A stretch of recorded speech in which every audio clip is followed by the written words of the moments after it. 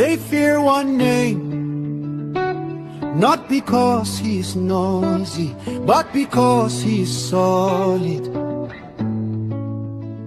The only candidate they truly want out of this race is Atiku Abubakar, because they fear him. They think pressure will stop him from contesting. They are pushing a campaign that says he has been running and losing. He should not contest. 20 in the man is early. But listen well, Nigeria.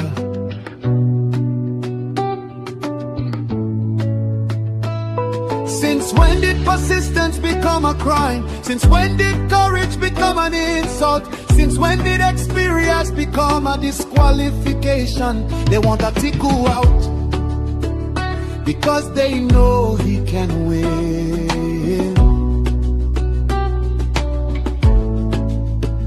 Across the north, across the south, across the lines they cannot cross. If he ran before, it means he is ready. If he tried before, it means he is strong. Only cowards quit in silence. Champions return when history calls. So let the people speak, let the millions rise, let the call go forth. Atiku must contest, Atiku must run. Let all Nigerian people lift this call loud and clear, in words and poetry and song, in spirit and in fire. Our demand is simple, our message is united. Atiku must run.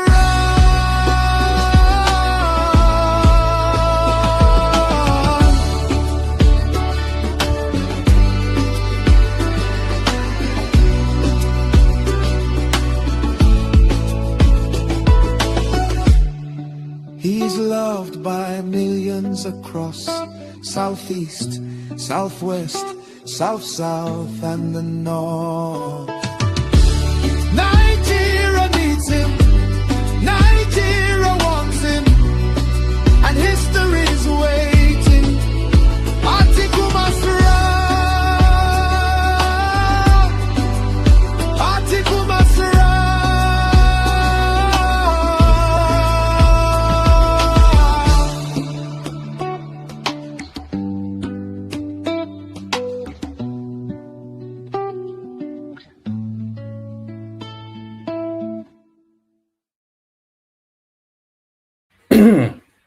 And there it is right there. There it is right there. Atiku must run, and so must we. Atiku must run, and so must we. Good day to you. Good to be in your company. Another. Good day to you. Good to be in your company. Hope you're having a wonderful day. You know, I'm a little bit nervous, and you know why I'm nervous? Because I've not been out for about 2-3 days now. So it's as though I'm coming into it new. I've only been doing it for 4 and a bit years, almost every.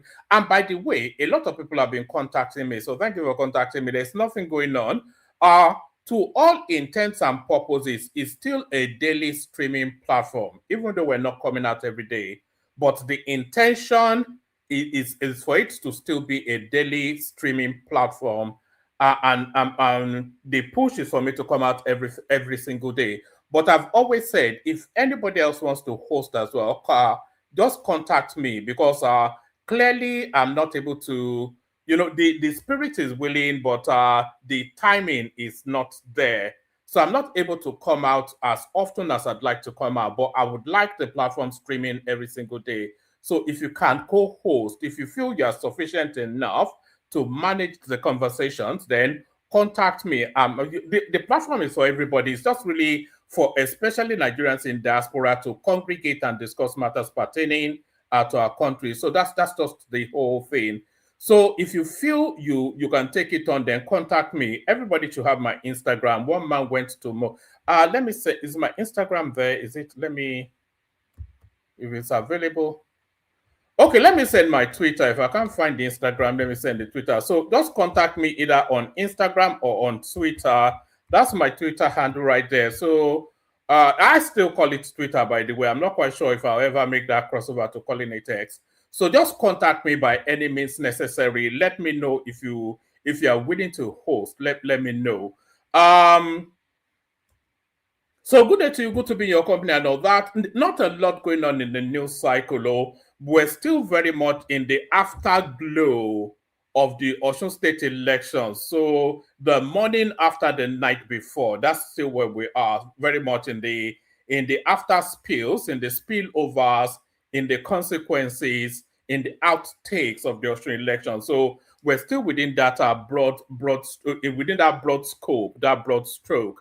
So we'll be discussing that. We'll be discussing because we've not even come out, even before the elections, we didn't come out. So we'll be discussing that and other things that come, other offshoots of that. So we'll be discussing that. Why Tinubu's primary, secondary school certificates were not published. So INEC gives reasons, but what are those? So we'll be discussing those as well. Delusional to think it will be like Osun election. So this is somebody, because of course the whole of the internet is agog, and by the whole of the internet, good day to you, Amuri Israel. Good to see you, my guy in Thamesmead. Yes, from Abuja to Dubai. To Abuja or every Atiku would never stop running, I suspect. So yes, the whole of the internet, especially a particular section of the internet, is agog with the Osun State elections. So their thinking is that by whatever osmosis, by whatever quirk of thinking, the obedience now adopt the Adeleke victory as a victory for them. So they are co-opting it in whatever dexterous maneuverings of thought. I don't know quite how to describe it, because they're a bit funky in the way they move around there. So they are, who's that?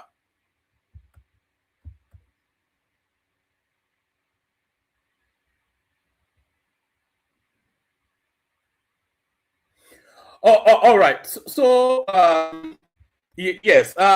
So they are somewhat trying to claim it as a victory for themselves by whatever extension of thought that because they are saying that Adeleke winning is a repudiation of the Tinubu elections, and they are also telling us that in spite of all of the resources deployed to Osun State, Tinubu was not able to get it from Adeleke. So Adeleke and Accord Party then, they are too strong for the might of Tinubu and the APC.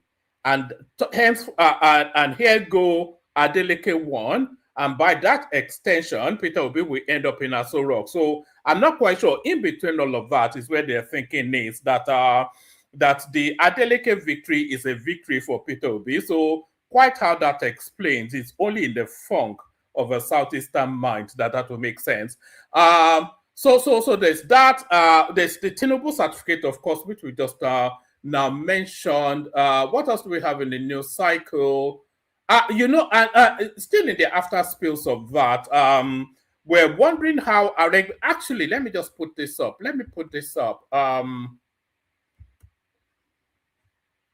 Let's kick it off from here. And by the way, make sure you are liking, you're subscribing, and all those things I always ask you to do. Let's put this up.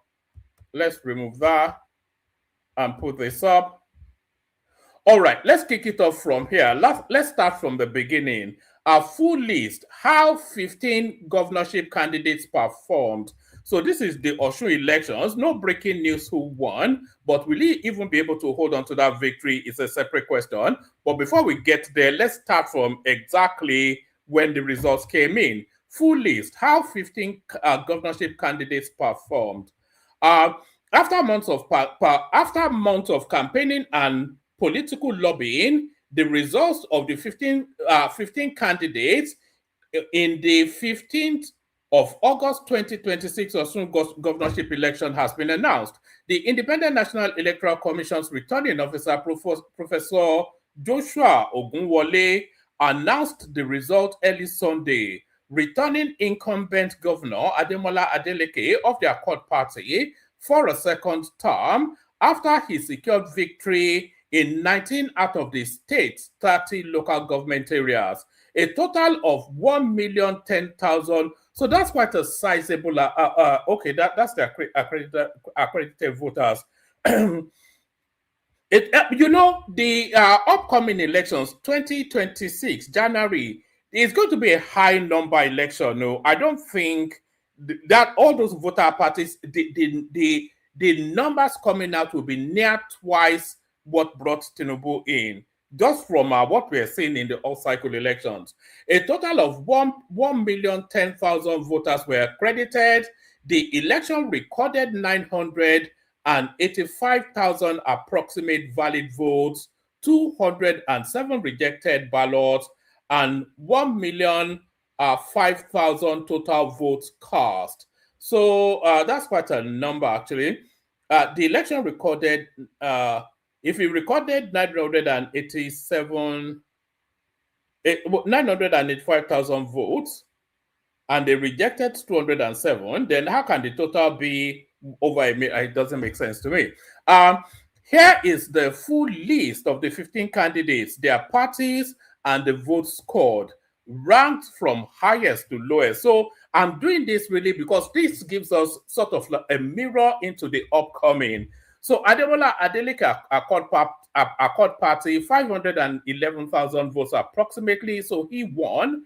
Bola Oyebanji of the All Progressive Congress APC, 444,000 votes approximately. He came second. So if you look at that margin, these are disputable margins, by the way. So we're talking about approximately 50,000 differential. So the victory is not secured because, of course, it's still going to be legislated. And I'd be surprised if they let Adeleke get away with it. I suspect that victory might well be taken away from him. Because look at the margins, 511,000 to 444,000. So that's less than 50,000 margin. So that's that. So that's the incumbent Adeleke, and that's the Tinubu Party APC. Now, so those ones, we already know that those ones will come out strong and they will take the abundance of the votes. But what also, because we have to also be able to extrapolate from this to project towards what will come in our upcoming elections. So Najim Salam was the person that Atiku Abubakar put forward. And sorry, let me just let me just do something quickly as to that. Hold on, I need to show you something. So let me just grab something quickly.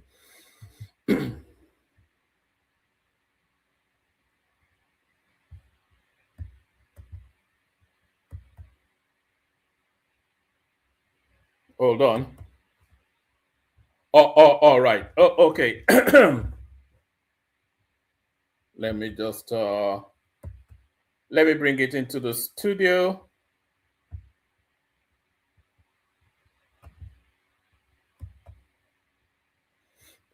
I should have done this earlier, I hear you say, but I didn't do it earlier. So yes, so to it then yeah, let's take it from top again, actually. So this is the full list of the runners and riders in the Osun State elections, all 15, and their results. So let's go to the results. Ademola Adeleke, as I said, 511,000 votes. We declare him the winner. Bola Oyebanji, that's the APC candidate, 444,000 votes. I was saying the margin there is it's approximately 50,000 votes, which is overturnable in the court, and I suspect that it will be overturned in the court. But now let's go to this guy, Najim Salam of the African Democratic Congress ADC. So now this is important, firstly, because this Najim Salam is there's so many elements to this, actually. Bola, they've top two candidates. They are Christian candidates. Ademola Adeleke, of course, is a Christian. Bola Oyebanji is a Christian as well. But Najim Salam, of course, clearly a Muslim. So the only reason why I'm bringing this up is that the person that sponsors this Najim Salam, who will be Ogbeni Rauf Aregbesola, is an Islamic fundamentalist. It's a Muslim extremist, Aregbesola. So always and forever he will put forward the Muslim candidate. So, and it's been, and you always had the sense somewhat that Osun State was a Muslim state. So that comes into play. But Aregbesol's popularity also comes into play because he canvassed heavily for this guy. And you have to also add that Aregbesola is the national secretary of the ADC. So all of that comes into testing his political potency in the build-up to the 2027 election. So all of that culminates into one entity. And how does that then manifest? 17,100 votes is what this guy scored. So what does that tell us? That tells us that Aregbesola is politically spent and short in Osun State, and that also tells us that the ADC has no footing in the Southwest. So if they cannot put up, nobody had the expectation that the ADC will win Osun State. So Osun State is either going to be won by the Accord Party, by Adeleke, or the APC. Nobody. So it's all about how they perform rather than did they win or did they not win. So if with the strength and might of Aregbesola, a former two-term governor, a senior functionary of the Buhari administration, a topmost dignitary, a topmost functionary of the ADC, which is the main opposition party, if he can only garner 17,100 votes, then that tells you that the ADC has no footing in the Southwest. That is the only thing we can read into that. You cannot read into that beyond that. And then we go on from there. Adefemi Adesuyi of Zenith. So that's he did whatever he did. Who else did that? So I didn't actually know that. So I want you to note this. Abga put up a candidate in Osun State, which is an Igbo party. So they put up a candidate, and what did that candidate get? He got 1,400 votes. So I'm making this point to make the point that the Peter Obi party never put up a candidate. So Abga, which is a regional party, which is a southeastern party, they put up a candidate in Osun State, but the NDC that purports to be a national party, they did not have a candidate in Osun State. So we don't even know the quantity of Peter Obi in the Southwest. We know that we've seen it in endless cycles of elections anyway. He has nothing to show or offer in the Southwest. So so that's the Abga candidate right there. African Action Congress. So that's AAC. That's the Omoyele Sowore guy. Abga defeated Omoyele Sowore in Osun State. So there it is right there.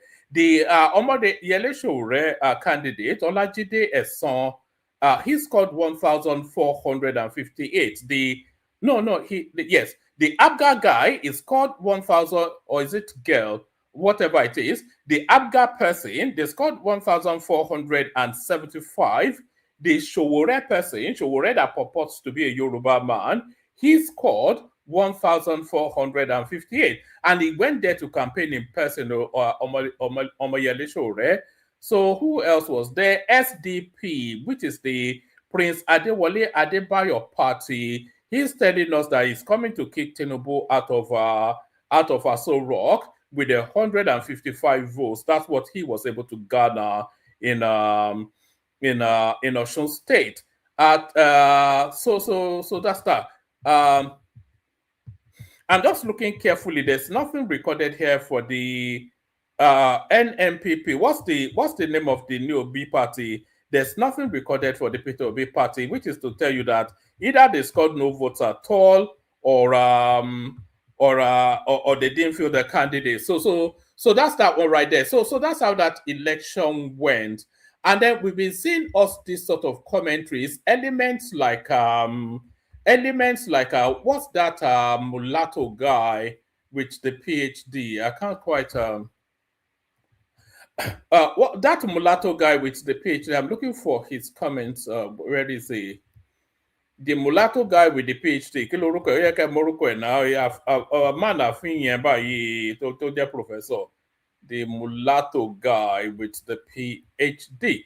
I'm just looking for because he ran commentaries as well, indicating that the Osun State election is somewhat by some sort of osmosis a victory for Peter Obi. So where's that mulatto guy with the PhD? I wonder if he's ever been described as that before ever in his life, the mulatto guy. With I'm just scrolling. There he is. So let's go to the mulatto guy with the PhD. Osun elections proves voters can beat rigging. This is Pat Utomi, who, like I said, Pat Utomi, of course, a functionary of the Peter Obi space. He sponsored him in his first cycle. You know that Pat Utomi was actually the Labour Party candidate in the last cycle. But when Peter Obi crossed into that party, he just handed Peter Obi the ticket. So very much a Peter Obi guy. And this is their reading of it. Osun election proves voters can beat rigging. This is Pat Utomi, a professor of political economy. Pat Utomi has reacted to the outcome of the Osun State governorship election, describing the result as proof that voters can overcome electoral manipulation. In a statement posted on his verified X handle on Sunday, Utomi commended the electorate following the declaration of the incumbent Governor Adeleke as the winner by the Independent National Electoral Commission, INEC. Adeleke secured victory in 19 local government areas, polling 511,000 votes to defeat his primary opponent, Bolaji Oyebanji of the APC. Reacting to the post, Utomi wrote, "Nigeria, we hail thee. So the people triumphed in the state of Osun, like in Kano in years before. The people proved that their will triumph over the forces of rigging. A massive turnout and a fighting spirit can save democracy. On to 2027 in confidence." So, like I said, the Peter Obi space are start seeing it. They're seeing it rather as some sort of they don't call it a phallic victory, or am I mispronouncing that terminology? They are co-opting it anyway to be a victory for themselves by some sort of osmosis. But this is Rufai Hussaini clapping back towards that direction. Delusional to think it will be. And by the way, before we get to Rufai Hussaini, so now they're saying, look at what they're saying. They're saying Adeleke winning Osun State is an indication that the push and the gaslighting that they've been doing for 3 years is having real life effect. That's essentially what the Obi space is saying, that the gaslighting, the campaign of calumny, the tribal jingoism, and all of this funk that they've been funking for the last 3 years, what they're telling us is that it is having real life effects. So that's what they're saying. So if they are saying that, and we accept that to be the case, that in spite of the best efforts of Tinubu and INEC and the machinations of states, that in spite of all of that, Adeleke won because that was the will of the people. So they have to now deploy whatever it is that made Adeleke win to give Peter Obi victory in 2027. So you cannot now say, having declared that the will of the people supersedes rigging, etc., etc. I haven't said that in this instance. You cannot now, having lost in 2027, now claim that the machinations of state was used to steal votes from you. So do you get what I'm saying? You can't claim this here and claim something different in the upcoming. But this is what Rufai Hussaini is saying in response to them. Delusional to think it will be like Osun election. Rufai Hussaini predicts 2027 election. Pardon me. Our TV anchor, Rufai Hussaini, has warned Nigerians against assuming that the outcome of the 2026 Osun State governorship election will be replicated in the 2027 general elections. Hussaini said Nigerians must understand the risks surrounding the 2027 elections and prepare for the challenges ahead, stressing that the federal might deployed during the Osun election could be used on a larger scale in 2027. So if federal might was deployed in Osun State, then Adeleke would not be governor, because there's a narrative that removes Adeleke from the state house in Osun State. So if they had removed him, the counter argument, Adeleke did not perform anything. Adeleke does not have the resources. Adeleke deployed all of his resources to fight for that election, but Adeleke does not even have the beginnings of 1% of the resources of the federal space. So if they because they can deploy the entirety and remove him if they wanted to. So all this now that that they deployed resources, they did not deploy any resources. The federal space does not care if Adeleke wins that. Nobody cares who the governor of Osun State is, in all honesty. Oyebanji, the one contending for the APC, is obviously an APC man. Adeleke is a Tinubu man. So what difference does it make who sits in the state house?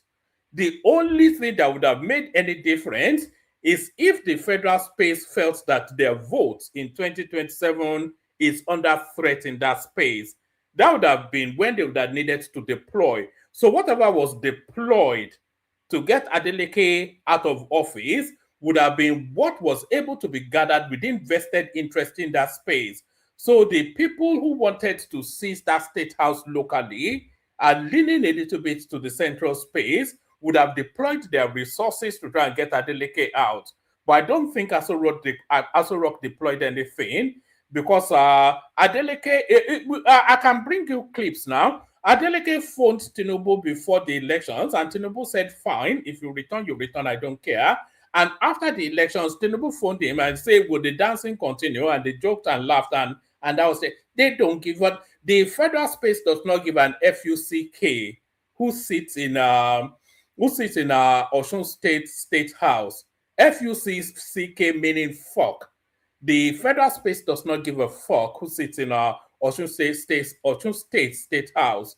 The only time they would care is if they feel that their vote is under threat in Osun State, and not one single vote for Tinubu is under threat in Osun State, irrespective of who sits in the State House. Delusional to think it will be like Osun election. Rufai Useni predicts 2027 elections. TV anchor Rufai Useni has warned Nigerians against assuming that the outcome of the 2026 Osun State governorship election will be replicated in the 2027 general elections. Useni said Nigerians must understand the risks surrounding the 2027 elections and prepare for the challenges ahead, stressing that the federal might deployed during the Osun State election could be used on a larger scale in 2027. Speaking on Monday, August the 17th, Useni said his warning ahead of the Osun election were intended to help voters understand the risks involved rather than to scare them. He said, last week, when I was telling the people the challenges they would face, it was not to scare them. No, I believe in telling the people the truth so that they know how to react to dangers. What does dangers mean? Danger is danger. What's the dangers? Yes, same risk assessment. Like I like to say it the way it is. Tell them the risks involved. And I think it worked for the Osun. Everybody claims victory for Osun State, or even the dwarf in on Arise TV is now claiming that is whatever gibberish that is said that is whatever gibberish that is said that's led to the return of Adeleke. Same risk assessment. I like to say it the way it is, tell them the risks involved, and I think it worked for the Osun people because they knew the risks involved. Don't sugarcoat it for them. Just like I am going to tell the Nigerian people the risks involved. If you think because Osun people stood up, it will be easy in 2027, you are foolish, you are delusional. 2027 is going to be different from Osun. The federal might that will be used and the federal might that they used and could not execute, they will use it 3 times over. They will go back to the drawing board and try to perfect it. So apparently, the APC does not know how to rig an election anymore, especially not a sleepy backwater. So every election that the APC wins, they rigged. Every election that the opposition wins is a victory for the people or for whatever it is. But there it is right there. So that's the goings on there. Did I have anything else on Osun State? Uh, so, like I said, the obedience space are claiming somewhat, although you won't say Dele Momodu is an obedient, but certainly the opposition space are claiming some sort of a victory. Osun elections, Tinubu lost. APC afraid of 2027. This is clutching at straws, the fat boy, Bob D, as Baba likes to call him. A chieftain of the African Democratic Congress ADC, Dele Momodu, on Monday disclosed that President Bola Tinubu lost in the just concluded governorship election in Osun State and not the All Progressive Congress APC. Momodu said the likes of APC governorship candidate Bola Oyebanji and Boyega Oyetola were name droppers using Tinubu in Osun State. So that's another factor that comes into play, actually, in terms of name recognition and personality. Osun State has always belonged to the Adeleke. By the way, this guy in situation, that's the second Adeleke to govern that Osun State. Oh. The first one is one they used to call Sheruba. Huh? So in terms of name recognition, Osun State has that association of governorship and the Adeleke name. So he has that name recognition, and I'm not quite sure how much star quality Oyebanji or Oyetola has. I don't think anybody knows them. So they're just party mandarins. So, and that's another factor that comes into play. A chieftain of the African Democratic Congress, ADC, Dele Momodu, on Monday disclosed that President Bola Tinubu lost in the just concluded governorship election in Osun State and not the All Progressive Congress APC. Momodu said the likes of APC governorship candidate Bola Oyebanji and Boyega Oyetola. So that Boyega Oyetola was the one that contested against Adeleke in the first cycle when Adeleke ran for his first term.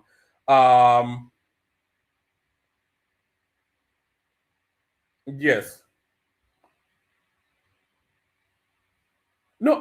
No. That did Oyetola actually defeated Adeleke once, and then when he wanted to run for a second term, because they needed to get rid of Tinubu, they used Adeleke to force Oyetola out. And then Oyebanji came to contest against him in this cycle. If I got that sequence right, correct me if I'm wrong in the comment section. Momodu said the likes of APC governorship candidate Bola Oyebanji and Boyega Oyetola are name droppers using the Tinubu name. Featuring on Channels Television's Politics Today, Momodu also noted that the APC is afraid that Osun governorship election has sent the wrong signal to Nigerians ahead of 2027. Without any doubt whatsoever, Tinubu lost. Who was Oyebanji in the scheme of things? Who was Oyetola in the scheme of things? They are all name droppers, name dropping Tinubu everywhere. And that is why a man said, who said on full camera, that this is how it's written, that they should kill his fellow citizens, could walk in and out of the police station as if all is well. And the reason I would tell you is the fear of January 2027. They are afraid that the Osun election will send a wrong signal to the electorates across Nigeria. In Osun today, people are saying whether the governor supports Tinubu or not, they will support their own preferred candidate based on merit. I am happy with what Davido did with the social media, making sure that they were aware. He was updating them regularly. I think that also saved the day. So you have to consider that Davido factored very heavily in that election. I will concede that. I think a good 20% of Adeleke's votes can well get the attribution to Davido. So there was a lot of a Davido element in that election. So that's Dele Momodu's take on that. What else do we have? Okay, let's take this one for balance. Osun election, opposition angry. Adeleke thanked Tinubu for victory. So this is Shehu Sani. Former Kaduna Central Senator Shehu Sani on Monday said the opposition is angry with Governor Ademola Adeleke of Osun State for thanking President Bola Tinubu over his victory. Adeleke won the keenly contested governorship election after polling 511,000 votes. The All Progressive Congress APC governorship candidate Bola Oyebanji came, etc., etc. However, Sani noted that the opposition wants Adeleke to be confrontational. Posting on his X, Sani wrote, "Most members of the opposition are not happy with Governor Adeleke for thanking President Tinubu for his electoral victory. They want the governor to be confrontational. If the president had not been helpful in securing his mandate and preventing any attempts to tamper with it, the governor would not have been so appreciative.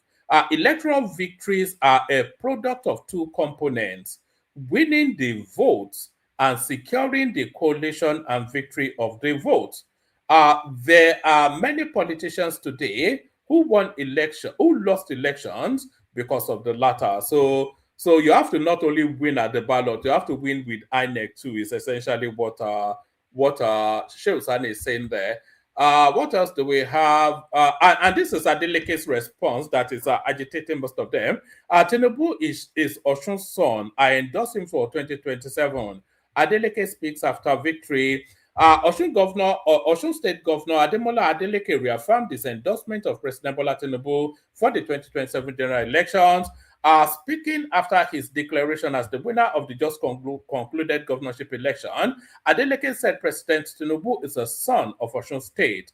Adeleke appreciated Tinubu for what he described as a free, fair, and credible election. At this point, I must deeply appreciate Mr. President, His Excellency, Senator Bola Ahmed Tinubu, for his strong support for a free and fair election. President Tinubu is a son of Osun State, and I hereby reaffirm my earlier endorsement of him for a second term in the 2027 presidential election. He said, the president had earlier on Sunday sent a congratulatory message to the governor. Correspondence reports that Adeleke was declared winner, etc., etc. So that's the thing that seems to rankle them in the opposition space. But this note for caution still, Osun Guba, we are studying election results considering legal action. This is the APC. Like I said, the margin of victory is so narrow that it can be very easily overturned in the courts.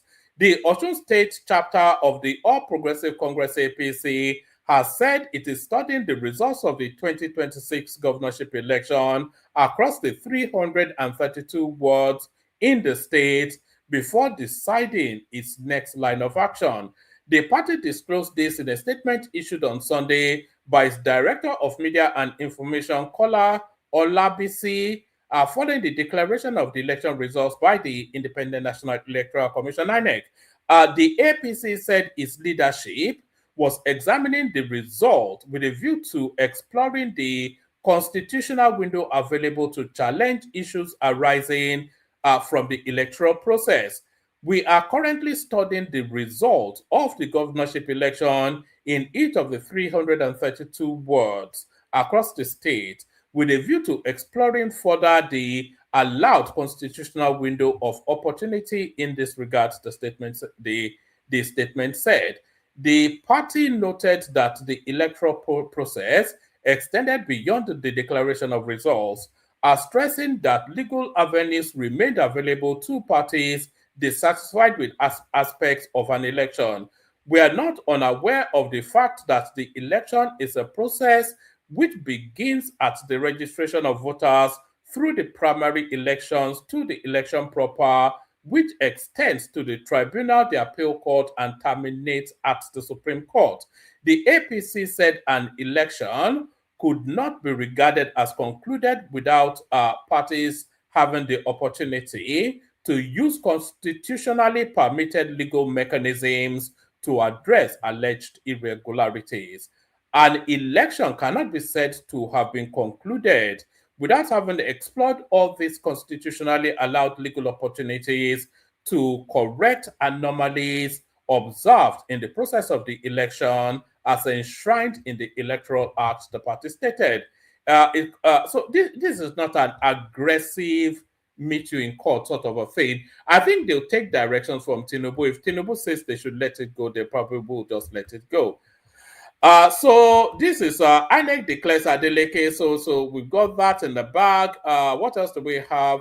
Let me bring you this one just for variety. We only seem to have Adeleke as the topic of discussion. El Rufai slams fresh 10 billion naira suit against ICPC, alleges denial of access to family. This guy will rot in jail. Go and ask that. Go and ask.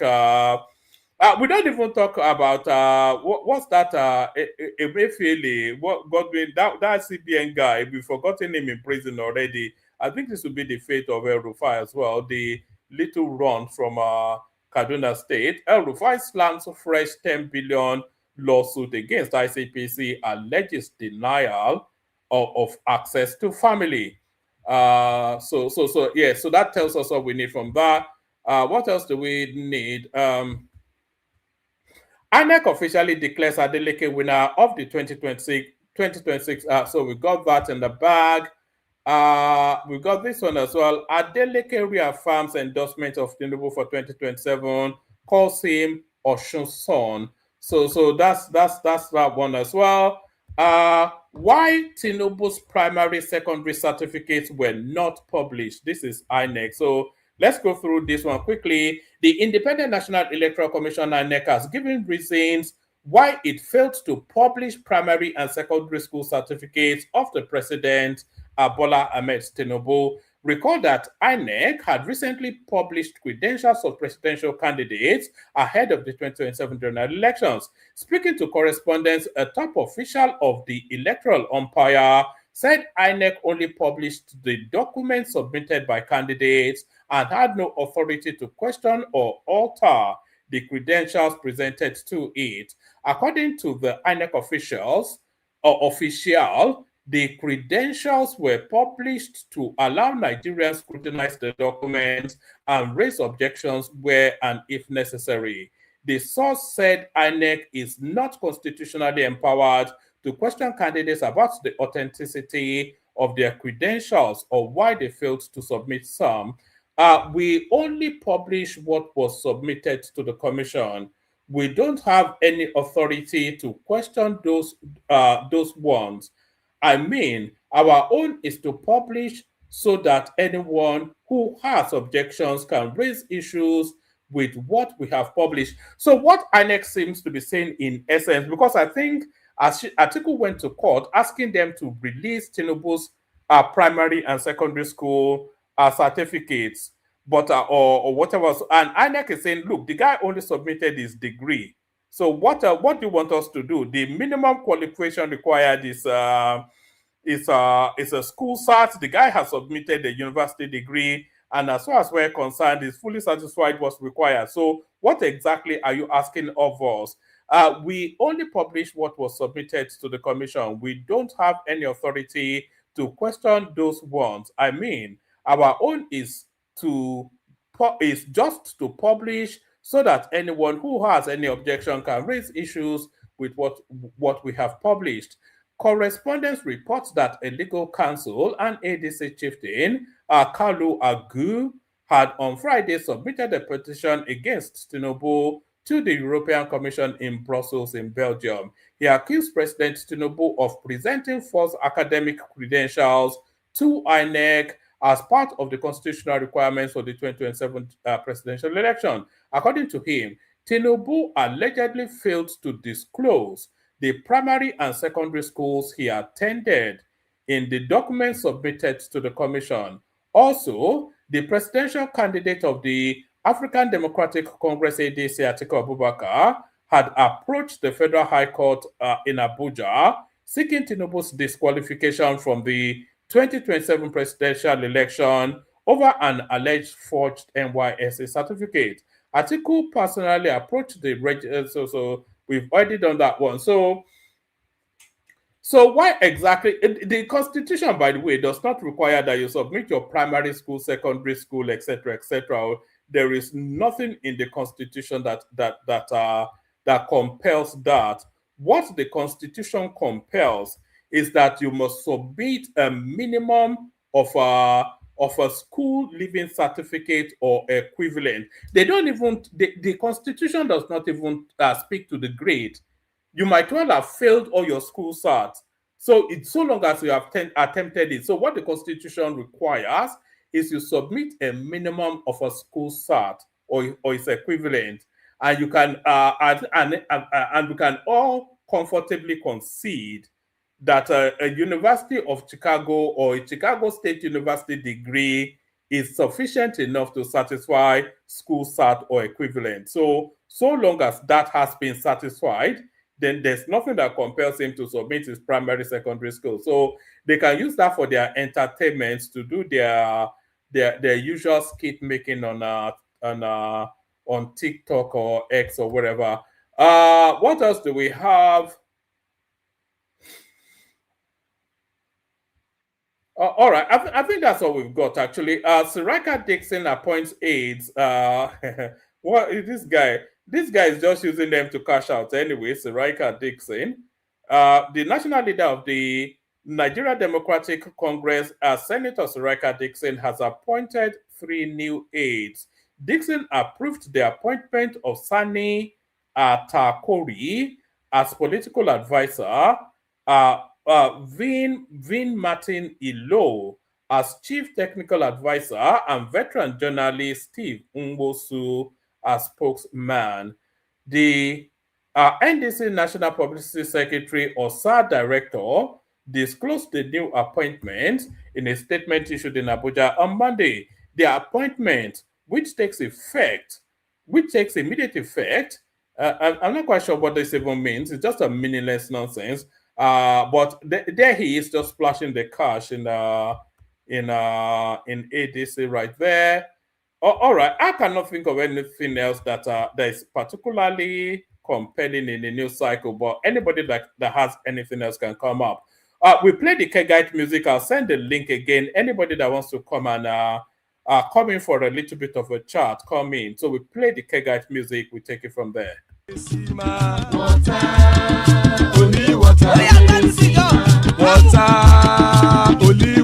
where they see my water.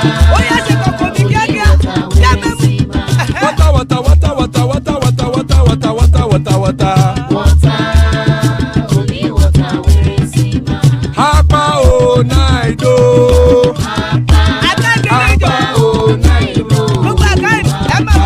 Hapa you don't come o.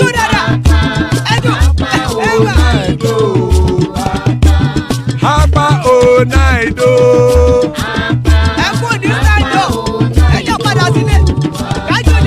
Oro kẹ̀kẹ́ ẹlẹ́mù yé o. Ilé ṣọ́dí àkẹ́kẹ́ rẹ̀ ẹlẹ́mù rẹ̀ o. Bobby Master kẹ̀kẹ́ rẹ̀ ẹlẹ́mù rẹ̀ o. Chief Wáìlà tí kẹ̀kẹ́ rẹ̀ ẹlẹ́mù rẹ̀ o. Eruku lẹ̀lẹ̀ ẹlẹ́mù dé. Eruku lẹ̀lẹ̀ ẹgbẹ́ ẹlẹ́mù dòde ojàre o. Eruku lẹ̀lẹ̀ Ghana ti dé ẹgbẹ́ bọ́dì o. Ọmọ ẹlẹ́yẹ ẹyẹ o ó dilé o.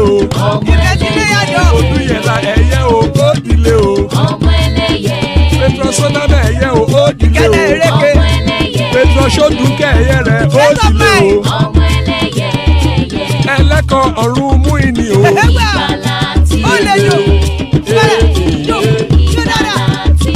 Àkùkọ ọ̀run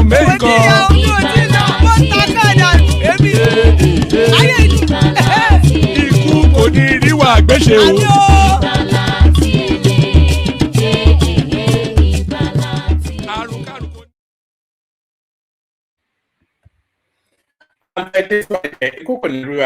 That have nothing to do with us. Joining us from Holland, Amsterdam blend, and I don't really ask that in my head though. Amsterdam blend, Solly. So that's Solly right there.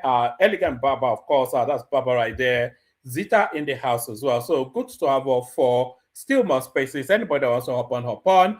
Anybody that wants to hop on. We kick it off with you, Solly. Solly, what's up? How are you doing? Yeah, I'm fine. Thank you. Yeah, can you be more enthused? Where's the energy in your voice? Mama, it's 3:20 in the morning. You see, that's why I told you to go and get yourself a girlfriend. Yeah, you're young, you're good looking, you have money. So why don't you have a girlfriend? If I had a girlfriend, I'll not even be up by now. She would have stressed me so much that I'll be snoring. But yes. All right. So what are you looking at? Are you following the Osun State space? I mean, what's your take on that? Yes. The Adeleke family, they've won again as usual. You know, the Osun do you think they'll be able to hold on to that victory? They've won. So what else are they? I don't understand what you mean by hold on to the victory. Because I suspect that the courts will kick him out still. The court won't do anything, Joe. I don't think Tinubu even backed these people in the first place. You know, they just wanted to force it. They just wanted to try their luck.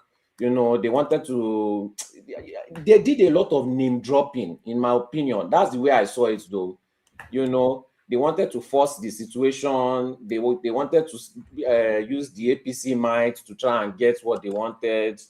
But they didn't. It didn't feel like they had any kind of federal backing, you know. So I think the Adeleke family will have it. You know, if Adeleke has already come out to say that we are going to go for you, Osun State is for you. I don't see Tinubu as the kind of person that will risk it. You know, it's already in the bag. So why risk it? You know. But the way I see it is that... what are you making of the opposition space, especially the obedient space, celebrating more than the Adeleke is telling us that this is a harbinger of what's to come, like a forerunner of what's to come, that just similarly Tinubu will be kicked out by Peter Obi because Adeleke retained his seat. What are you making of that nonsense? If I say that most Nigerians are stupid now, some corporates will start getting offended, you know, and using style to stylishly attack. But is this not a prime example of stupidity? How does it concern them? How did they contribute to his victory? They did not contribute to his victory in any single way. That's why pastors in Nigeria are easily fooled. I saw them on TikTok. They were saying, we did it in Osun, we did it in Lagos State. That means we can do it nation. I was just like, God Almighty. You know, I see them for their true colors now. They are no better than pastors and imams. You know, they are just preying on the people's gullibility. You know, they are using it to gain clout and money. They had no influence, and I 100% blame religion for all this kind of belief. Nigerians are not all Nigerians, but most Nigerians, they are very prone to cult following. You know, that's why we have so many cults in that country. You know, we have religious cults, we have normal cults, we have celebrity cults, everything cults, any type of cult following. It's not what the Adeleke do for them. Just danced, and he already has cult following. What kind of IQ level does a society have to have for them to be voting for that kind of a leader? And when I say that these people have low IQ and most of them are stupid, some people get offended because most Nigerians don't like the truth. That is a dangerous society. That's why the place is just so dangerous. Look at the Osun State. It looks like a bomb exploded there.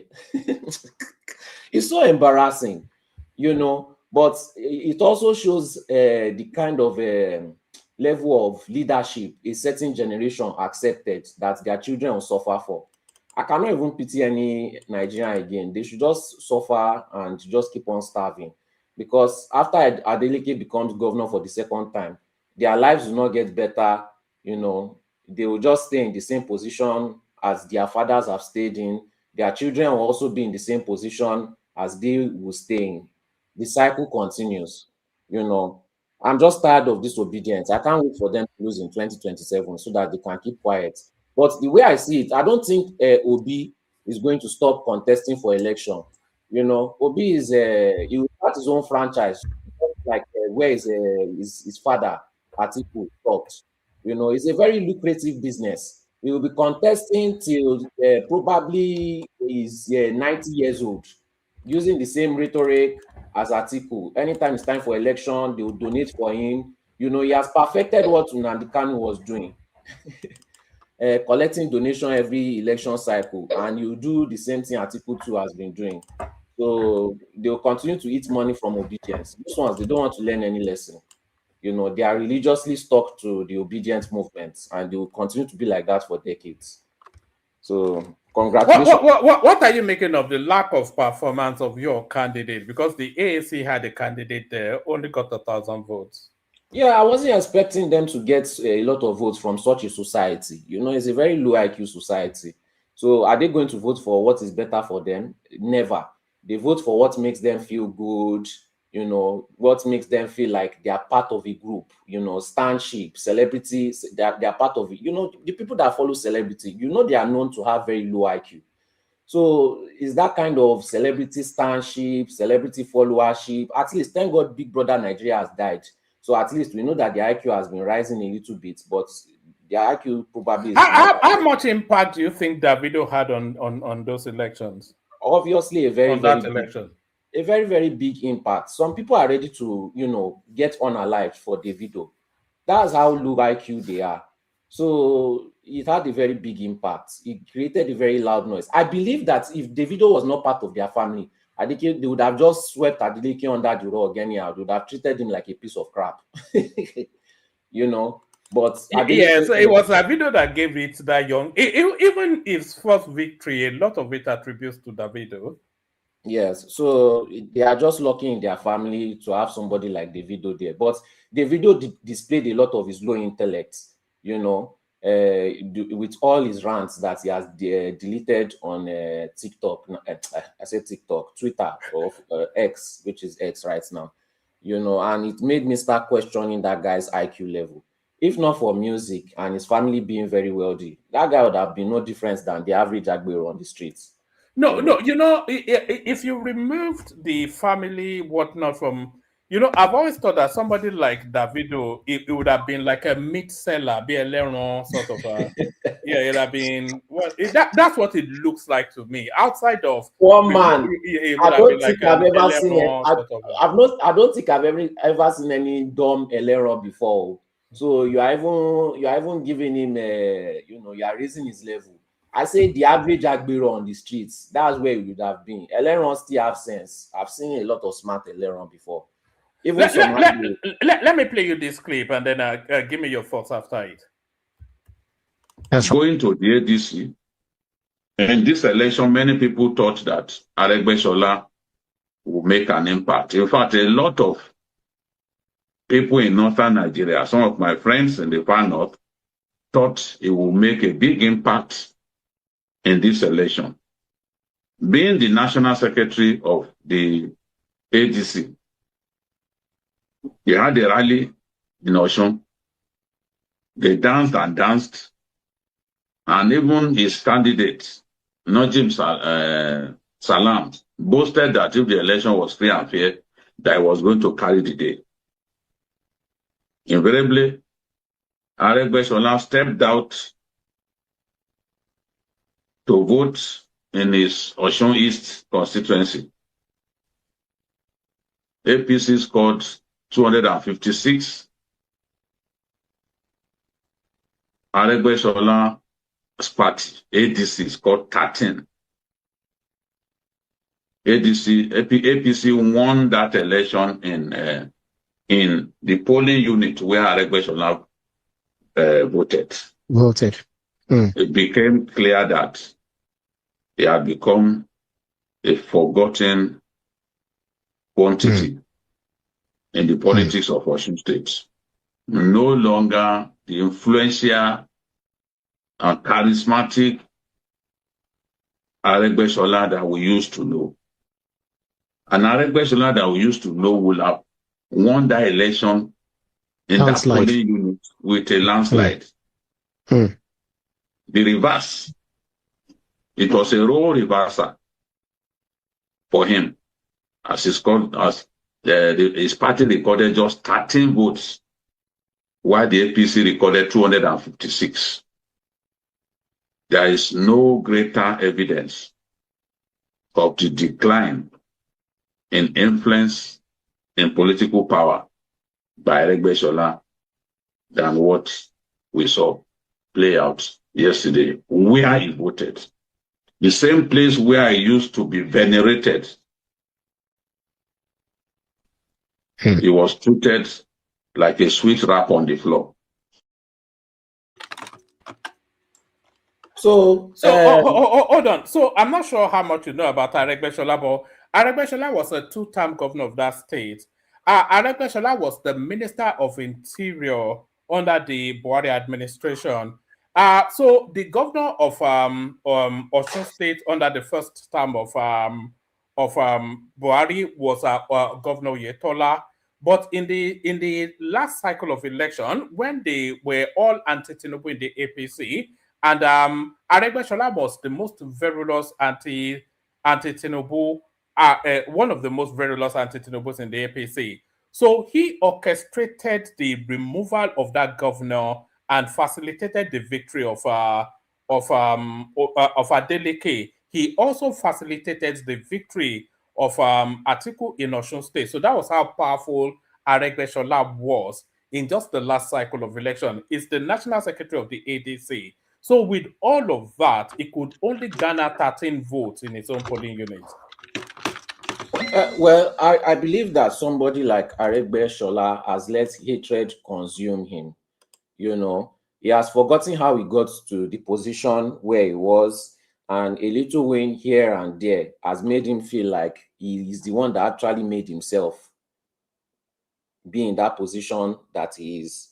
But like most Nigerian leaders, they lack the ability to maintain anything, basically. You can look at the infrastructure, you can look at the political structure and all this kind of thing.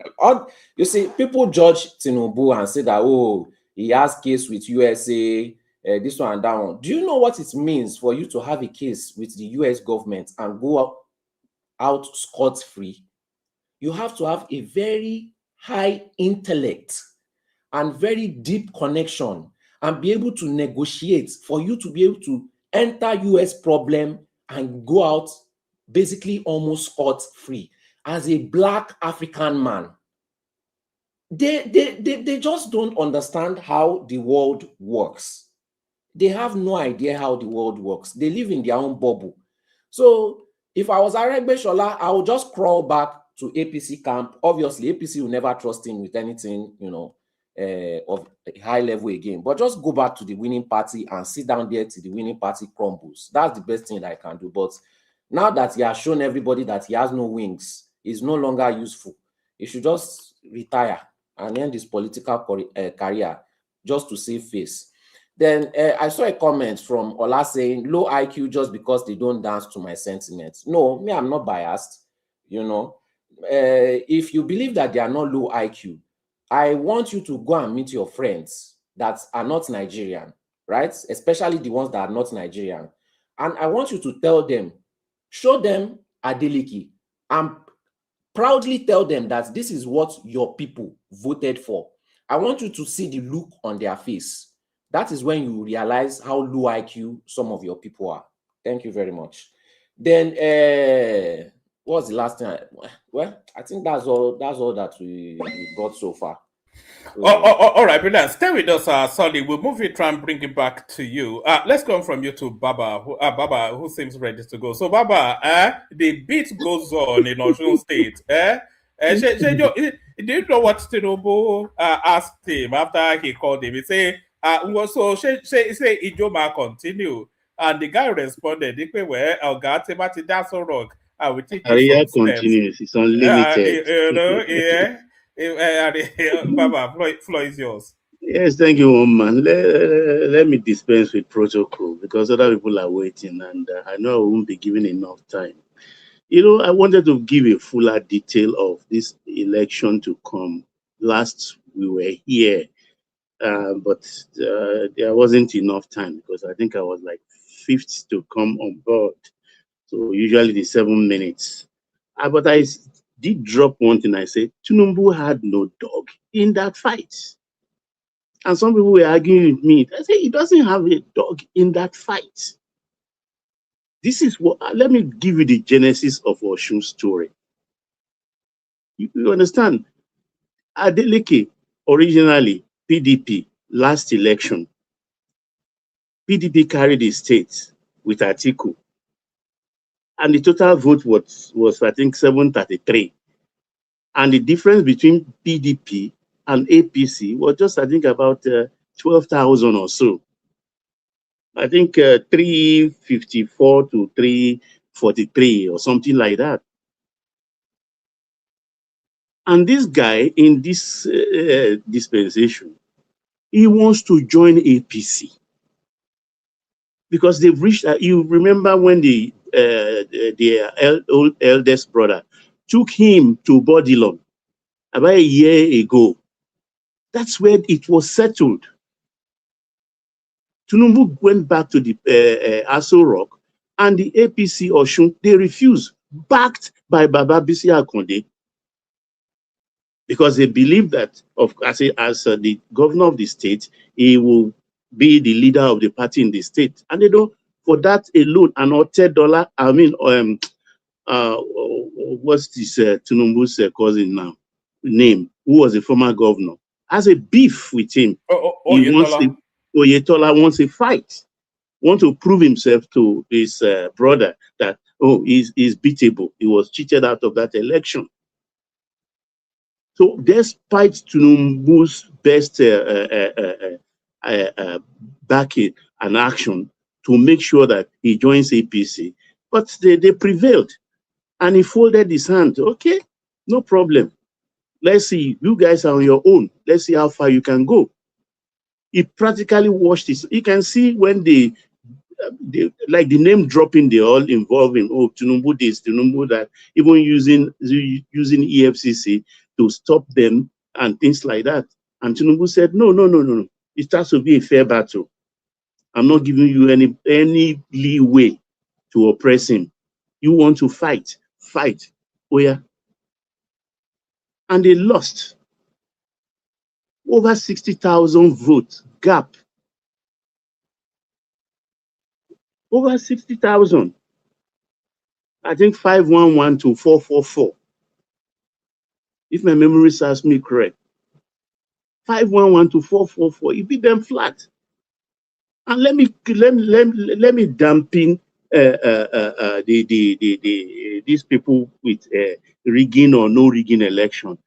INEC's role in an election is limited, statutorily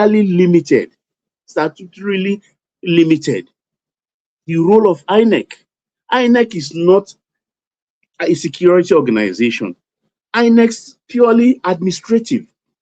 Whether they are sharing money in the presence of INEC officials or not, it doesn't concern INEC. Vote properly according to regulation, put in your vote in the box and go away quietly. If you snatch the box, INEC will void the vote of that unit. The rest is for the security. So this rig they are talking about, I think they are just idle people. Because I can't say they are uneducated. Because some of them are academicians. Everything is on INEC. INEC has nothing. It's a pure administrative. What you put in there is what you get. They count the vote in your presence, give you the form EC5 or EC6. You all sign. INEC takes it straight the box to collation center and hand the papers over. If they count it and you feel there is dispute, you have your paper EC6. You have it in your hands. Dispute it openly. So I don't know why they put in so much lies into the head of people, because they're all idle and they always believe everything is INEC. INEC has nothing to do. The Beavers machine identifies you and you vote. That's all. Leave the place. So the rigging, pure utter rubbish. And they don't know the implication. Like Zita used to say that, look, right from primary, Tinubu has been setting up the opposition. Tinubu has been setting them up for the kill. That by the time that January 16 ended, they will open their mouth in askance, and flies will fly in. They don't know what hits them. Look at the numbers, the figures of the primary. Look at Osun one that follows. Last cycle, the total vote was 756 total vote last time. This time over 1 million. Between APC and Accord alone, 900 and something thousand.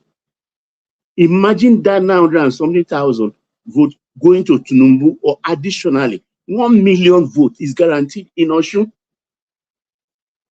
Whether they rig it to what, as they always say, or not to, is guaranteed, because where Adeleke broke their bone, as less than 12 hours after election, he's telling you, Tinubu is my man.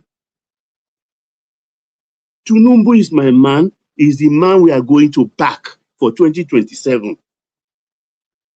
Do you know that visitation by our Baba was to be with Obi in tow to go and congratulate this thing in Osun? But the moment Adeleke pronounced that Tinubu is my man, I'm going to back him, Obi backed out of that trip. Baba still went alone. Ashafi Baba is still but I don't understand him. What are you going there to do? Daddy, what did you go there to do? You think you can prevail on him to change his mind? No.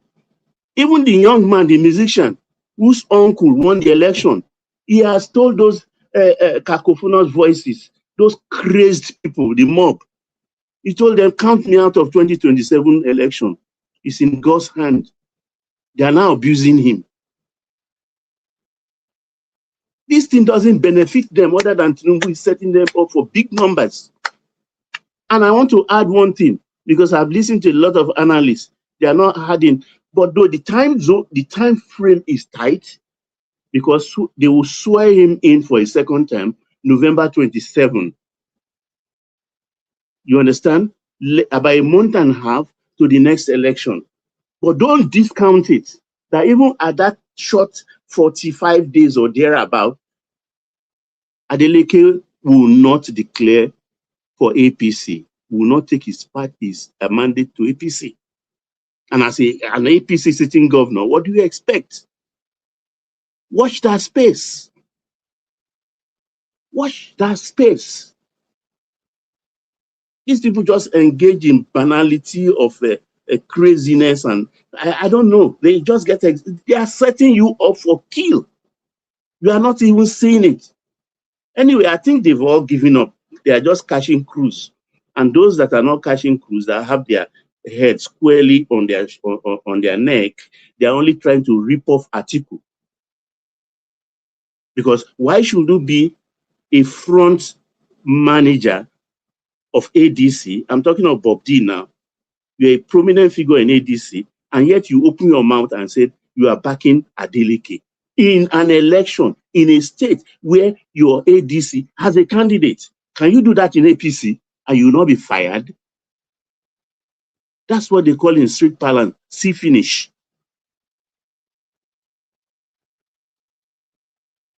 And he still come out full chest and talking eloquently about the victory. You are backing another party. Is that not what they call anti-party activity? But Baba, sorry, just on that Daily Momodu space that you said that you're speaking to, is that something quite interesting, which I read out just earlier on? It was saying that it was actually Tinubu that was on the ballot, not Oyebanji and not Oyetola in the previous cycle, because those two elements don't have the name recognition. So in essence, the Adeleke was actually battling against APC and more to it Tinubu's popularity in Osun State, and is saying Adeleke's return is a verdict on Tinubu's popularity in the Osun State, and by extension, a referendum on his administration. These people, I mean, politics has turned people into another thing. Insincerity is the hallmark of their political activities, and I call it rascality. You are changing your mouth now. Tinubu is not on that ballot, and he knows. But he's not naive. He knows. But they are trying to make Atiku malleable to believe that he can win that election. That election is a coronation. I want to sleep and wake up on January 16 right now. It's a coronation because they don't know anything. They are not doing anything. NDC did not field any candidate in that election. NDC did not field any candidate. Aregbesola, that's the Agbaka, the superstar, ex-commissioner, ex-governor, ex-federal minister, could only garner 17,000 votes. Those who know mathematics, I think they will come up with 0.000%. So the burial ground of political burial ground of 2027 is being dug, and Aregbesola is the first corpse inside. He's dead politically, as far as I'm concerned. Because where does he want to go? After 17, not even 100, not even 50. And that was it was 13, and that was as his polling unit. It's got 13. His polling unit 256. It's got 13. I mean, himself and our national. That was the two-term governor of Osun State, national secretary of ex-commissioner, ex-minister. Can you imagine the embarrassment? And yet he will come out tomorrow. I think he came out. What did he even say? Okay, he was congratulating the winner, and he said his party put up a good fight or something. Can you imagine the banality of that good statement? Fight? You say? Which good fight? Which good fight did his party put up? But you have to be fair, Ozita. They put up a good fight. Oh, they scored 1,000. Oh yeah, what are the percentage of 17%? They scored 1,400 votes as opposed to Adeleke's 511,000 votes. So just for a vote or two, they could have defeated Adeleke. 1,400 to 1,400 to 500,000. That's the good fight. 1,400 to 500,000. My goodness. Maybe he was thinking that one is a million, maybe. Maybe. They are so deluded. Look, I'm a realist. I'm a realist. I don't deceive myself about myself. I say things as it is. I judge myself. But this kind of people masturbating and going on a trip as if they are high on something, I don't understand. You are being slaughtered and yet you are going to the slaughter slab. So what is the game? So what do you make of Obasanjo going to do dancing with Adeleke at the State House? What are we reading into that? Did you see the clip? That's what I'm asking you. What he is couldn't the game go now? back. He couldn't really go back. In and Obi were to go there and thinking that you mean Obasanjo and Obi? Obasanjo and Obi? I tell you on good authority, yes. Obi backed out simply when they had the broadcast that Adeleke has declared for Tinubu for 2027. So it would be ridiculous for him to show up there. Hold on. We are there. Hold on. We are there thinking Adeleke will back Obi. You and me, your corner, my corner. We know that's not going to happen. Yet they believed it, even at their level. That is I don't know what the game is, honestly. I don't know what the game is. Something is wrong. I think failure drives people to the extreme of madness. Well, when I say they have low IQ, some people will be arguing with me. Okay. You see, please, whose turn is it, I beg? Before I don't enter. It's Baba, but you're after Baba. So Baba, you next, then Bishop, Akin, Okay. and then I don't even Joel know has joined us. what to make out of it, because do you see that dancing man as a trustworthy person? You mean the Adeleke? Mm. You mean in terms of being able to keep his words to... Look, is it let me just... hold on, Baba. I think she's leading somewhere. Is it in terms of being able to keep his words to Tinubu? Is that where you... Yeah. Yes. Yeah. Okay. Zita, I don't like... You see, I always want people to read between the lines at times when I talk, because I can't betray confidences. I can't say what... Look, Adeleke father, when we say father in inverted comma, is Tinubu. Even the young Davido, Bodilon is their playground. You see Remi Tinubu is their mother, auntie. They call her.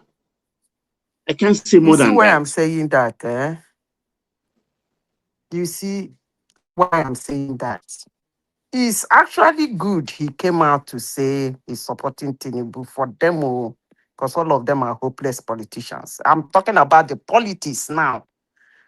Please don't get me wrong, Baba. I'm not siding anybody, but I want to talk in the terms of politics. It's actually good he came out to say he's supporting Tinubu, because immediately he won the election, because the utterances of his nephew, you see... No, he has changed his mind. They cautioned him. Wait. His latest tweet, so that you don't mistake your interpretation. His latest tweet is that he has no hand in 2027 election. That one is in God's hand. He has watched it, and the mob has come after him.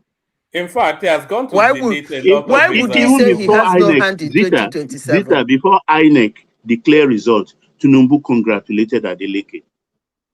No, wait. He said he has no right hand in 2027. That is not a support. Not interested. But let me... that's not a support. That's why I said it's not a support. Hold on. So we're not convoluted in our...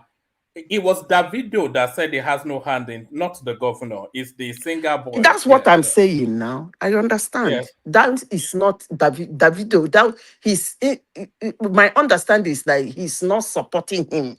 I have no hand in it, means I'm not. The uncle who is the governor come out with big chest and supported and said he's supporting Tinubu. And that boy has been the one ranting. He's calling Peter Bio, he's calling Donald Trump, he's going to do this, so he's going to... democracy is in shambles. And all of a sudden, he said he doesn't have hand in 2010. You see, do you know why I'm saying this? No, technology is intriguing. And the way... let me use the word humans so that nobody will think I'm trying to insult him or her.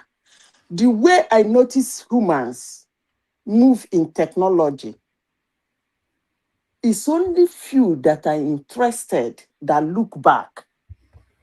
They're just following tech. Bam, bam, bam. You will hear a story. 80% of humans don't want to know the end of the story. You know why?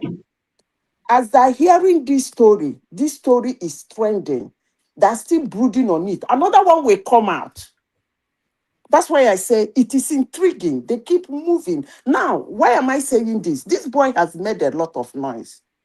He's not a musician you can underrate. Although he doesn't have a voice. I don't even know why he's a musician. I will say, I don't care. Hate me, like me, I don't care. But that voice he uses in singing is not the voice of a musician.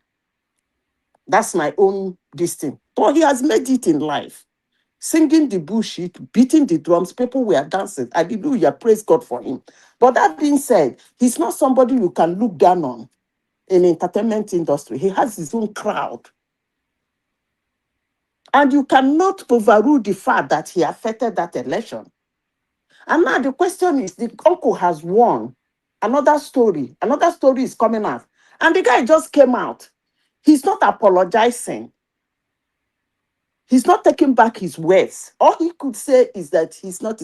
Most people that hate him when he was talking about Donald Trump and all those things will not even hear this one. He said now, because the news is moving. Why am I saying this? I asked you a question, one man.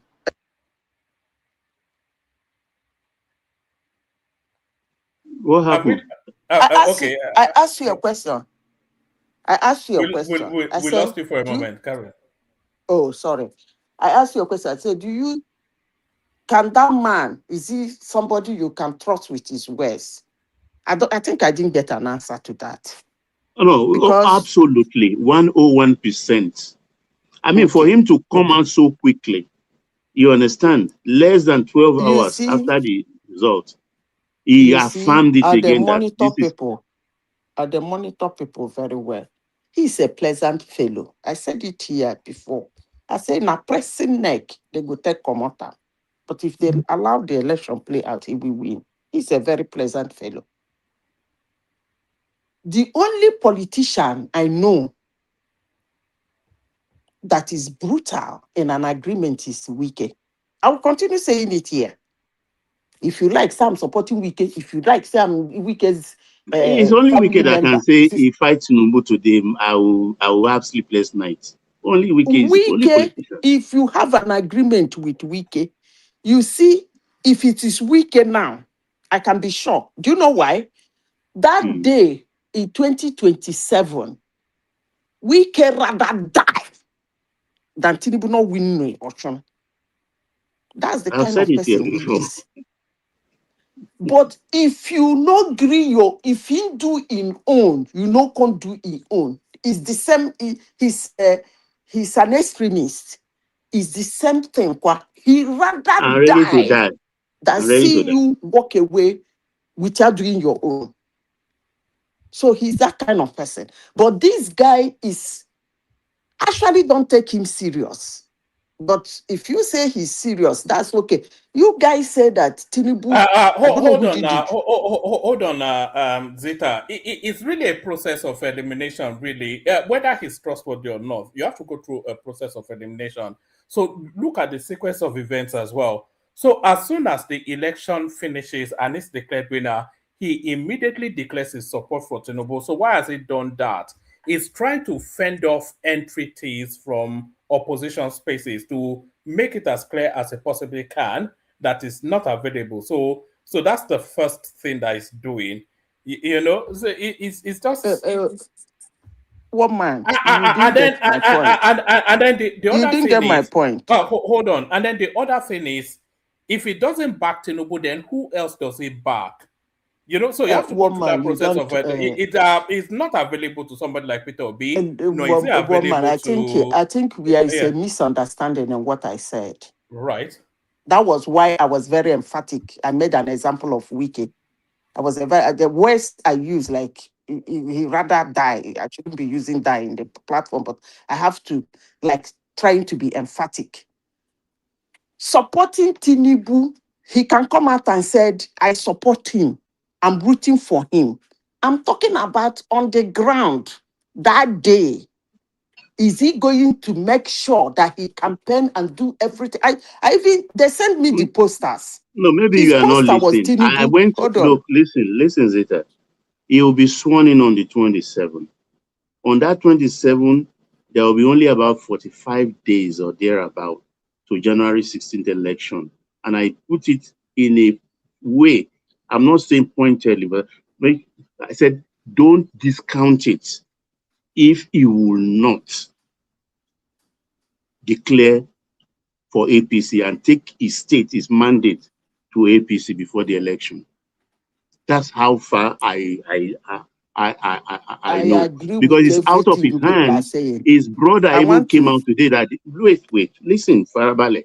His brother even came out to say it was even the cheapest election, that they spent only 50 billion. Tinubu used this thing actually to throw dust into the eyes of his APC operatives in Osun State, particularly people like Baba, BC. That they have power, this is their state and everything. Okay, you go for the fight. That's why I used that word that day, and I think you were saying no. I said Tinubu had no dog in the fight. I know what I was saying, but I didn't got time. My brother, I understand you, but what I'm saying is all right. Let's do it this way. 3 more minutes to Zita, and then Zita to Bishop Akin. Joel is here, and so is Enigmatic. Zita, carry on. So am I off? Oh, sorry, Baba, you land. Then I thought you were sharing your. Okay, Baba, bring it home and then. No, she was asking me question, and all of a sudden he took over. Oh, I don't know. This is how I will have elaborated on this last Saturday. I think when you showed up Thursday. Yeah, I think it was Thursday. Yeah, because I came back Wednesday. Yeah, Thursday. And I said he had no dog in the fight. He had no dog. He has put everybody up, and that was timely.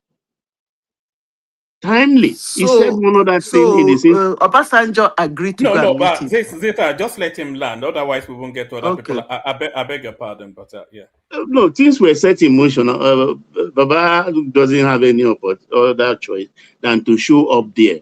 He can't go. Somebody who has declared openly on communication channels that this is the person. He even said it before the election.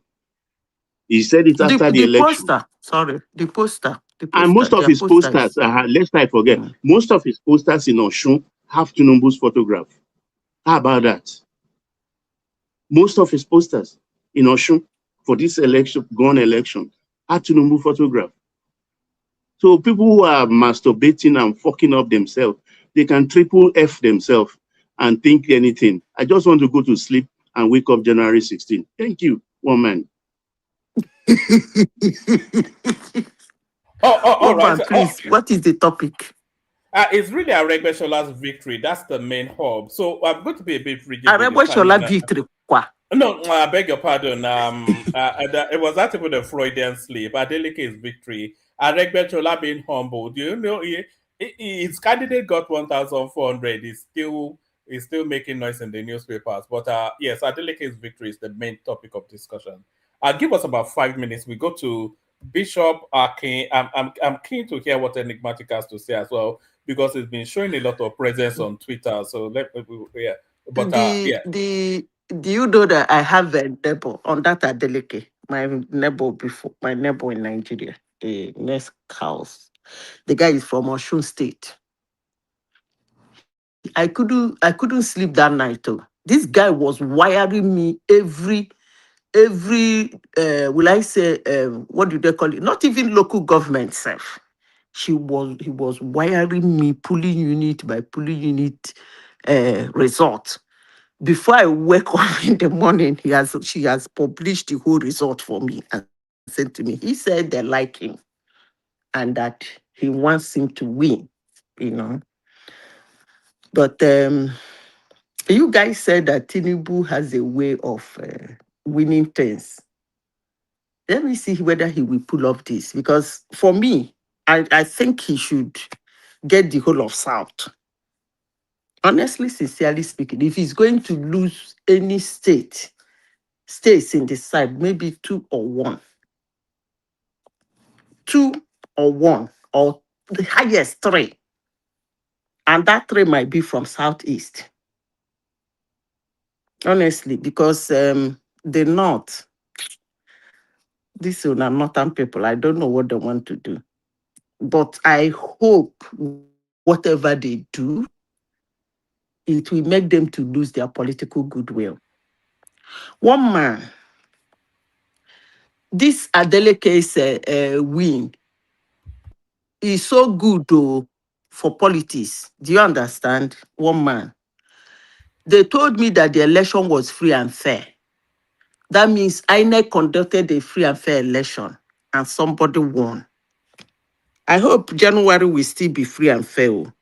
When somebody, I was asking that too in the opening monologue, that you can't say this one was free and fair. This is and then when you lose, it's not. But yeah, that's what I'm saying.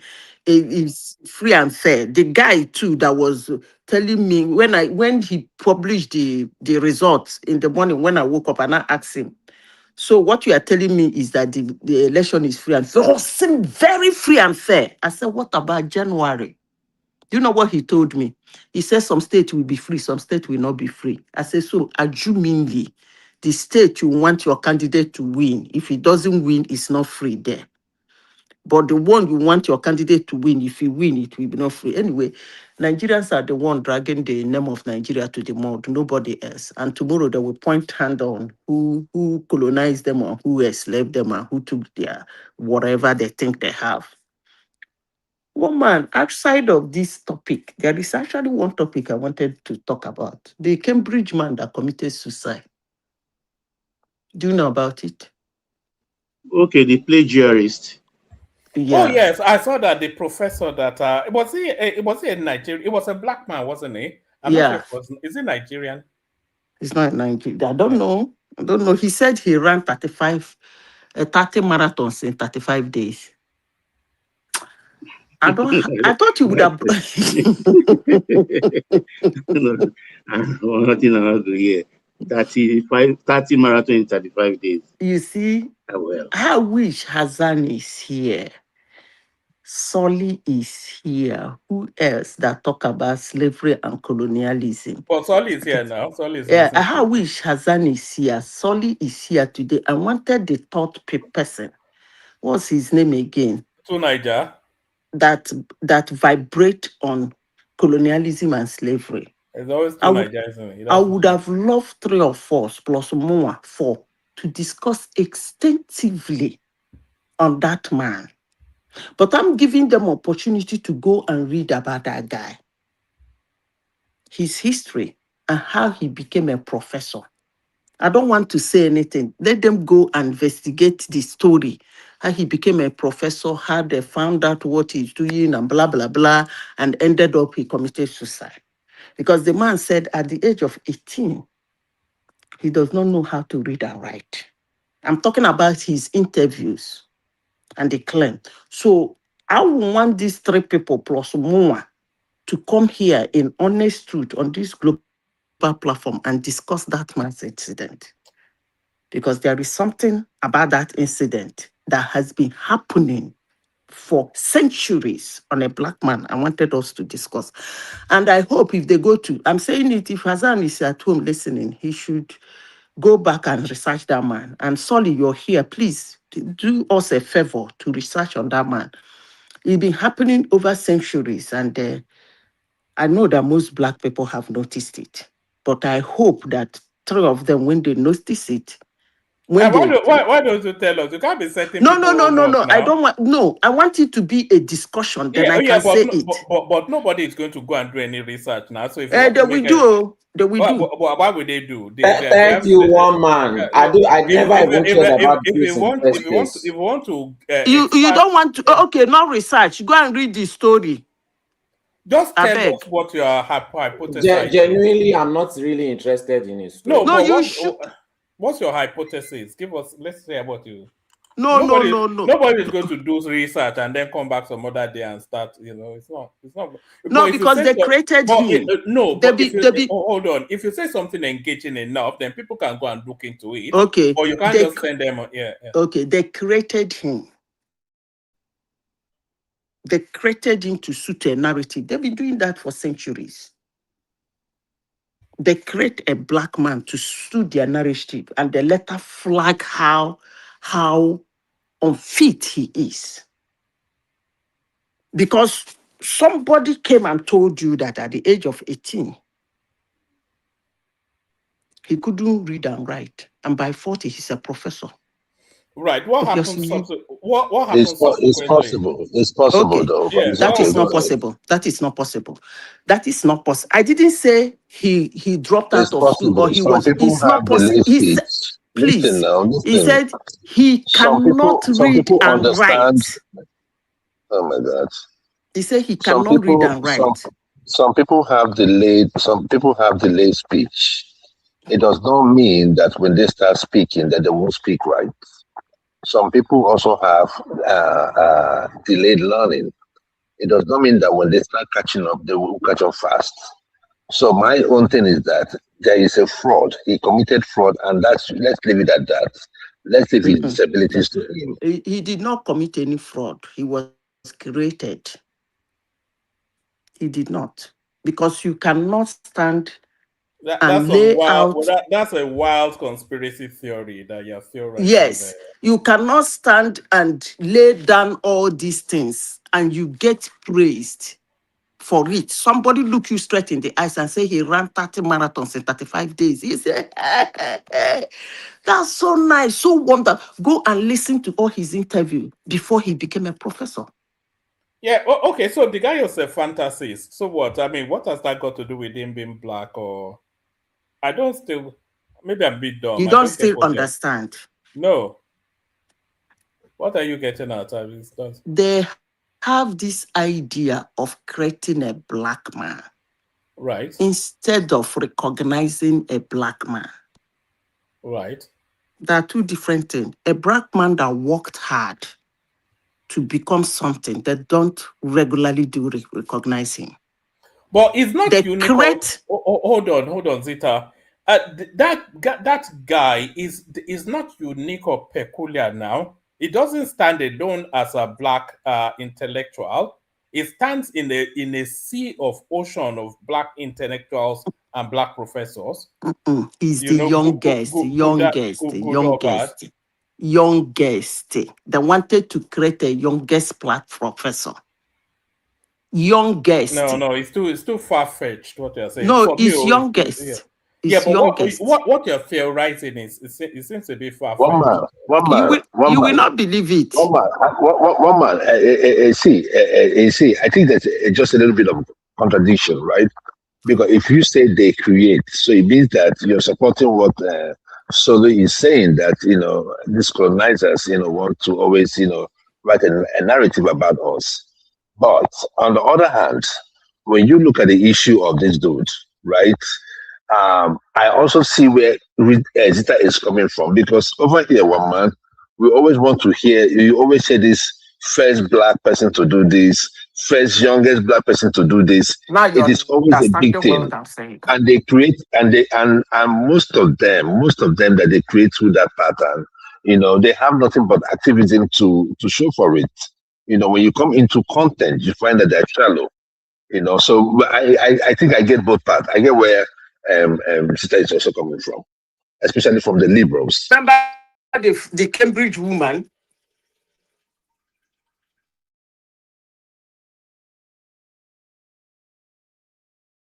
Hello. What's happening? Remember the Cambridge woman? No, we don't follow that space now. Okay, I don't. So let's drop it. Yes. Any other topic? There are other topics, but let's move it around and then we'll come back to you. Then you can take us into that debate. You will tell us that. Do you know that there's a theory that tells us that the British royal family are reptilian shapeshifters? That the queen is a lizard, and when you hear the argument, it's quite compelling that they're reptilian shapeshifters. So you take us into but I didn't hear reptilian. What I heard that they are wolf shifters. Which one is that? What they say, that's what they theorize. There's this David Icke. His name is. There's a guy called David Icke in this country. That's his stock in trade. It's a bit like that crazy guy in America. It tells us that the royal family, they are reptilian shapeshifters from Mars. they're Illuminati and all of this sort of a thing. But we'll open it into that space still. But as we prepare our minds for that space, let's go to Bishop. We'll move it around here, everybody, and then we'll open it up. Bishop, you're up next. Hello, good evening, everyone. Good day to you. Hey, Bishop. Hello, good evening. Good evening. Welcome. Congratulations on the election. Well, congratulations.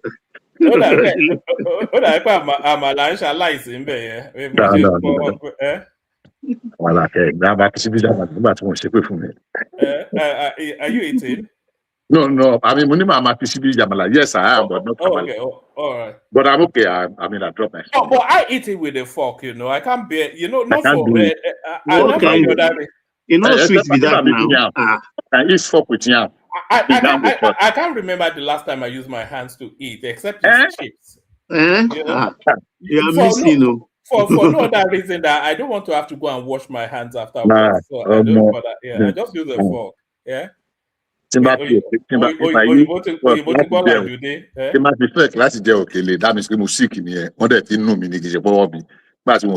And what if the amala is very hot? What will you do? there is a way to do it now. Didn't you go to boarding house? I was on an international conference in Traffic many years ago. I was never in boarding house. I think it was Nappies. Okay, there's a way to cut it. I was privileged to be seated with some IOC chief executives at Napi. Very close, very on the same table. So when they served, I asked for amala and fresh fish. They brought the amala and fresh fish and pepper soup on the side. So I asked the waiter. We were eating actually at that day. The dinner was at the pool side. The NAPE. NAPE is the acronym for Nigeria Association of Petroleum Explorationists. So when they brought, I asked the guy, go and bring me water to wash, and so the waiter brought water for me. So, and just really when I washed my hand and I started, not knowing that there are many people that were just managing to struggle to use cutlery to eat amala. That has happened many times. They themselves start using cutlery aside. Before you could say Jack, many people were now just beckoning to the same guy, and asking for hot water. And I'm talking of chief executive of, major IOCs, any others, by the way. But I know chop amala with a spoon or anything. With it's my not sweet. Especially if it is with Begiri and Abula. No matter how hot it is. I don't believe that you are enjoying the amala and you are taking everything for its taste if you are using your hand, especially if it's hot, because you'll be rushing the food. If I use my spoon, try it one day. Sorry, I'm sorry. Where are you from? It's a Lagosian. The amala no go be amala again now. You cannot come and tell me. You cannot come and tell me about amala. If you are eating it with fork and knife, it's now Oyibo food. It's no longer amala. Come on now. How can you eat amala? Sorry, you cannot tell me about amala. With all respect. Maybe not one man. Sorry, Bishop. Zita, when was the last time you used your hands to eat food? As long as it's fufu, I do. You don't. I can never. I can never use cutlery. No. You use the fork to eat. I can never use. Don't come and before me here. Even Oyibos don't use that finger. I can never use cutlery to eat fufu. Never. Of course, even Oyibos use their finger. Fufu, I am eating it with my hands. Even in Chinese restaurants, the spring rolls, I use my hand to dip it into the hot sauce and chew. Nobody can pay my bills. I don't use cutlery on spring rolls. There is no way you are enjoying Baba. When Baba, let me tell you one more experience. Take your time to this experience is longer. There was this time we had a crusade in Nigeria. They call it I found it. I don't know if anybody remembers. Where I found it poster flooded everywhere. So this Rehabonki Campus Crusade for Christ. Okay. We held in Nigeria in University of Ife campus. We had foreigners among us. So we went for whether lunch or dinner, I can't remember. Many years ago. People that know. That was the week Be careful, one man will tell you 3 minutes now. No, we have not. He was not asking a question at me. So we saw a white man. Nigerians were actually struggling to use cutlery to eat. But Bishop, it was meant to be a little anecdote. And it's just going to be 1 minute. 1 minute. Don't worry. I'll be very brief. Don't worry. My submission on Osun selection, you'll be very surprised. And lo and behold, the white man was actually using his hand to eat amala and ewedu. And I'm not making it up. Maybe today now. A white man. No, what I'm saying is that we have a lot of Nigerians, Yoruba people, that were struggling to use cutlery to eat the same amount. And the man went and collected. You have to go to the counter, to the, what do you call it? Collect your food and bring it to the dining and begin to eat. And when they were struggling, the white man went and collected his own food and he dug into it with his hand. And I was looking at other Africans. Of course, I was much, much, much younger then. I mean, everybody that know when we did that campus crusade for Christ, I found it something. Anyhow, that's by the way. Good evening once again, everyone. Congratulations to Adeleke. I'm happy the election was peaceful. I'm happy. Even the naysayers are praising INEC. They are praising the security agencies. If nobody's even giving any credit to the president, I don't expect it anyways.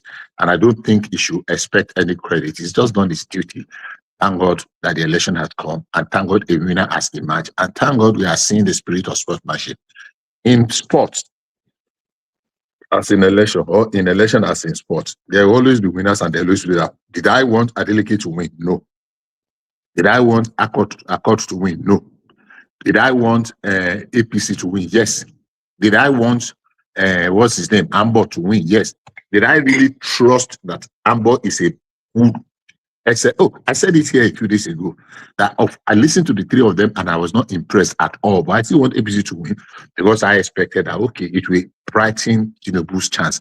And Adeleke has shown what he can deliver, and I'm not impressed by his performance. Forget all these whatever they are doing. But the election has come and gone, and because you cannot win every time, I'm disappointed in the Ambo guy. I would have expected him to call Adeleke and congratulate him, and let's move on to the next battle. And where we have learned something is this: some people, especially our media and civil societies and all those people that call themselves human rights nonsense, if the election had gone the other way, with everything that has happened, they would have been painting narratives and rhetorics. Oh, it was monetized, it was militarized, it was this, it was rigged, it is not this. There is no perfect election. The closest we want is substantial compliance. I am happy the number of young, vibrant APC supporters that have come to congratulate Adeleke. And it's a lesson for our friends in the obedient circle. You don't win all the time. You win some, you lose some. For pigeon, then they say, make dog fall for dog. Now they make dog play to sweet. If you think anytime you don't win in the courts, the judiciary is corrupt, democracy is finished, Nigeria is gone, all the vials and the negative something, that is not how we build a country. No matter how much you want to tell me you love Nigeria, you don't. Even when you lose, you must be very, very humble to admit that, yes, somebody was better and that person had, defeated you today. Maybe you have another opportunity another time. So the way it has gone, beautiful, splendid. So I say congratulations. I joined the president. Secondly, what is the outlook for the 2027 election? In this election, this one that just concluded, whether you believe it or you don't believe it, Tinubu is the winner, the ultimate winner. Because both left and right is like a contest between your two children. And there is a bigger stake for Adeleke for Tinubu to win. Look, Davido's father, forget Davido's childish behavior. Davido is gradually getting over the euphoria of that election. He will come out and sing on your mandate. Bookmark this. Before that election, his father has too much at stake. Do you know he controls two of our generating something, and it's almost completing the third one now.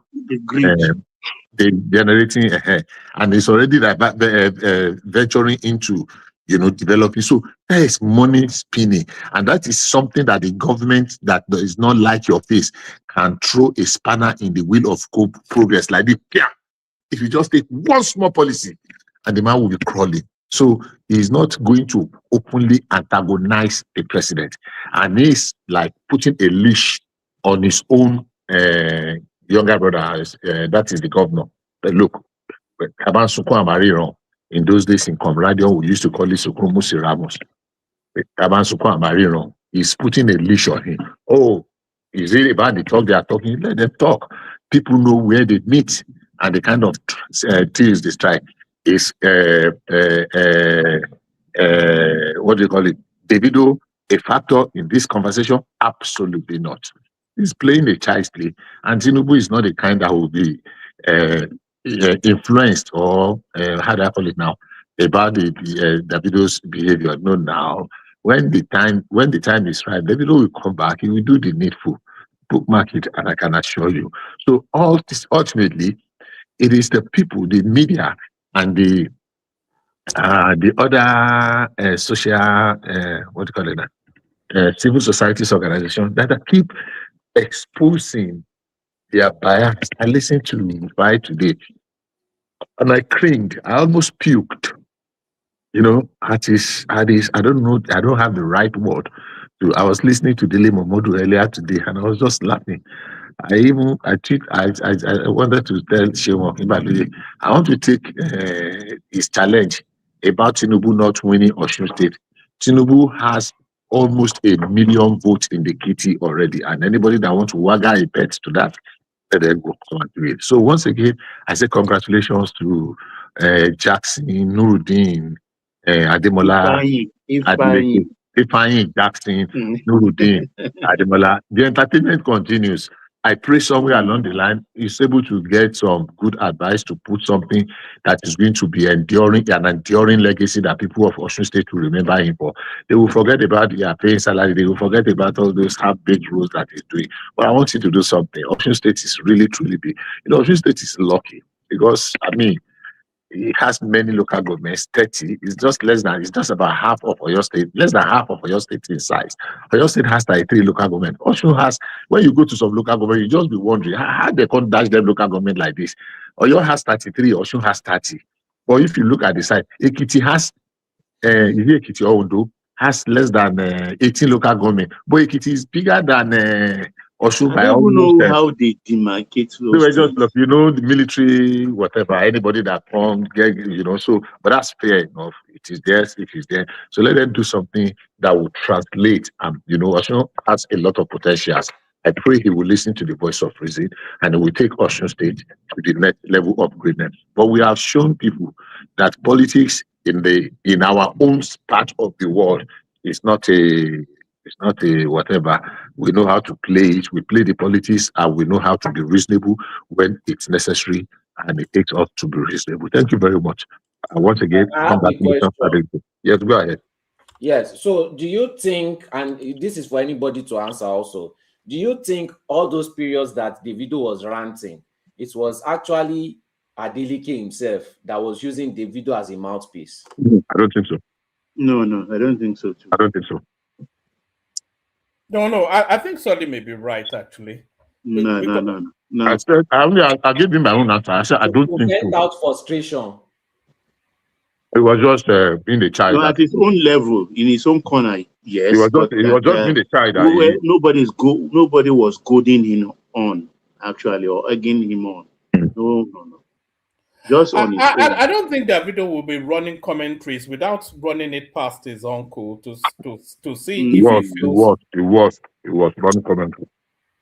No, he was running commentaries, but I'm saying I don't think that's what I'm saying. Hold on. Doing it.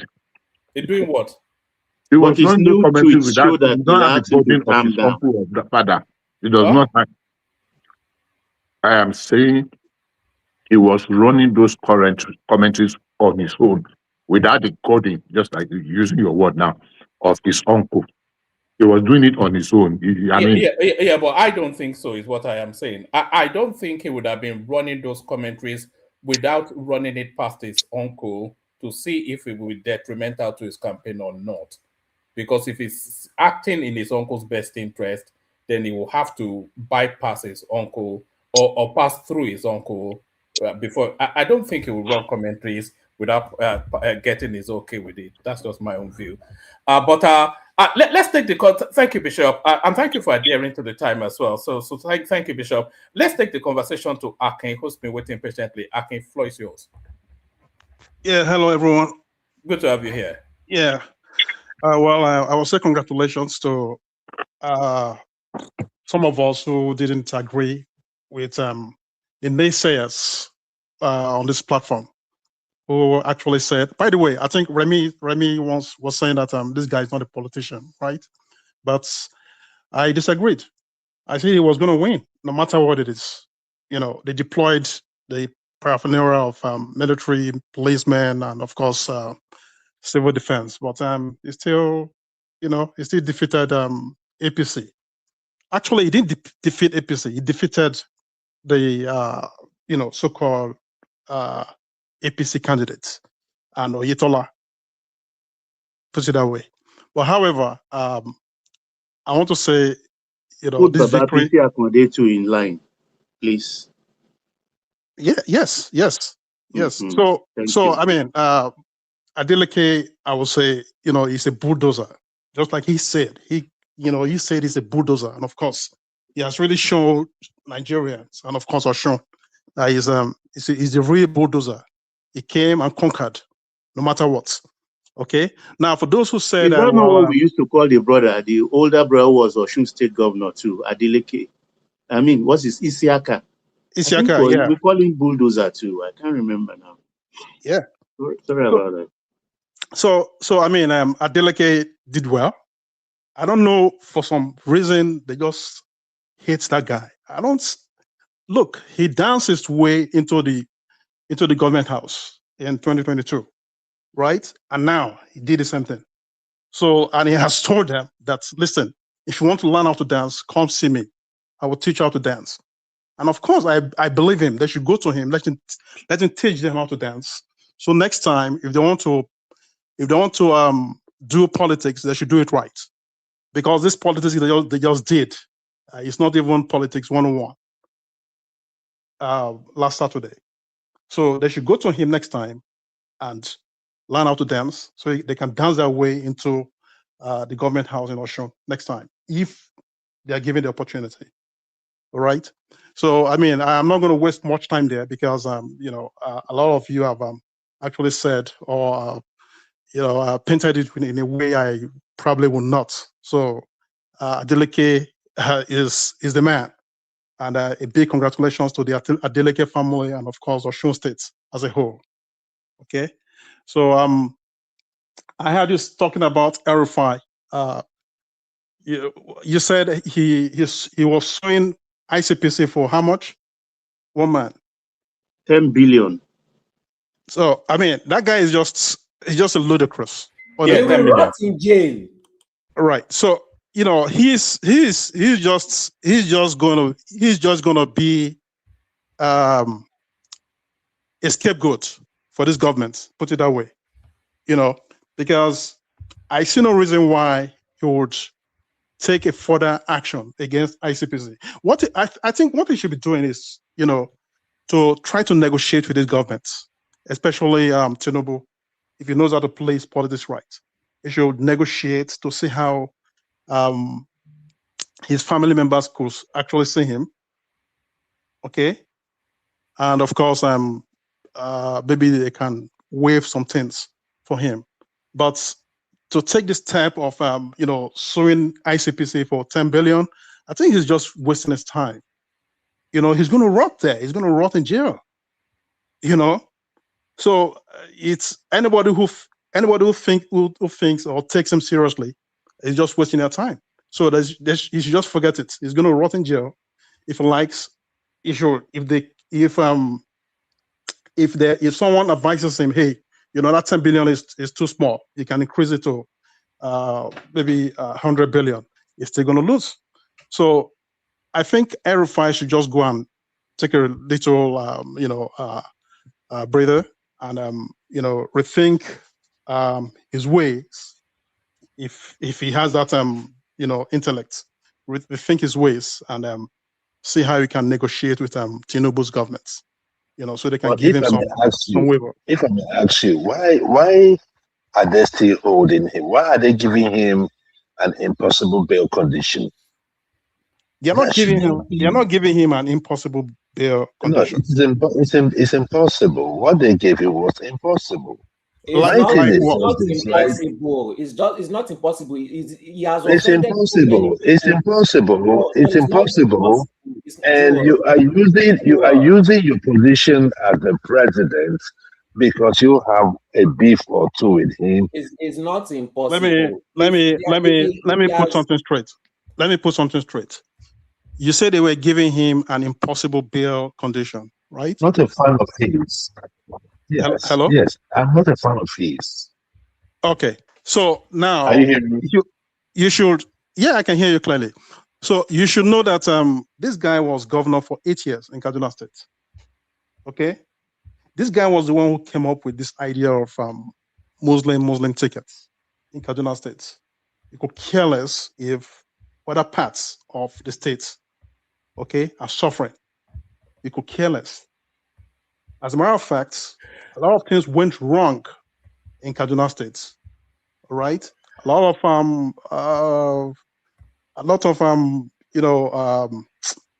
families lost their lives, because of this, this person, this so-called El-Rufai. So, if we start counting the atrocities he had committed while he was governor, I mean, we will not live here. So I don't see anything that is different, okay? If he's treated the way he treated his own people, the people he governed on, okay? I don't see, look, the whole idea is that he's getting what he deserves. That's just it. But So he's not being sued for what he did in the state. He's being sued by what they feel was against Tinubu himself, or the tapping of someone else's phone, which they deem national security.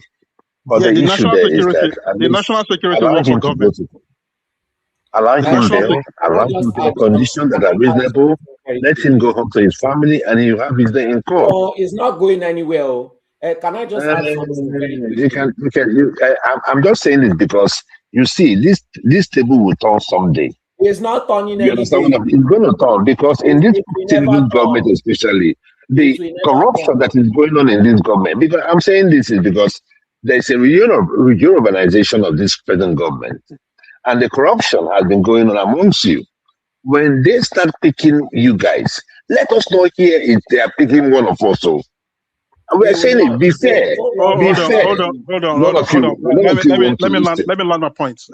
It's okay. So I hear you, my brother. Okay, but what is what is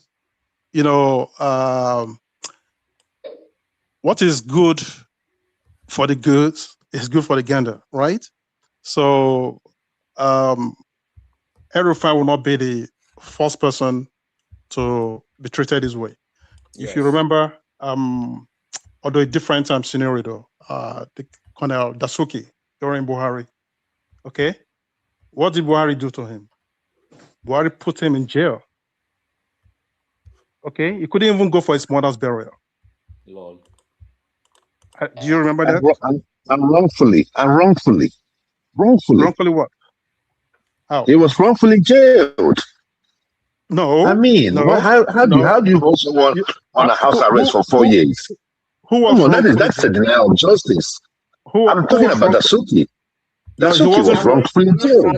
He wasn't wrongfully jailed. Okay. You have a judge. We live in a system where a judge brings up trumped up charges and just give an infinite prison time or detention time, or give you impossible bail condition. And we are Nigerians. We are here supporting it. The countries where we live in, do they do it over there? They don't. But we support it in our own country. Excuse me. Look, it's unfortunate.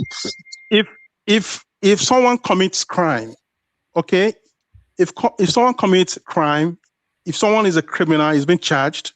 So what do you expect?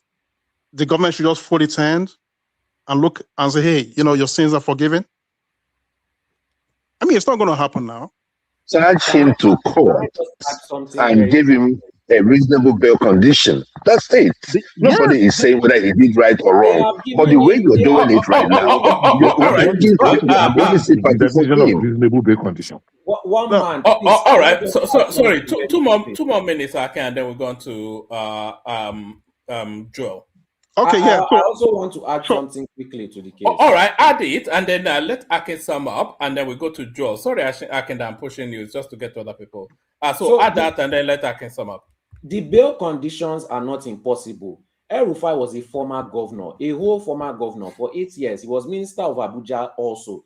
Are you telling me that El-Rufai cannot find even one traditional leader that will stand for him, or just somebody, one single person that was in his government? That shows you the kind of person that he is. Nobody wants to stand for him, not even his family member. Nobody. So he doesn't have an impossible bail condition. He was just a terrible piece of shit. That is why he's still in jail, rotting. And there's nothing that is going to, by the time he comes out of jail, Nigeria would have changed. The jail that he entered, Nigeria is not going to be the same Nigeria that he will come out when if he eventually comes out, because I don't even want to see him outside. By then, they would have installed regional police, zonal police. They already have their different divisions of army. They already have zonal government. So how does he want to have his revenge or penetrate? This thinking of revenge is why he's suing ICPC. Whom are you people? Let me Whom are you people talking about? Let me even add to that. Huh? Listen, if whom are you talking about? El-Rufai, definitely El-Rufai. So I mean, El-Rufai, I don't think he's going to see the light of day during this administration. He's going to be there for the longest because he's not ready to negotiate. See, this is what happens when you have ego. Okay, this is what happens, and I'm very happy this is happening to El-Rufai. So others from his client, they can learn if they would. So my point here is that El-Rufai, if he really thinks he wants to see the light of day, should, just drop his ego, see how he can talk to some people in government, okay? And I'm sure they can waive all those, whatever they gave him, they can waive it. But as long as he continues with his egoistic behavior, he's going to stay there for the longest. So that's it. That's all I have about El-Rufai. And you also mentioned, Can I come in, please? Let me just. I think one man. You also. No, I just want to interject you. That's what I'm saying. All right, go ahead. Please, is there any difference between El-Rufai and Nnamdi Kanu? Why are they saying give him judgment? How long did Nnamdi Kanu stay in prison before he was given the ridiculous judgment they are supposed to chop his head? They put him with a license. And so El-Rufai, why I'm saying this is that nobody should be asking for charge El-Rufai. They should just dump him there for like 10 years before they can even bring out his case. No verse, so now my own contribution. No, of course. All right, bring it to Mark so that we've still got about 3 more people too. Yeah. So one man, you also mentioned something other than this. Adeleke, El-Rufai, and one other thing you mentioned. It was the Osun election mainly with there was INEC coming out to say that there's nothing that obliges Tinubu to submit his primary or secondary school certificate because, of course, the opposition space are asking them to publish his primary and secondary school, but the guy only submitted his university degree. So so that was it was our next response to that. Yeah, I mean, I don't know, maybe. But give us just a short. Sure. I will summarize everything. So I don't know if these guys. I don't know if they have this. If I want to attribute it to human, I will say maybe they have Parkinson, disease or something. But in any case, thank God our constitution in Nigeria does not say you must have a university degree, right, to become either a local government chairman or even a president. So it's been stated there what is required. You can be homeschooled. You can be homeschooled. That's right. That's it. And that's it. That's all I want to say on that, woman. Thank you. I hear the floor. All right, brilliant, excellent. We go to Joel, from Joel to enigmatic to AY. Joel, floor is yours. Our body. Thank you, my brother. And thank you, everyone that is listening today. Good morning, afternoon, evening, wherever you may be listening from. Joel of Nashville on the One Man Show. One man, all I've had tonight is pathetic. it's clearly shown that we've lost it as a nation. If I'm going to go by the last question that was answered by, is it Akin? Where we are talking about the fundamentals, the foundation of great economies,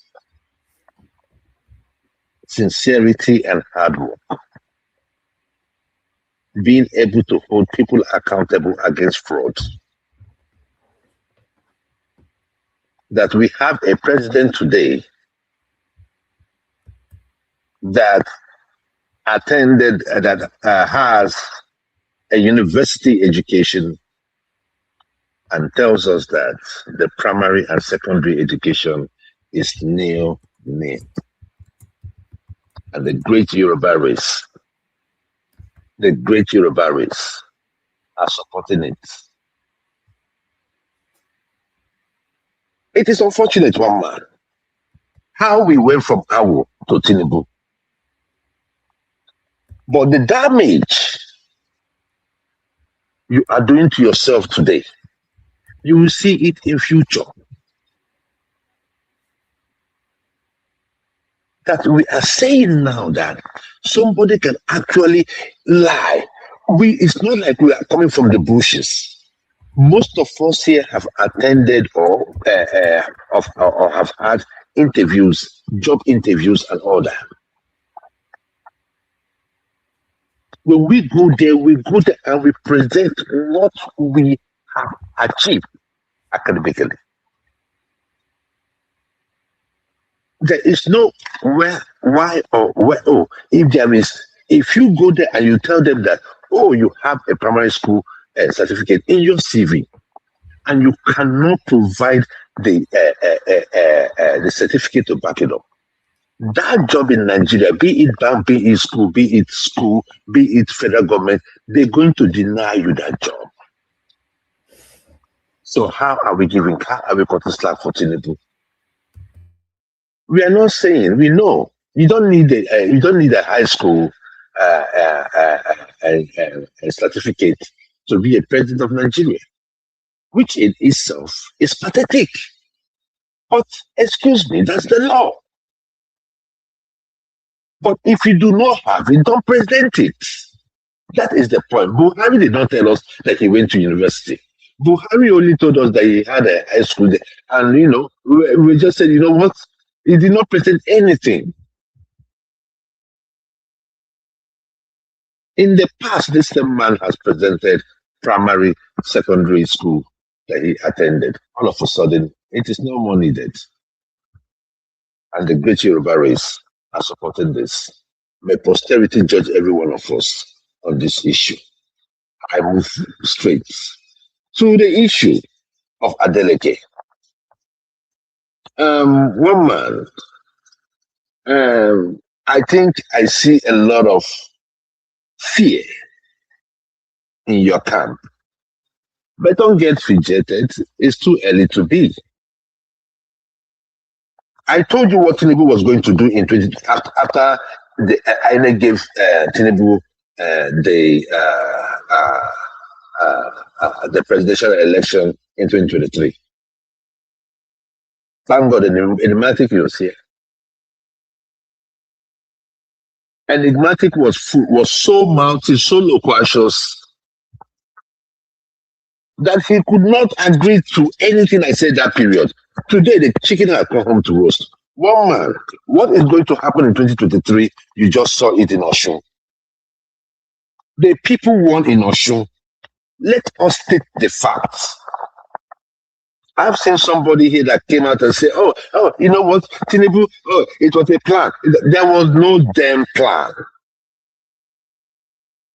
The people of Osun won. There were 17 state governors who should have been in their states. We had an illiterate one from Edo State.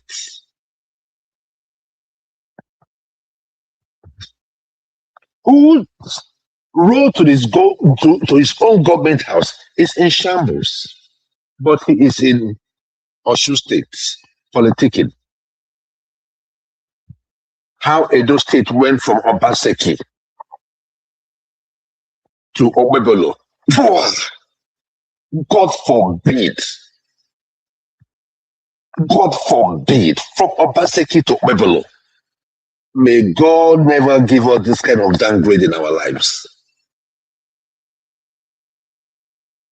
The people of Osun won.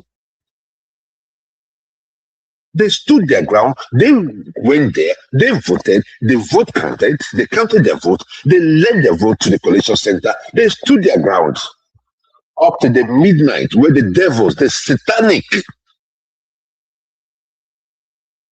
group from the APC normally announced their results. The Osun people said no. That is what we are going to do in 2027. It shall be the Kanu doctrine. Some people say it's the Kanu doctrine, but it's also can I interject? In Imo State. It also happened in Imo State. Let me flow, please. Then let me just finish. Then you can now interject, please. Let me not interject. It also happened in Imo State. How Imo State, go and read how Imo State elected Ucha Sokorocha. The first time, not the second time. The people stood. So the people won. And in 2027, let us see how Tinubu will come rig election in the South and in the Southeast. Your base, when I was talking about your base in the North, many of you here were just trying to downplay what I was saying. Today, that North is not coming. It's not forthcoming. Unless you want to pretend about it. But I thank God for the Adelekes. Whether it is Davido, every one of them played a part. And every one of them ensured that the people of Osun State decided that election, not the criminal 70 governors, the lazy Senate president, criminal Senate president, and those types of federal House members that went to Osun State to share 50,000 per vote. None of you is talking about it. We saw police snatching ballot boxes. None of you are talking about it. But yet, Tinubu, it was a plan. You want to tell me if APC won this election, Tinubu will say, oh no, you know what? Oh no, the arrangement was between me and Adeleke. Stop the fraud. Stop the hypocrisy. Face what is in front of you. The thing was that Tinubu was defeated in 2020. Yesterday, Tinubu was defeated in the last election.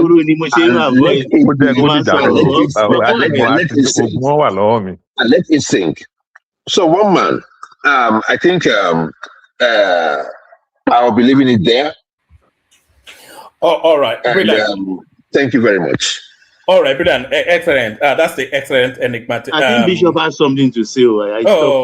I'm sorry, Bishop.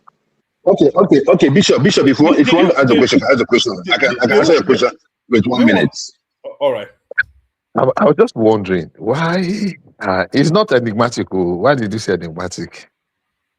Why are you crying? Eh? No, enigmatic has been. I know we have history. I mean, I don't know how long you've been on the show. No. I mean, rational mind. One man was referring to you as enigmatic. I said, no, it's not enigmatic. Sorry. I was going to go to enigmatic. That's why. I think. I was just wondering why you are crying more than the belief. We said election have come and gone. We have congratulated the winners. There is no daggers drawn. But why is it that it's you that is carrying this thing on your head? Let me tell you. Reserve that your tears for 2027. Okay. Osun will give Tinubu 1 million votes. Bam. Okay. 1 million. If you want to cry to the Hades and back, you better start preparing that your cry from now. All this your rigmarole, you don't get primary six. Do you know the truth of the matter? Hold on. Hold on. Give me a second. They're not even born up. It dropped from heaven. I mean, What is the name of his they primary no and born am. secondary school? Talk less of primary. You know even go. Waiting be the You no name go. of a primary I and say secondary. you You no no go, but go. you go You no go. university. They no born But am. you go You no get university. family. You no get relation. He But drop from you go heaven. university. All right. That is the They no hypocrisy. born am. He drop from heaven. Hold on, guys. Hold on. Joel, answer that question. How do you think the Osun elections will go in the presidential election? Do you think No, one man. hold on. Do you think the Osuns will give their votes to Peter Obi, Atiku, or Tinubu? So answer that, No. and then we'll go on to the next person. Thank you very much, one man. You know, some people try to listen without. Some people like to talk without listening. Never said that anybody was going to win Osun State apart from Tinubu. All I'm saying is that the way the Osun State pulled this election, the way that the process through which the process they employed, right, to ensure victory in this election is something to be learned. It's something to be read, to be researched, and applied in 2027 because it has happened in the past. It has happened in Kano. It has happened in Imo State. All I'm only saying is that Osun has never been in the equation for us. Never. It has never been in the equation for us. What we are talking is that the process through which Osun people got this victory is what we're going to apply in our different sector of the country. That's it. That's all I'm saying. Thank you very much. Can I interject? You can't interject, but you can make a 1 minute comment and then we'll move on. Yeah, make a one because we still got AY enigmatic here as well. I like the way he spoke. He spoke affirmatically. So what you're saying is that. Why are you laughing, Zita? Why are you laughing? Well, I caught you there. So in 2027, I want to make this. Yeah, I want to understand this from the way he spoke in 2027. Who win, right? We won't come here and talk rig. INEC, judiciary, police, useless country. That just what I want to get because when you have a criminal organizing an election, there'll always be something. So this one that right? happened now is not a criminal that organized it. Oh no, because the people fought against it. And what we are saying is that we are going to fight against it. What we're saying is that I cannot predict the future. Zeta, hold on. What it's saying is that the strategy that they used in Osun State will be adopted nationwide. So let's not overlabor it. Let's leave it there. Who wins now? I can't predict what will happen in 2027. No, you have I don't know which. You have to. No, because I cannot. You cannot predict what will happen tomorrow. No, so you can't ask me what will happen in over 3 months from now. Let me clear something. Nothing is the same. It's the same strategy. There's no strategy here. Let me do this. Let me say this. One man. I have said this severally in this platform. You cannot rig an election where you are not accepted. I've said this severally. And I said, before I said that, I said, every election is rigged all over the world. It depends on the way you want to rig it. And again, in conclusion, I said, you cannot rig an election where you are not accepted. And Joel has come here to confirm it to me, to confirm what I have just said, that where you are not accepted, you are not accepted. The person that accepts, that is the person who will win, period. Yeah. No, there are strong base. No. That being said, 2027, Pikonu, at the Begona, 2027, who will win? I don't want noise after the election. Madam Zita, every candidate comes from a region.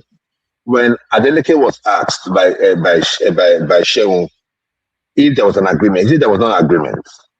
But they asked him also, why are you supporting Tinubu He said it's because he's a Yoruba man.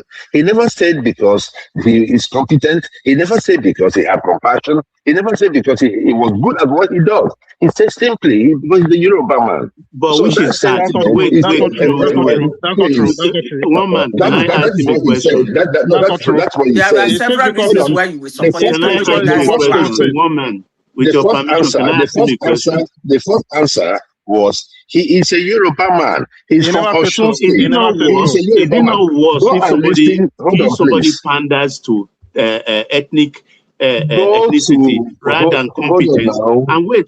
My Hold second on. question is Go to his this thing now. Go to what the you are Baba, interview. The hold on, interview was this morning. what He said you it. are praising the great Yoruba nation for. Why Baba, didn't the brave Igbo people do it in Imo Baba, with I'm Onwa, sorry, They or Baba. do it for Professor Soludo in What Anambra? Joel of Nashville They said had he their said is not chance, don't true. they? Didn't they? They didn't Baba, have their. what Joel of Nashville even said is not true. Adeleke mentioned No, a no, number no. of things. I want to His concede to reform, him without he only this added thing. that I know Have you he's a listened to the Yoruba man, but interview he's between speaking Shemo he's and a Yoruba Adeleke man this as morning? if I'm not defending that he's a Yoruba man. He is speaking. We have Hold on several people that now. said they are But voting did you for listen to the interview? Peter Obi because he's Igbo man. They did not call him out. I Hold always on told now. Did you listen to the the man interview? listed a number of I'm things that quoting Tinubu is him. doing, and he said he wanted him to complete the reforms and the constructions Hold on. and the But rest. so he He did. listed Hold on. those He didn't ones. say. He didn't say it's because he's a Yoruba man. He Maybe didn't say you so. did not. No, I'm saying he All added it right, to it. And what's the big deal in that? hold on now, hold on. If you're not disagreeing with Joel, then there's no disagreement now. That's No, what I'm I saying. disagree because that was not the only thing that he said. That's what I'm No, That saying. is boy, that Osun's wasn't. ancestral home. Just hold on, everybody. That wasn't what Joel said. All Joel said was Adeleke said he'll be voting for Tinubu because he's a Yoruba man. So if you are not So he didn't saying, stop at that, one man. No, yeah, but he didn't stop. He continued. yeah, but can You you hold cannot on, reduce please? everything he said to just Guy, because he can said you he's a Yoruba man. Nisuru now?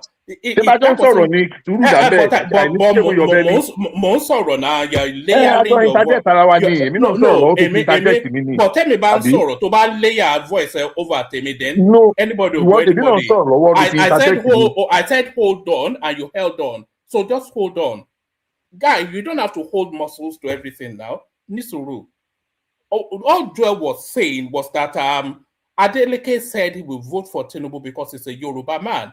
He didn't say he didn't add anything, or that he just said that as a standalone statement. So if that's not in contention, then nothing is in contention. That's all I'm saying. But No, he should but he quote did him. that He should quote him. deliberately. He should quote him. He did Your it position is deliberately. completely. Yes, Let me just leave that's it. deliberate. That's deliberate. Yeah, he did. If He said because that is Osun is his if ancestral that's your home, takeaway, I don't have what. That's fine. Let's think about that. If that's and your there's nothing takeaway from wrong what you if it said, says Yoruba man. Yeah, nothing wrong what with are that. you But talking about? you have to quote it right. All right. Let's go on to Enigmatic. I think it's ready for us. Enigmatic, floor is yours. All right, thank you. My candid regards to everybody on the platform. Did you come with Koboko? No, I don't get Koboko. And anybody with Koboko. Don't worry, that Koboko is reserved for Tunaija. So anytime Tunaija is misbehaving, I have Enigmatic's phone number. And I have one too. So for who now? One man. The fact remains that we are still going back to the drawing board. Southwest yet is still the beacon of civility and civilization in Nigeria. That's just what Joel has just concluded, and his people. Yes, he said Osun people spoke, right? Osun people spoke, and then I don't even know the Osun people won. So then it's a conclusion. Enigmatic Joy, a little bit louder, please. Okay, give me a second. Okay. And then there's a little bit of background noise, like fan or something as well. Are you in Nigeria? So, and then he said, Osun people won, right? So it's a fair conclusion to say the animals in Anambra did not win when Soludo won his election. So we have people in Osun State, human beings. In the other way, we have animals in Anambra State. And I'm very curious to know why some people want to constitute themselves as Medusum interlopers. anything that concerns Southwest or Yoruba people, they're always shooking, let me use that word, shooking their head, poking their noses. Nobody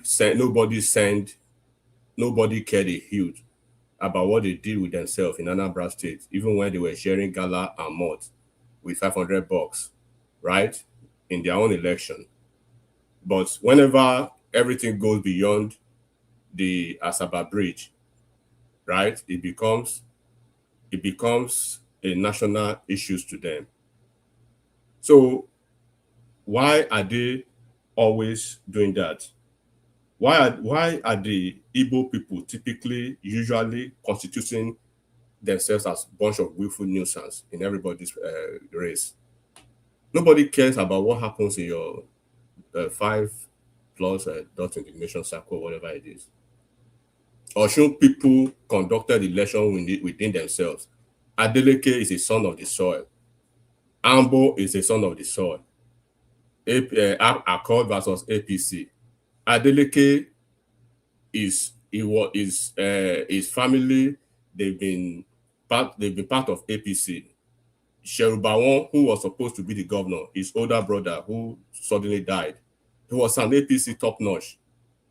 So leave family issues to family people. And this is what we speak about when people just want to run their mouth. And when you take one slap, collect 10 slaps at a time, now you will come run back. Tell us in the last election, we had Wazobia candidates, Atiku representing the Hausa Fulanis, Tinubu representing the Yoruba, and Obi representing the Igbos. The two viscerally and viciously hated ethnic groups or tribal groups in Nigeria by Igbos, Yoruba, and Hausa Fulani beat their candidate, the Biafra IPOP candidate, to a harrowing distant third. And tell me the region that is still crying as we speak, that up to 5 minutes ago, one of them is still crying, still denying an election that these two Fulani and Hausa and Yoruba beat them to a pulp. He's still the only one denying the election that he won. You didn't win the Hausa man or the Fulani man who became second. You didn't win the Yoruba guy who came first. You as the Igbo person that was totally and utterly rejected by the entire federation. In two major regions in the country, Northwest and Northeast, you didn't win a single state in 13 of those states in the Northwest and Northeast. You couldn't even manage 10% in the Northwest and Northeast. And you are not ashamed being the poster boy of such a region that has developed this venial and banal, irascible attitude of lying to the next generation every opportunity they have. Their older generation lied to them about the history of Biafra. Even when some of us were not alive, they carried it up until now. Then the new generation now, they are going to lie about Fulani, Hausa, and Yoruba coming together, winning them in an election. They are going to lie that they won the election. They are repeating it every time. Bunch of election deniers. Nigeria rejected you. Even Hausa Fulani said you can never be president. Yoruba did not say that. It is the Hausa Fulani that said Igbo people can never be president. And it is glaring every day by the attitude and the manner, right? The manner, the attitude, and the travesty, the heinous, the diabolic, and the atrocious manner of their political alpha little boy.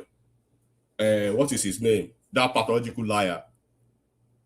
The Agulu pathological lying, pretentious, bigoted, two-faced Peter Obi, the criminal.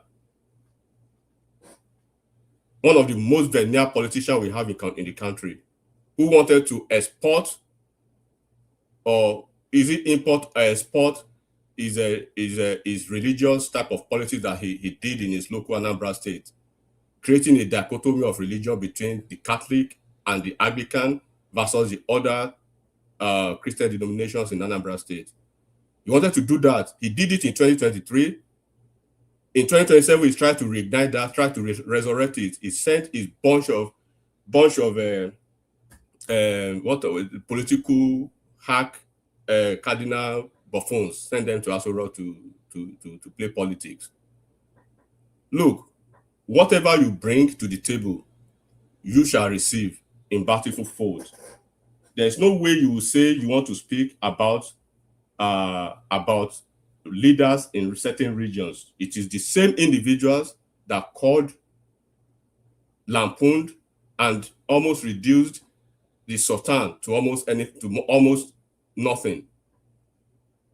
Their supposed obedient headquarters in Edo State did move mountain, did a Herculean task job for them. Just after the election, they turned against the people of Edo State. They called their Oba several unprintable names. Now they are not even bold to even enter Edo State again. They hate you in the north. They hate you in southwest. They hate you in south-south. Even your closest neighbors, the south-south people, they don't fuck with you guys. We can chase your ass away. And Nnamdi Kanu the last time. You are hated in Ghana. You are hated in South Africa. You are hated in Ethiopia. You are hated in Bolivia. You are hated in India. Almost everywhere you go, you bring opprobrium and shame to the country. Just because you lost an election 3 years ago, you've been going all over the place. You'll be going all over the place, creating nuisance to the country. You can point to every other region's leader, but you want to cover your own leader. An entire region that more or less of somebody you can reduce to a pulverized, intellectually pulverized illiterate, like Nnamdi Kanu was able to control all of you. Killed over 30,000 and still counting. Instituted a government on its own. Reduce you guys to no Monday activities in a certain region, in your entire region. All of you bunch of pusillanimous cowards couldn't do anything until you took a professor, Soludo, that you guys still hate up to now, to end that menace. But you want to huff and puff and pontificate about other regions. Why don't you guys always focus on your region? Why are you guys made some interlopers to every other people's house? Why are you trying to poke your nose into the greener pastures of other regions? The way you move mad in the Yoruba land in the southwest, can you move mad like that in the north? They are going to kill all of you. They will barbecue you. They will turn you to Osun. Everybody is extending olive branch of friendship to you guys, but you are so hateful. You are so entrenched in that victimhood mentality that Nigeria does not owe you a dime. There was a time in this country from history, our elders are here, that you occupied almost all the strata of political affairs in Nigeria. During Jonathan's administration, you were all over the place. You hate people for no reason. During Jonathan's administration, you guys were all over the place. Number 2 in the Senate. Number 2 in the House of Rep. Top flight ministerial positions. Top flight ambassadorial positions, including the UNN and the United Nations. Emeka Anyaku was a top, all of you. Just because Jonathan lost election, and the Jonathan's region South that lost election, they've moved on. But you guys are still hating. You guys are still hateful. You guys are still just displaying this irascible attitude of the highest level of intransigence that anybody can actually think about. You disregard Pastor General Adeboye as if it's nothing. The same with Kumuyi. The same with anybody. But you want to elevate yours over everybody. Who the hell are you?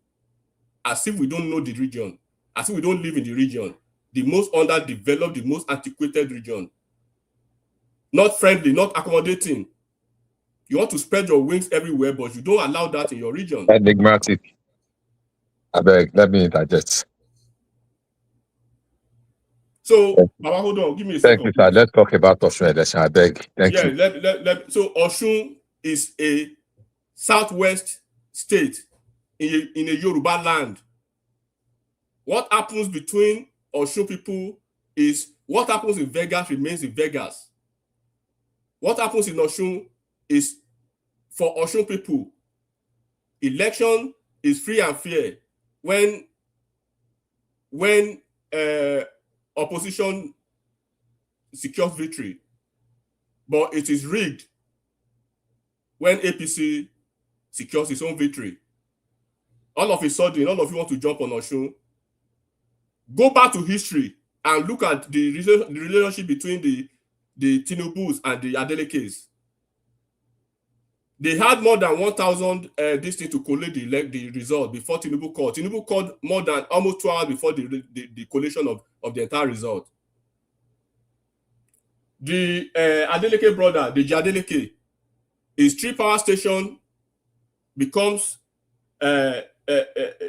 effective today. 3 years ago, when Tinubu was able to issue most of his licenses, the licenses he's been languishing to get for almost 7 years under Buhari. When Adeleke, this Adedancer, went to the Senate, he was held in his hand and handed over to Remi Tinubu, our current First Lady.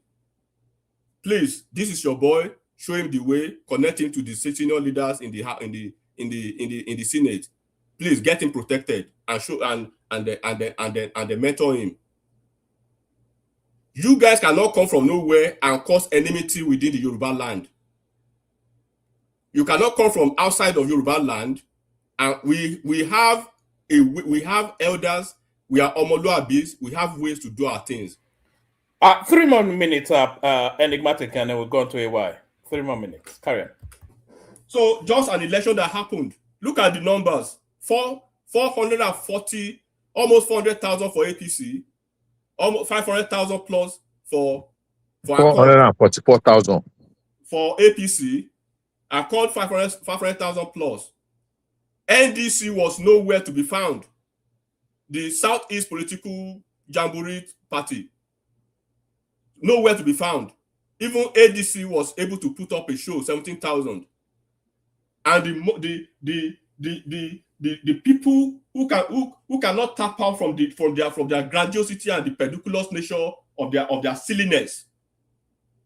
You do not even have a candidate. In Ekiti State, no candidate. In Osun State, no candidate. Off-season elections, 8 out of 8 off-season elections, APC won 8. Abga won 1 in Anambra State. Peter Obi went all over the place in Anambra State to campaign for Labour Party's candidate. Labour Party's candidate, regardless of Obi, regardless of his state, he was abysmally disappointed and embarrassed. He was defeated. At least he tried. He came number 4. He was defeated in his polling unit, in his ward, in his local government. A son of the soil, Peter Obi. Peter Obi has not been able, regardless he want to be a godfather. All the candidates he has brought, they've already rejected the candidates. They rejected Val Ozigbo. They rejected Obazi or Seluka. The one that what's his name? Ike Bane was able to help him win. Within 6 months, I want to get the fuck out of my way. Obaino. So when you are pointing fingers to other people, look at the 4 pointing to you. You want to call criminals, right? Criminals. Tell me the region that has the highest population of prisoners globally in all the prisons all over the world. Tell me the region that is the incubator of fake drugs and fake materials in Nigeria. Are we not having crisis and menace of kidney failure in the Southeast? Is Peter Obi talking about that? Is it not the same Peter Obi that went all over the place when NAFDAC was trying to effect their laws? Tell me the region that you have the biggest drug barons in the country, in the federation. Is it not the same Southeast?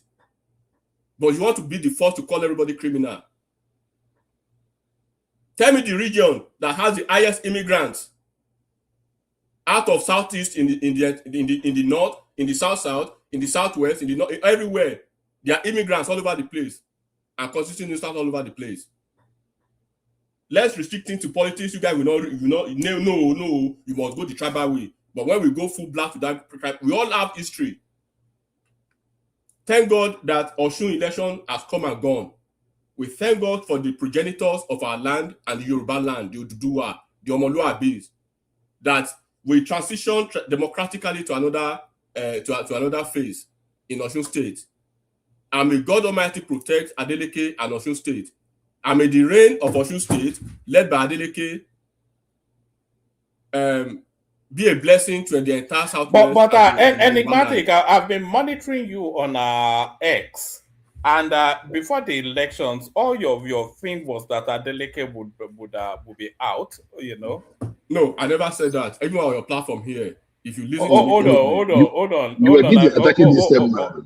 Hold on. Rajra, let me just tell you the truth.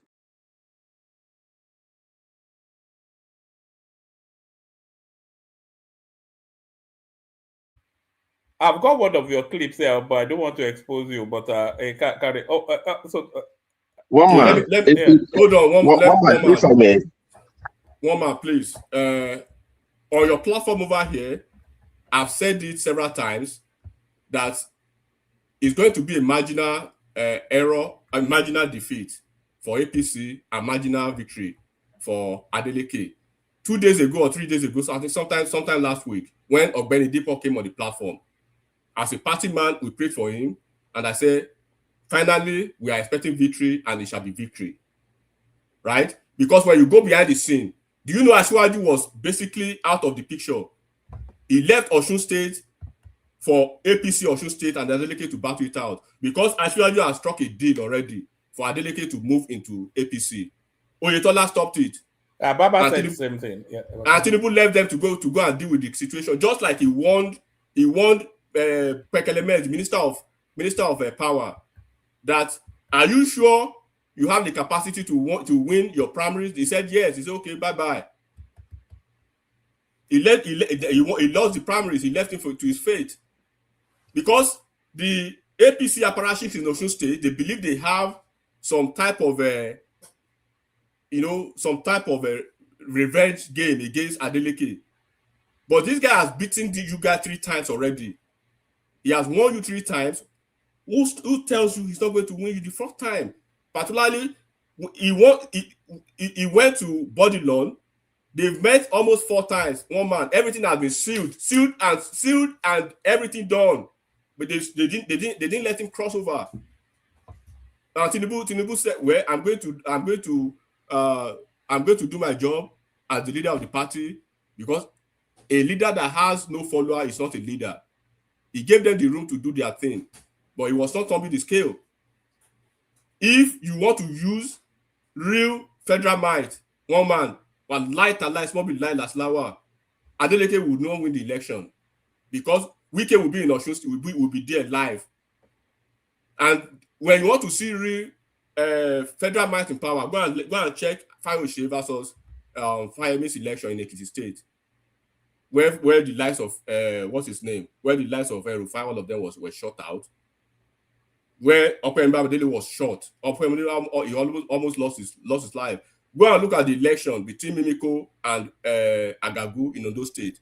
You will see federal might in power. When federal might want to take your state, they will take it. The only thing you do is that you will cry, opposition will cry. But the most important thing that we can see here is that what is the game plan of the opposition? They are the one crying the most. They are crying more than the bereaved. You guys did not put up a show. You guys did not have candidates. The one that had candidate performed abysmally. You guys, we don't even know if it is Atiku or if it is Obi. They are still confused. But you are focusing on an incumbent political party. All right, bring it on, enigmatic. Bring it on. Because you're politician, you like Tinubu. So regardless of their abhorrence, and regardless of their prejudice, politics is not something of emotion. By the grace of Almighty God, like Baba said, somebody like me, I want to see 2027 already and move on. Because it is a travesty, one man, to have this type of conversation with people who does not even understand the basics of politics. If a candidate lost 13 states in 2 regions, one of the most 2 important regions in the country. It means you didn't even cross the threshold of 25% in the 13 states, let alone winning the state. And that is the candidate representing an entire region. It means an entire region is still crying the way they cried since 1900 or how many 00. They are still crying in 2026. So it's quite shameful. It's quite the level of ignominy and the odium they brought to themselves. They become a caricature of mockery to almost every entire region in the country. No, we're not the level of malevolence is too much. The hatred is too much. Look at yourself in the mirror. Just look at yourself in the mirror. Why is it that everybody hates you? You are the problem. You shook your nose in everything that does not concern your ass. Everything when no concern you go put your head. You go put that for your head. They carry Jonathan Matta put for head. Carry South Matta put for head. Carry Southwest Matta for head. Carry the North Matta put for head. Come carry their own problem. They drag out for hand.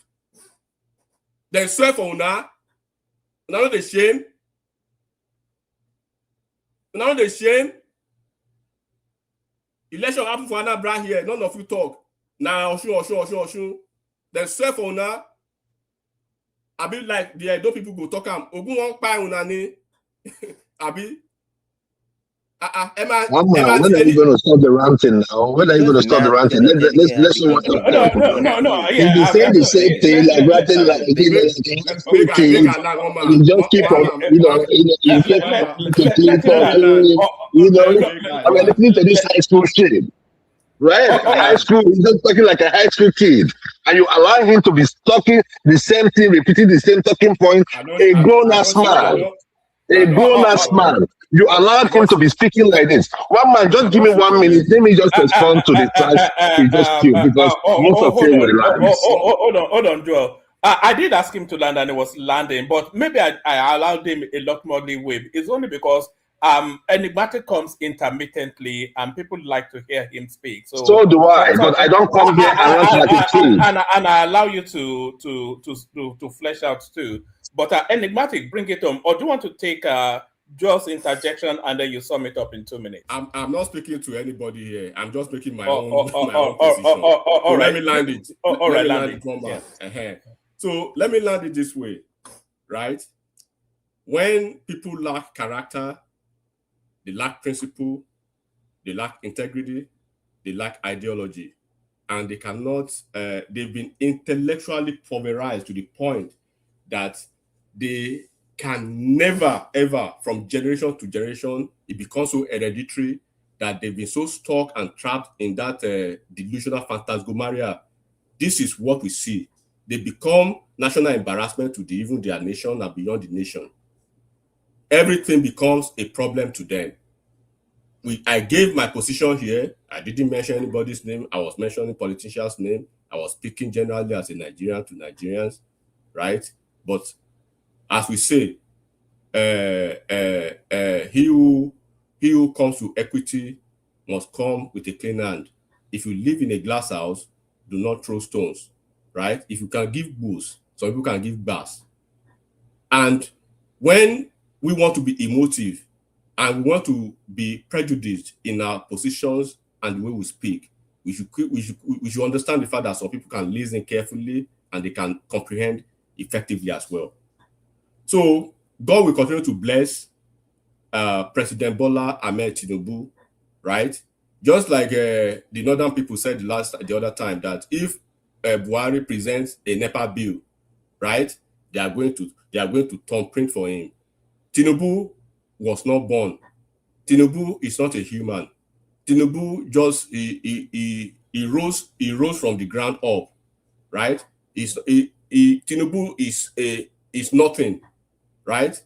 But to the glory of Almighty God, it is in the history of Nigeria that President Bola Ahmed Tinubu is the president of Nigeria from May 29, 2023, inshallah, to May 29, 2031, and is going to be handing over to a candidate from the north and the VP from that candidate in the north is going to be a South-South person that we are already preparing for. And that's why you see the convergence of the South-South now, right? Oh. And the region that want to keep crying since 1900, they shall continue to cry until the head freezes over. Thank you, one man. Oh, all right, brilliant, excellent. It was actually Victor Ikpeba that said that famous line, NEPA bill, but we get the point. Wait, one man, just a minute. Wait. Just a minute. Hold on, sorry. Joe wanted to come before you now. Yeah, are you saying that Wike is going to be the vice president? Is it going to be not in 2031? Is it going to be Wike or Dave Umahi? I think that's what I want to speak. No, it's coming. Our VP is coming from the South. Oh man. Then it will have to be Wike then.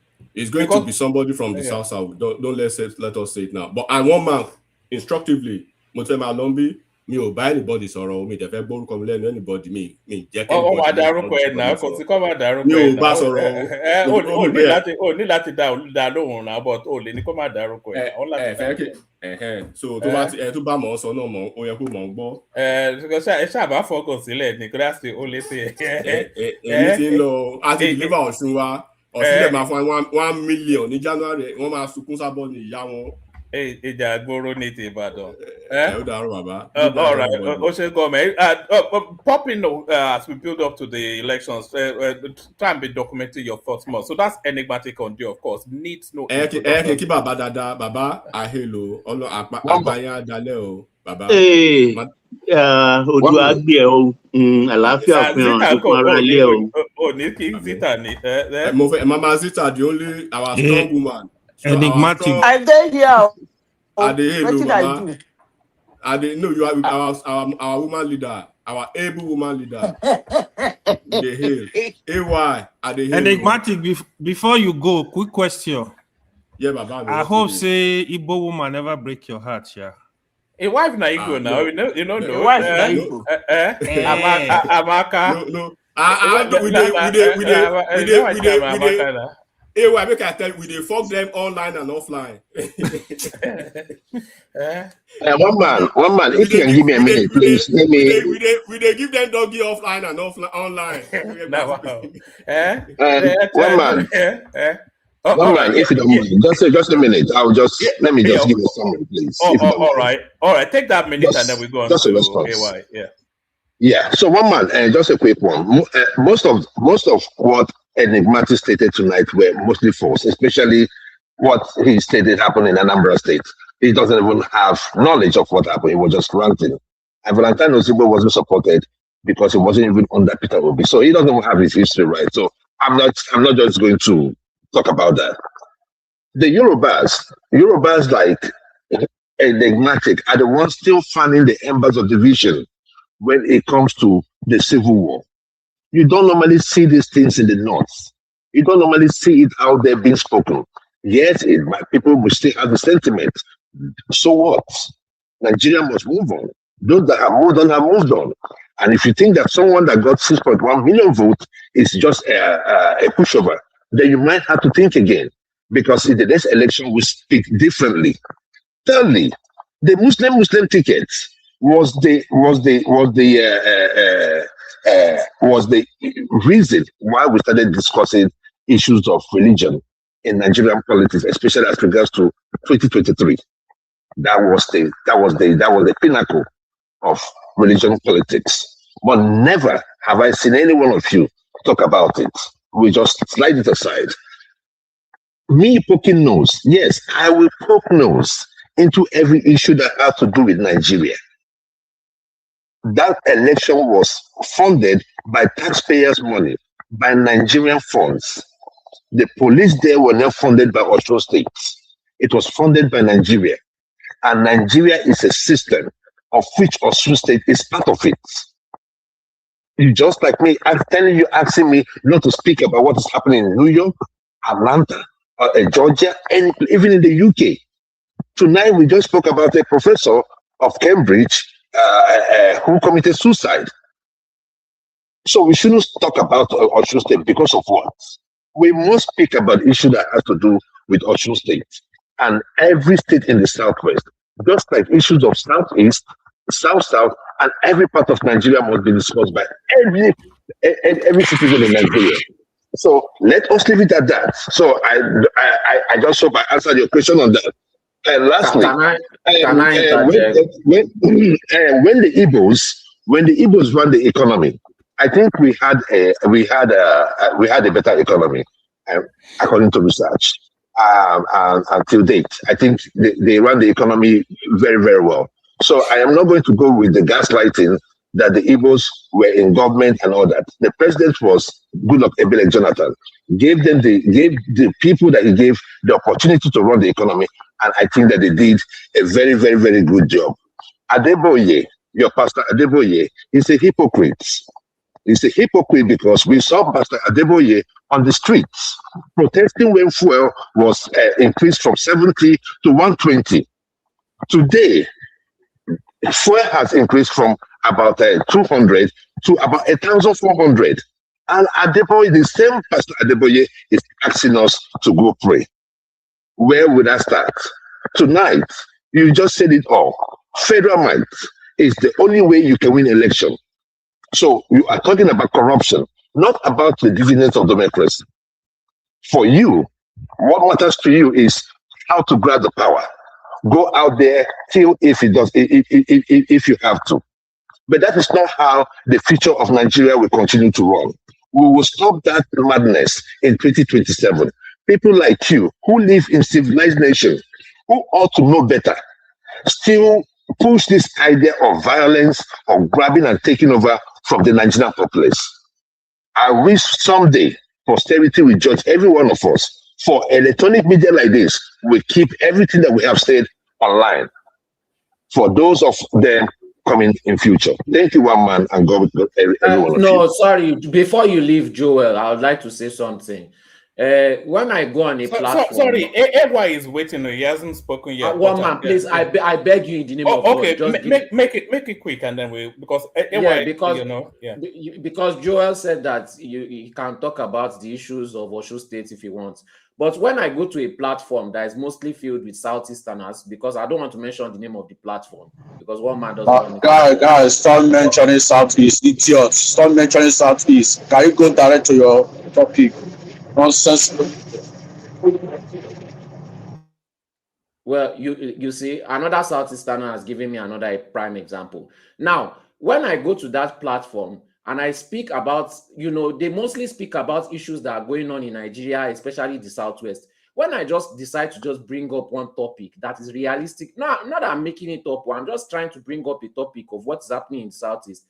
The whole comment section is usually filled for the next 5 minutes of them cursing my family. They curse me, they curse my mother, they curse my father, they curse my sister. And you see, I've not even gotten to my topic. You can see another Southeasterner, even on one man's platform, I started cursing me. He doesn't even know what I'm going to talk about. He just cares that I was going to speak about the Southeast.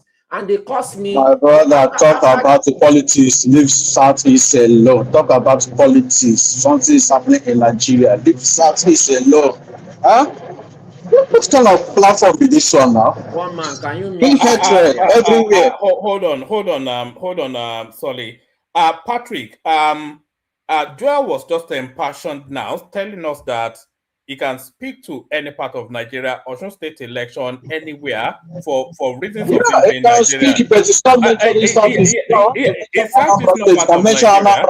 Stop mentioning Southeast, please. You can mention Anambra State for Imo State, for Enugu State. Stop mentioning Southeast. Please, okay? Can you just hold on? Is Southeast not part of Nigeria? Is Solly not a Nigerian? As Joel argues excellently that he has every right to speak about Osun election, then we extend that established thing. Yes, he can speak about Anambra State. Just hold on. Stop mentioning Southeast. He can speak about whatever he likes, so long as it pertains to Nigeria. He can speak about the North, the Northeast, the Northwest, the South-South, the Southwest, just like Joel has established the standard just in the last pronouncement. So we extend that courtesy to Solly. Solly, anyway, I come up here because of that stupid man who speaks last. Don't call him names now. Please, all right, Solly. One man, please, can you mute that miscreant? So, Jewel of Nashville, I hope you've seen an Yes. example of when we try to just, he doesn't even know what I'm going to talk about. He has already started cursing me. It remains small for him to start cursing my family and everybody that I know in this life.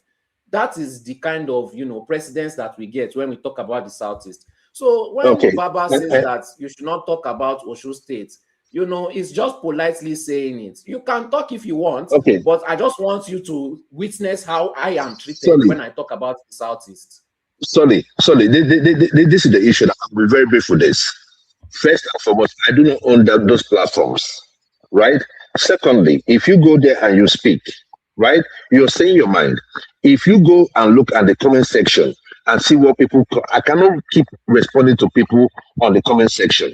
I only look at the actors on the platform and I refer to them. And if they want to cross me out, sometimes it's kind of a havoc in here too. So I'm not going to say here, right here, we are about 9 of us. One person comes in and says something to you, and you say it's the Southeast. It cannot be that way. I'm also from the Southeast, and I believe that in those platforms that you went to, people on the platform did not attack you, or probably they wanted to engage you based on some things you said. They attacked me. They purely attacked me. All right, it's a normal thing. It's a normal thing. But stop responding to people on the comment section. Don't bring beef from another platform here. That's one. And then the second thing is, Joel is exactly right. You can't battle the comment section and battle on the screen as well. It just drives you nuts. And then if the comment section see that they can trigger you, they will never relent now. They are like Twitter space. Now, once you show them that they got at you a little bit, they will just be coming. It's just, they will just devour you. But, let's hear from AY, who's been waiting patiently for his turn. AY, fletch yours. One man, it seems you plan me today. I don't plan you. That's why they go. You don't want me to speak, but no vex, I beg. Where is Remy? I'm actually looking for Remy today. Remy is actually in the background. Maybe let me actually shuffle. He's listening to me. Let me shuffle Patrick for Remy. I'll be hearing him running. I'll bring you back, but let me shuffle you for Remy. Yeah, go on. I'll be hearing him running his mouth as regard to Osun election. I really wanted to hear from him today. We can't hear you well, though. Maybe it's me, AY. Sorry about that. Is it you? I don't know. I think it's Baba. I think it's Baba. It's quite lucid here. Maybe it's mine, this thing. Yeah. Okay, go ahead. Okay. Sorry about that. Okay. Yeah, as regard to your Osun election, sincerely, I really, really love Baba's submission on that election. I think, you see, what we need to learn from Osun election, when the people are determined, there is nobody that can rig election, actually. It's when people are not interested in an election, that is where it becomes very easy to rig an election. That's what you just see in Osun election. The Minister of, is it Blue Economy, Oyetola, the former governor, he wanted to try his power. The truth is the people are not with him. The three election, he literally lost all the 3 elections, to be honest. Even the one they pretended he won was rigged. Was rigged for him. And I think I love the confidence of Adeleke. I think he knows his onion. Politics is local. So that's one thing we need to know. So I also love the position of the president. It's not everything you try to fight. They would have quietly allowed Adeleke to decamp to APC instead of wasting this money, unnecessary killing in this election. You could have used the money to help the people of Osun State, allow Adeleke to move to APC. It was popular, but I think I will blame it on Oyetola. I think he thought he had the people with him. Unfortunately, he does not. The other person that actually disappointed me was Aregbe. Yeah, Aregbe, some my friend go say, yeah, Moki fi job now because trees too near. Separate the trees and see if Moki can jump. That is what just happened to Aregbe. So Aregbe, yeah, he thought he could have been able to work with one of the candidates either APC or Accord Party. To be honest, it was I know very well he was unable to fight, man. He does not have the people with him. I think it's just the How many time votes of did he get? How many votes did he get? I forgot. It's his fight. This start third. 17,000. Yeah. It's 1,400. Wow. No, 17,000. You know, I have the list now. I have the list here now. Yeah, you check know. your list. It's 17,000. Sorry, yes. Adeleke got 511. Ambo yeah, got 444. Sorry, it's 17,000. It was Shore that got 1,400. You know, the honest truth about politicians is sometimes they overpraise themselves, to be honest. The truth is I know some standalone politicians that can actually make big changes. Some politicians, they just need the support of others to perform. They need to lean on people to perform.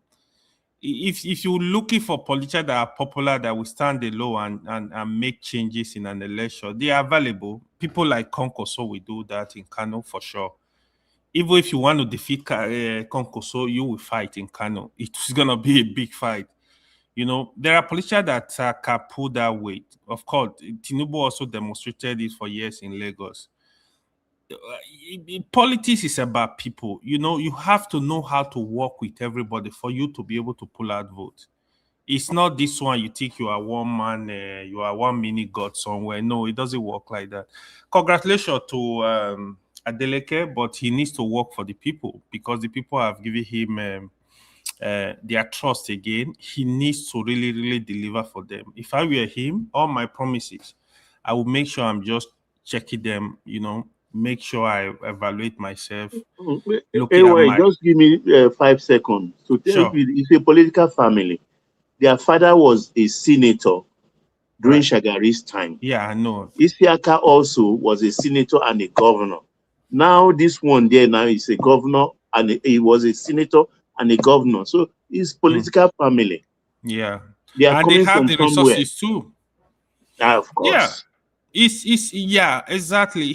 They need to work for people. Look, the secret is this. If Adeleke can really deliver for people, the trust is there. Trust me, tomorrow if your son is coming to contest, people will vote for him again. This is the honest truth. This has happened in Canada, where the former Prime Minister of Canada was, the father was once Prime Minister. Because of his goodwill, people voted for him. He was young, he was just a classroom teacher, and he ruled Canada for 10 years. You see, this kind of stuff really happened. You know, you have to make use. It's just that the greed of our politicians nowadays, they don't care about the people. You don't need to steal all the money in a state for you to show that you were once a governor. Try and work for the people. The people will love you. It's just the honest truth.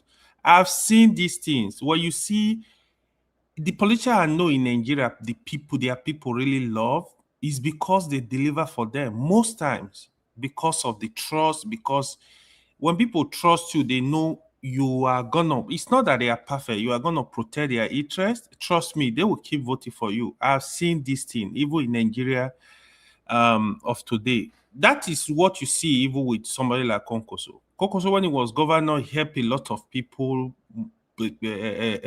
sponsor a lot of students to abroad. You know, it doesn't give money. Go ask anybody in Kano. Konkoso does not give money. That is Konkoso popularity. That's why the ordinary people are always with him. When he move, they move. This is what happened in Kano. Then the other issue I wanted to discuss that I was a bit disappointed at almost all of you is the issue of El-Rufai. Somebody stated that the bail condition were unattainable. People were denying it. Why are we denying it? You see, my fear for Nigeria, I hope one day we will not wake up, we will not have a country. We have to have rule of law. We don't need to like people before we speak for them. That's the Nigeria we should be yearning for, because the man in power today will leave power. Tomorrow, if you are not careful, El-Rufai that we are talking about was in power yesterday. Today is suffering. Malemi was in power yesterday. For me, he was mini God. Today is suffering. Emefiele, same. Same will happen to the people in power today. Tomorrow, when the table turn, I'm sure you guys will also start. What is happening with El-Rufai? In fact, those are not big conditions. They are ransom, actually. The court are demanding for ransom, not big condition. How do you expect for part of the condition was 200 million naira bond? The surety will provide 200, like some as well, 200 million bond, level 17 civil servant with a house in a GRA in Kaduna. In the case of Abuja, with a house in the top area in Abuja. Where do you expect civil servant to get that money? To the extent that the worst one that was really weird, they said the surety must provide verification certificate from the Kaduna Council of Chiefs. Are you kidding me?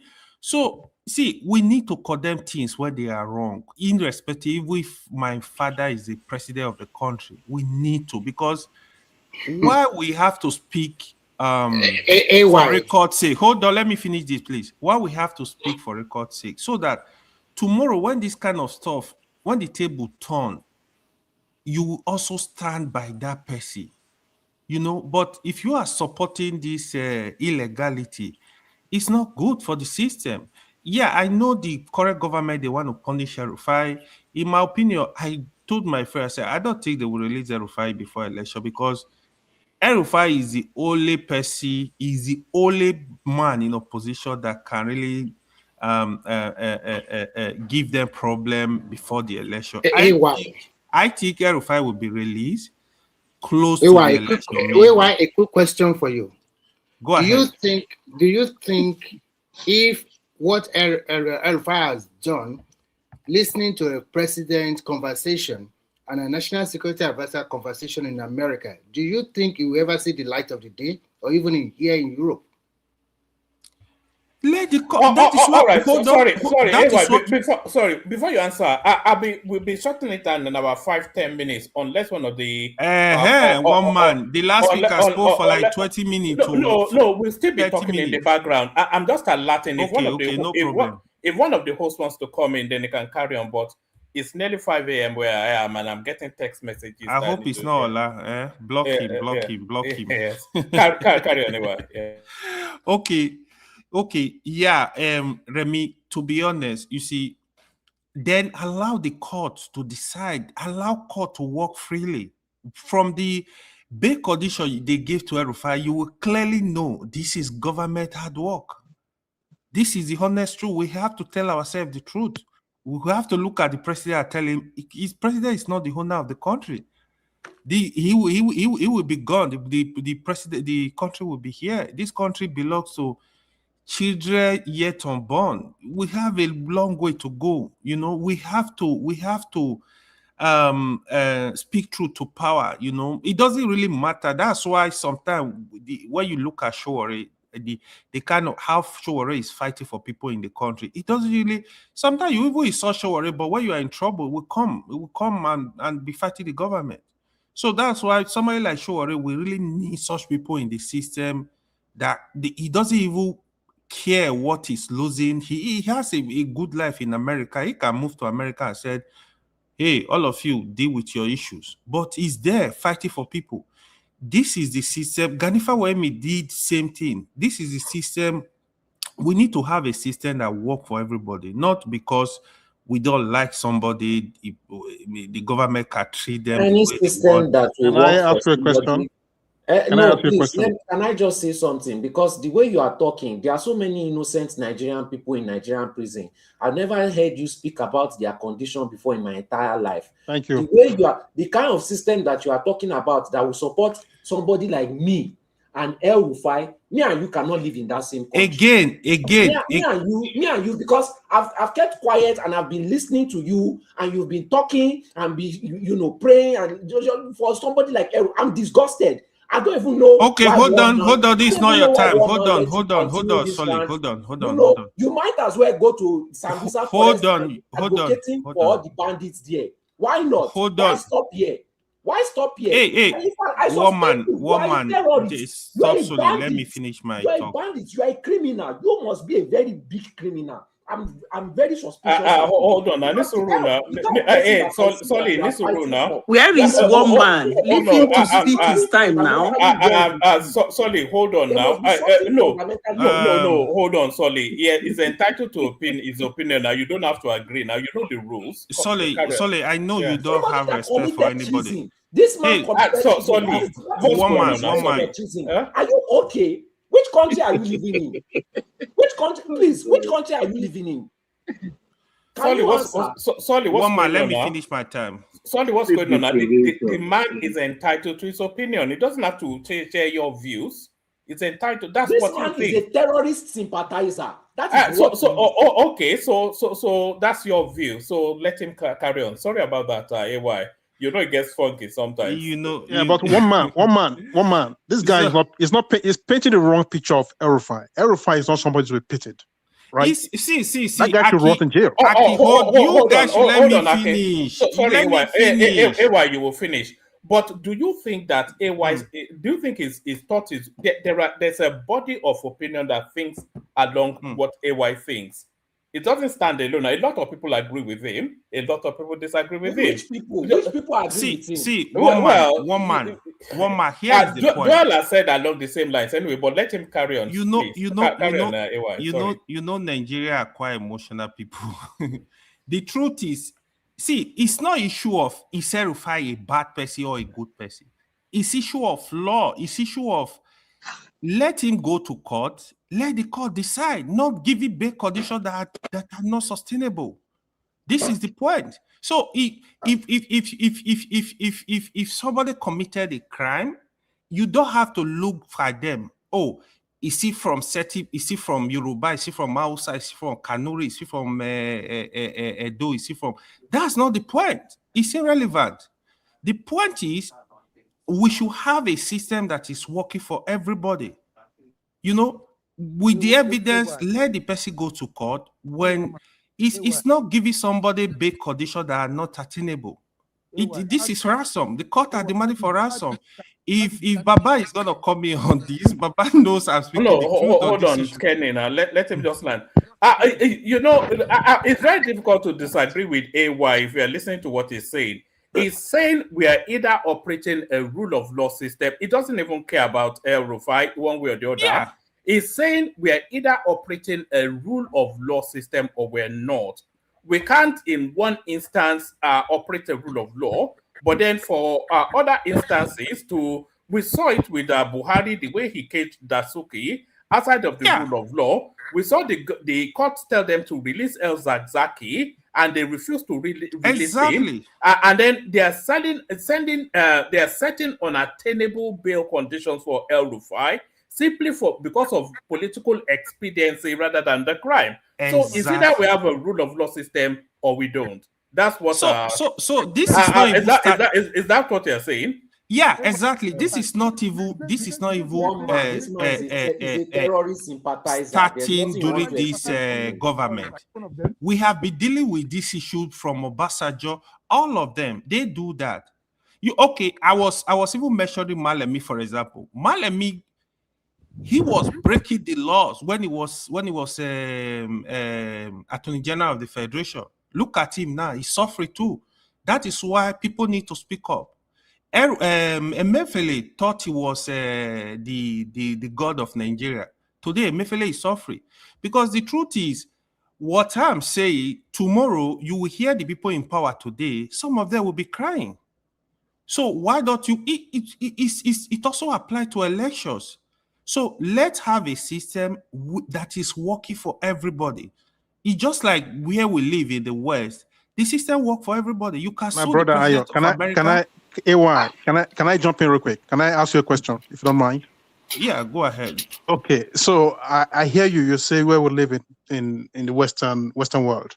Yeah. I'm telling you right now, if El-Rufai, if he had taken the route of negotiation, right, negotiating with governments, they will have listened to him and. Absolutely, I agree with that point. Yeah, you have a point. We know this. but his ego will not allow him.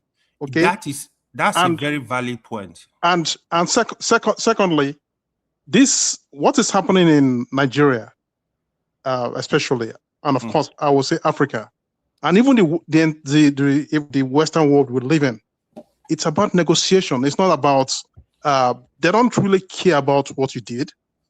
Okay, if you don't negotiate in the proper way, they will still give you a hard time.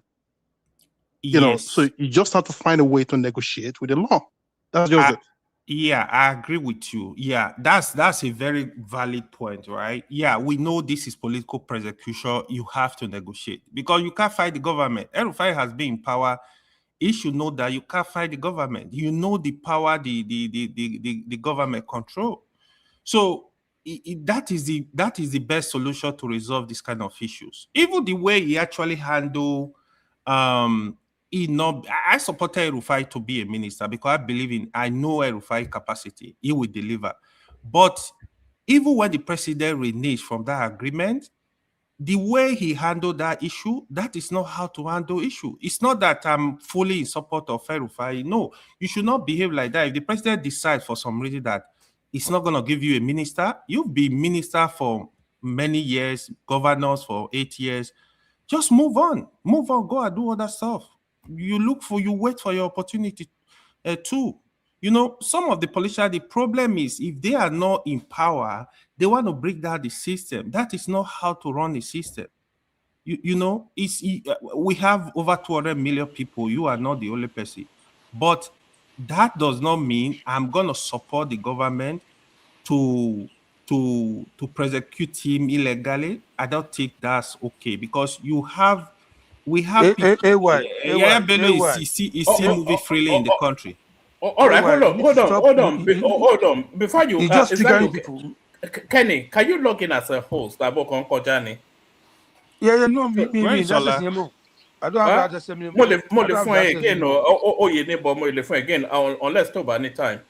Yeah. Give it to me now. All right, send me the email address because I need to come off the Kenny. On WhatsApp. Yeah, on WhatsApp. All right, sorry, carry on. Yeah, let me do it. I was going to shut it down, but if you're here, then you can. Yeah, carry on. Yeah. I think I will just head it there. Let's other people continue. Thank you, Woman. Okay. No, I think they want to press you. I think Remy wants. Who is that? Remy? No, I don't want to press him. I don't want to make my own submission. I'm here for Remy now. Let him start. Remy, I want to make my own submission. AY is a terrorist.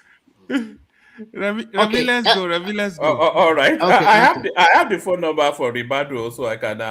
If AY is a terrorist, then I can forward his details to one man. Okay.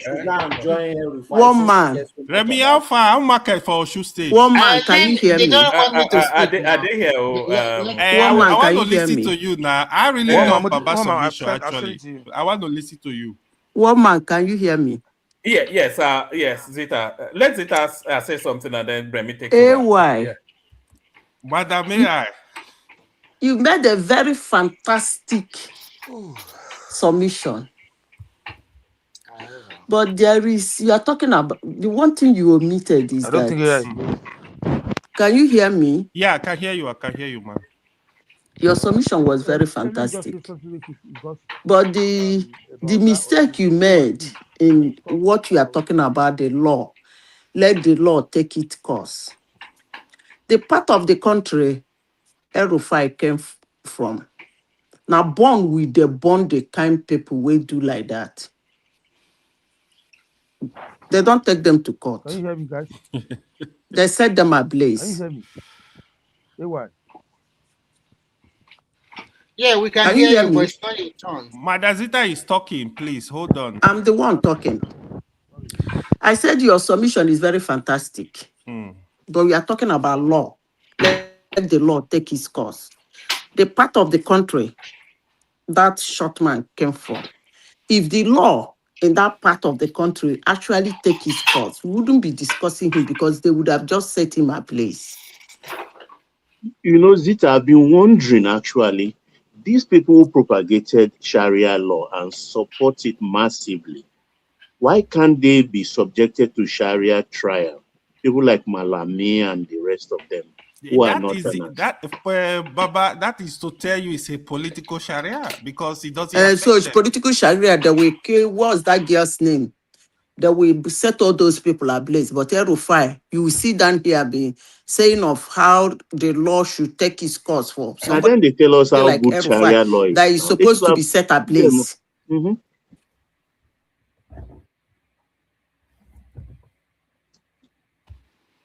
All right. The Kenya I wanted to hand over to, he has dropped now, so we may well just end up in the back. I'll give you 5 more minutes, and then anybody that wants to carry on listening to the conversation. Yeah, one more. Can I come in? Can I come in? Guy, you cannot come. It's my turn. So why do you say you cannot come? Just come in and it starts to do that. So anybody that wants to come in, you can come in now because I want to say. So anybody that wants to come in now because we may well shut it down in hold on, Zita. Let me just in case we don't have a moderator, we'll shut it down in about 5 minutes. So if you want to come in. You don't have to come on the studio. You can stay in the background if you want, but in about 5 minutes we'll be shutting it down. Where is Ola now? Ola said it's not available. Simba not to be reached. Chioma. Chioma is still on strike now. You know Chioma. Who else? Two Niger is not around too. You're supposed to be a host by now. You are always here now. You should make Mazazita a host now. Even Baba can host. Baba, I know it's timing. I day by day that abuse me. Already I do. You know they're sorry for me. Sorry for me. Can I come in? Can I come in? No. Hold on. It's not your turn. All right. If Remy now, Remy cannot host. Let Remy host now. No, I can't host. I have a lot of things to do. I'm sorry. Let me acknowledge Tokwe O super chat. So that's the super chatter for the day. Let's see if Kenny is. Oh, all right. Kenny will take it over. So thank you, everyone. See you tomorrow. Kenny, please shut it down when you're done. Remy, floor is yours. Okay, no problem. Okay. Hello, everyone. First, I will say congratulations to the Adelekes. But if I may say the truth, this is just a planned election to favor the Adeleke as the governor of the state. And I think kudos should go to his sorry, Remy. Sorry, Remy. Anybody that is not speaking, please make sure you are muted because there's a lot of background interference. So if you are not speaking, please. Don't worry. Kenny doesn't take prisoner. You will deal with it's even Kenny. It's Kenny that is crackling in the background anyway. But yes. Let me mute it. All right. Sorry, carry on, Remy. Yeah. Okay. So I think congratulations to the governor, and I also say a big congratulations to his elder brother Adeleke. It's a planned election, and I think the agreement is to see that the president says, okay, I'm not going to interfere. I left free and fair election, and voila. But I also think that because the way Omishore was treated before the primaries of the election and the way they disqualify him, I think he also paid them back in their own coin. And that is why the difference you see in that vote is the vote from Ife. That a lot of people from Ife voted for Adeleke, and that is the difference you see in the vote. And a lot of you guys that have been thinking, because to me, when I do my own analysis and I see what is on ground, I don't see how Adeleke can win. And another thing is that because the president does not show his muzzle, to be frank. Let's just have a free and fair election. And you guys are talking about Osun people. I don't think so. I think money plays a big role. A lot of Osun indigenes were given 20,000 naira each, even before the election day, credited to their bank account. And the governor said it's just a kind of reward, palliative. That is what he called it. So he already bribed them ahead. And if you have been following the election of that state for more than 12 years now, you will see that the election is always tight, except the last one that he won. And the reason why he won the last one is that all cars are against Oyetola at that time. And from day one, the way Aregbesola gave them half salary, a lot of these civil servants have already swore that no matter what happened, they don't want to vote for APC candidates. And that is also reared its ugly head in the subsequent election that took place in the state. But one thing I would say is that it is a very good fight among the two political parties. And you can see that APC is present in that state. And I also can also say that because some of the stakeholders or the gladiators in that election, like Oyetola, who want to prove his point, sometimes politics is give and take. If they have allowed Adeleke to come in to APC that time, everybody would have smiled to that. But I like the way it plays out at the end of the day. So Adeleke will be their governor for the next 4 years. And to me, Osun people are not asking for many things. Just do one bridge for them and continue to give them the salary, and it's over. Because if it's about achievement, I don't see anything this guy have done in the last 4 years. I mean, something tangible or a legacy project that we can say, okay, this is what this guy have done. And he was quite even lucky that this time around, there's a lot of allocation going to the state. So he can play around with a lot of money. So, and that is what, and you know, Nigerians are emotional people, especially Osun people. Just give some people some money, paint the town red, and voila, you are there. But it's a good lesson for every politician that sometimes you don't show too much muscle and you have to carry everybody along. And I think Omishore play a big spoiler. But what I do not understand is this. Omishore you think Omishore supported Adeleke? Yes, because the difference in that vote came from Ife, and Omishore is from Ife. Yeah, so that what happened. Yeah, so, but sorry to AY, allow you to finish his thought now. Don't cut him off, please. Yeah, just don't worry. I don't know. Maybe you want to. Okay, so I wanted to say something. Yeah. You see, Tinubu is a shady politician. Tinubu play very dirty politics in Osun. Tinubu want to protect his vote in Osun State. That was why you noted one of the reasons why he stayed away from that. I'm still coming to that. Whether it's going to Remy, please. AY, can you not interject anymore? Let him have his time. And when he finish there, you can interject or you can have another thing. So I'm talking about Omishore at over 70 years old. I don't know his game plan because you play a spoiler in this election. Are you going to come back in the next 4 years and say you want to contest for this same election, or gubernatorial election for Osun by the time that will be 2030? Are you coming back to say you want to contest again? And you also need the support of all the gladiators that time. I think sometimes, even if you want to play dirty, sometimes you also have to look at your political future. Or maybe he does not care anymore that, okay, that is the end of everything. But the way it is now is that at the end of the day, I think the biggest person that will smile now is Tinubu. And I will tell you the reason. First, you already have over 400,000 votes in your kitty already. And Accord as a party have already endorsed Tinubu as their president. So even if Adeleke want to play some dirty game, there's a lot of things they can use against him. There's a lot of things the federal government can use against him that will make the people in that state to dislike him within 24 hours. So, because there's a lot of things, they have put their hands in the cookie jar a lot. And if they started picking people up one after the other, there's a way to, put him into proper perception and do the needful to complete the agreement they have among themselves.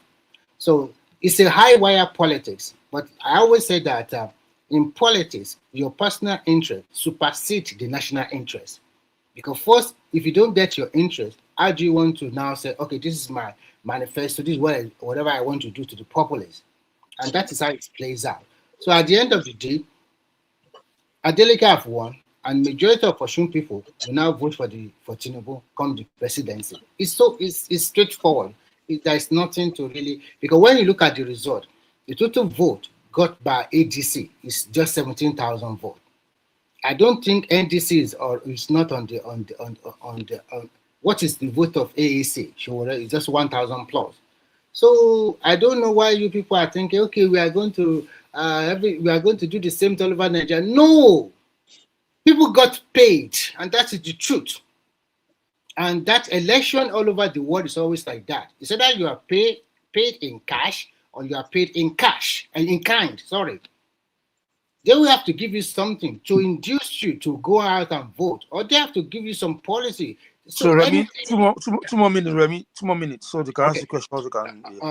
So So the way I see it is very simple. Instead of between the same house, and don't be surprised. Who knows? Adeleke might also cross carpet to APC even before January. So you don't know, maybe it's part of the agreement. So if you see that one come forth, don't be surprised. It's part of politics, okay? So congratulations to Adeleke again. What other topics do we have to talk about? All right, Erufai. Let me quickly talk about Erufai because I still have some few minutes. Hold on. Before you go to Erufai, let me I think who is that? Okay. Can you speak a little bit louder? We can't hear you clearly. You can't hear me clearly. No, it's okay now. It's okay now. It's okay. Okay. AY, are you there? No, let me finish first. I think he's not ready to ask the question. Okay, I just want to quickly talk about Erufai. I think what Erufai have done, if it's in a developed country, I'm telling you, it will never see the daylight anymore. You cannot be too cocky and too arrogant and too egoistic every time. And when AY was talking the other time, I was just laughing because this is government. Government is a continuum. And in government, there's always a lot of eye-wire politics. So because they did not pick you as a ministerial, blah, blah, blah, and then you started fighting with the government, talking freely until you talk yourself to trouble. Nobody pushes you. You talk it back. And even the interviewer, the anchor was telling you that what you are saying this, they said, no, it's true. We also monitor the NSA.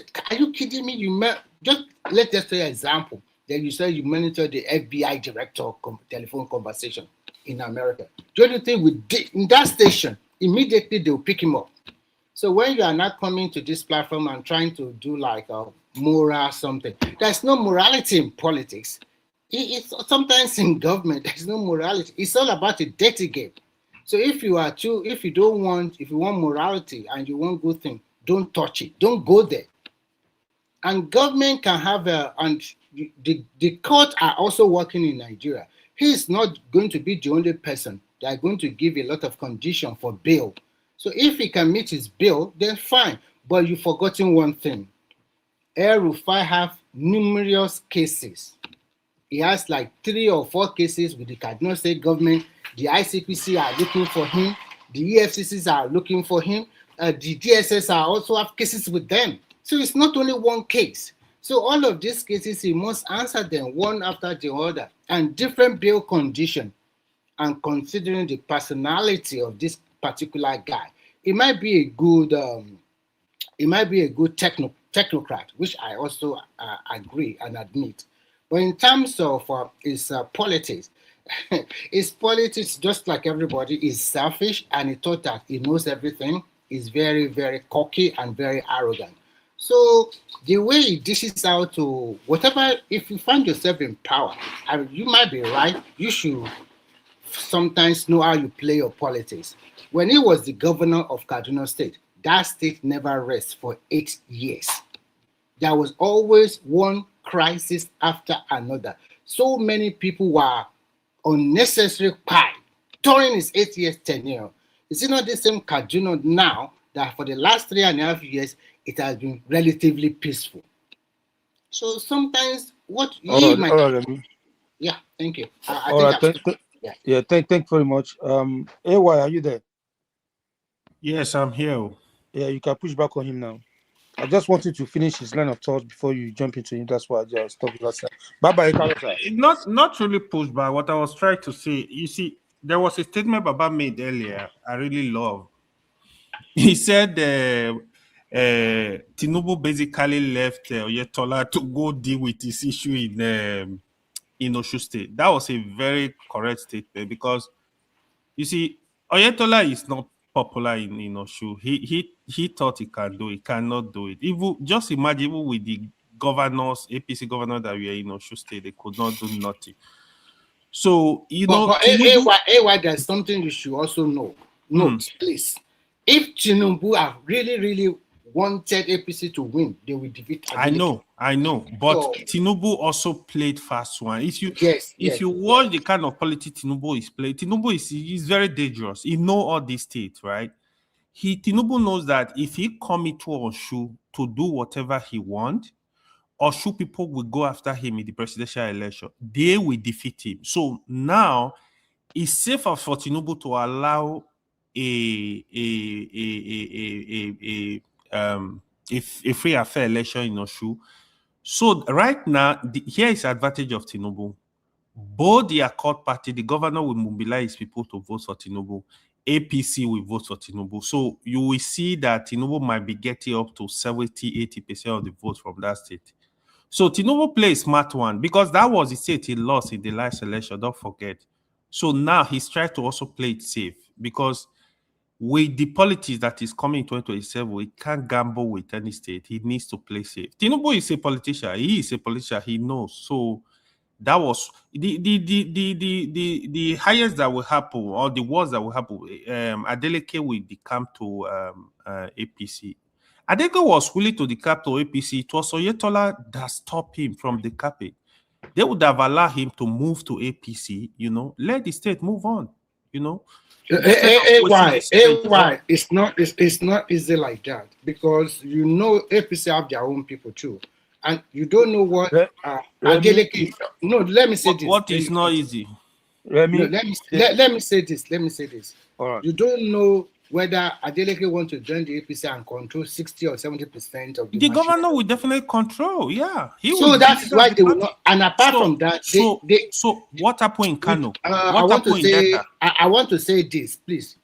I want to say this. In Yoruba politics or anything, there's always two big people fighting one another. Nobody most times they don't normally bet. Listen, let me finish. Let me finish this and you will talk.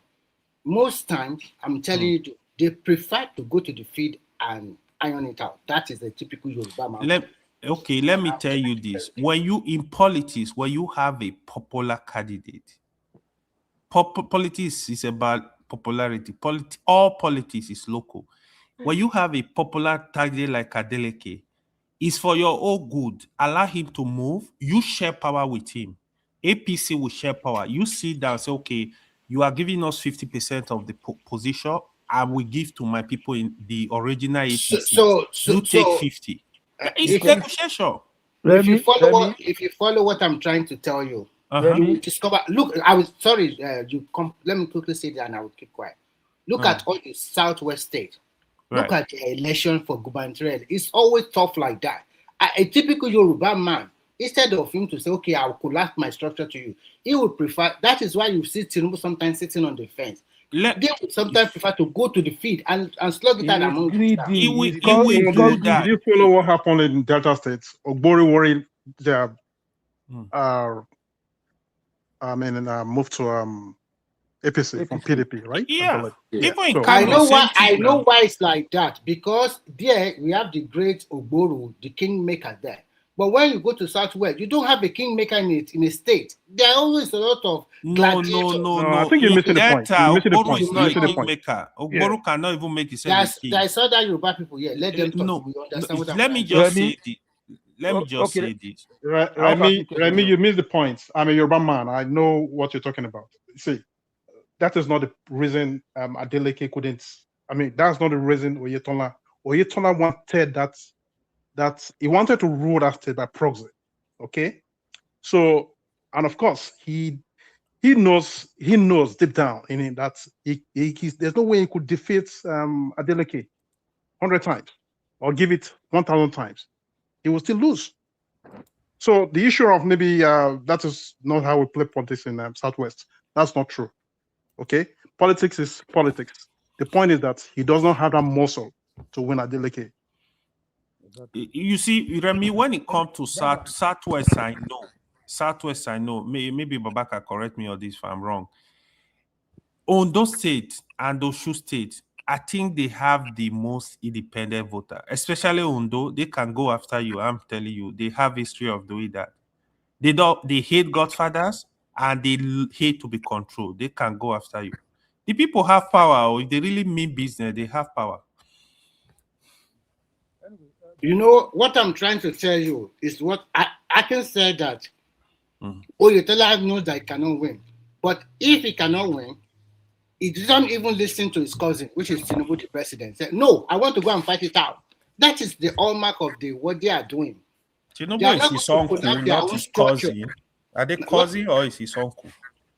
I don't know, whatever you call him. Tinubu is his uncle, yeah. Whatever you call him. So at the end of the day, you can see that even the margin of win is about 60,000. Let's assume Omishori have not played a spoiler. The margin of victory might not be less than 1,000. But it's so close. You don't. So you have to understand the local politics itself. So the gladiators are there, and have you ever said to Yoruba men fighting one another? He will never step down. He will tell you, I'm going to fight it out, even if he knows that he's going to lose. But that is why you can see in most of the Southwest states, you cannot pinpoint only one, this is the Godfather. Even as Tinubu is so powerful, they don't normally listen to him in other states. They will go and do their thing.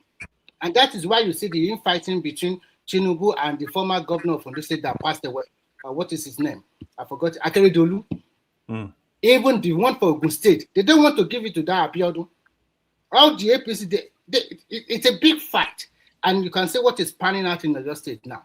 Sarafa Dinalin is the one chosen. But some of them are saying, no, they are still pacifying them. So it's a very high wire politics. They will fall in line. Politics is like that, to be honest. It's not, don't say that. But let me say, Remy, not only in Southwest. Not only in Southwest, politics is like that, but you have to learn to negotiate. You have to negotiate your way. You see, like in Oyo State now, except you just want to, winner take all. No. You have to work with those people. I even promise the commissioner, okay, I give you 2 commissioner positions. You have to negotiate power. Oh. Power is hard. You have to negotiate it. It's just the honest truth. You have to learn to negotiate power. All right, thank you very much. Yes, who's next person to speak? Baba, are you there? Baba, I didn't even know the Porter pick. No, I think there's Midwest there. Midwest have not spoken. Okay, Midwest. Mr. King, come back. AY. Hi. Akin have spoken. AY have spoken. Midwest. Good morning. Midwest, let's hear you, sir. Okay. I want to congratulate the people of Osun again, for the victory and, for Adeleke retaining his position as well. I think they've demonstrated their willingness to stand for what they believe on as a people. But however, my question to Nigerians is this. Now that the opposition has won, automatically it is not free and fair election.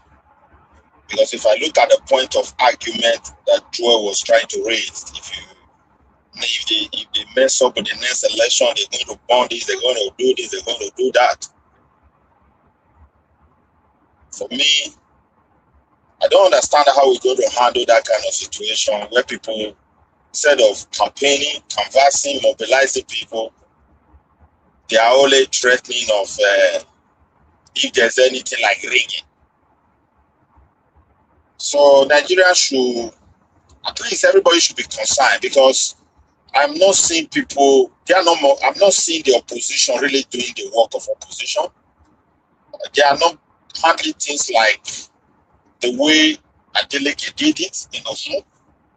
Rather, instead of looking into the people, they rely on accusation, preparation for false accusation, even trying to prepare results for themselves before the election. That is just what I want to put there. At least it should be an issue that we need to discuss. So everywhere is silent. Nothing like, oh, they ran the election, we're going to court, we're going to burn down Osun State, or perhaps we're going to burn down Nigeria, all those kind of rhetoric that doesn't help anybody. I think the opposition should learn from this one, because it's not just accusing people forcefully, but go and mobilize. And that's what I have for those who are saying they want to burn Nigeria, they will destroy Nigeria because if Tinubu managed to win the next election or this and that. You better go and campaign, because the man himself said, I will support Tinubu.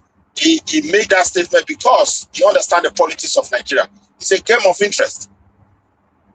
He has won, and he's going to support the president from opposition. That's a clear message. Because the opposition, they are not ready.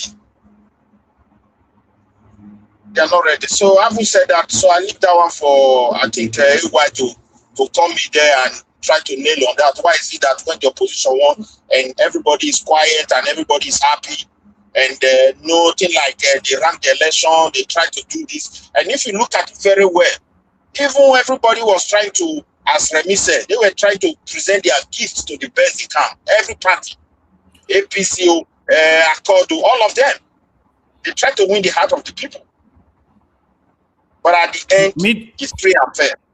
So I want us to relate it to if tomorrow APC won any election, why must it be that they ran the election, they ran the election, they ran the election? Me, I don't understand that. I want everyone to also come in there and comment on that. Midwest, your point is very, very valid. It's very correct. You know, it's emotional. So the party is power always take the blame. It's normal in politics. What you said is actually true. Even me, like, I don't have dog in Osun fight, to be honest. I don't know any of the candidates apart from see them online. But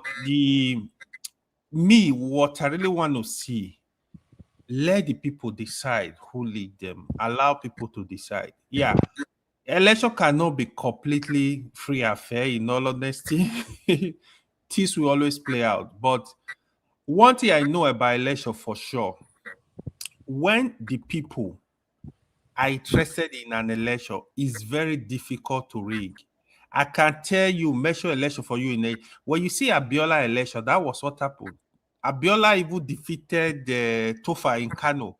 That's to tell you the power of the people. You Midway, you know what happened in Oshomole election in Edo? Because the people believe in him, how the people make sure they a whole and any lost election in his polling unit in the second election.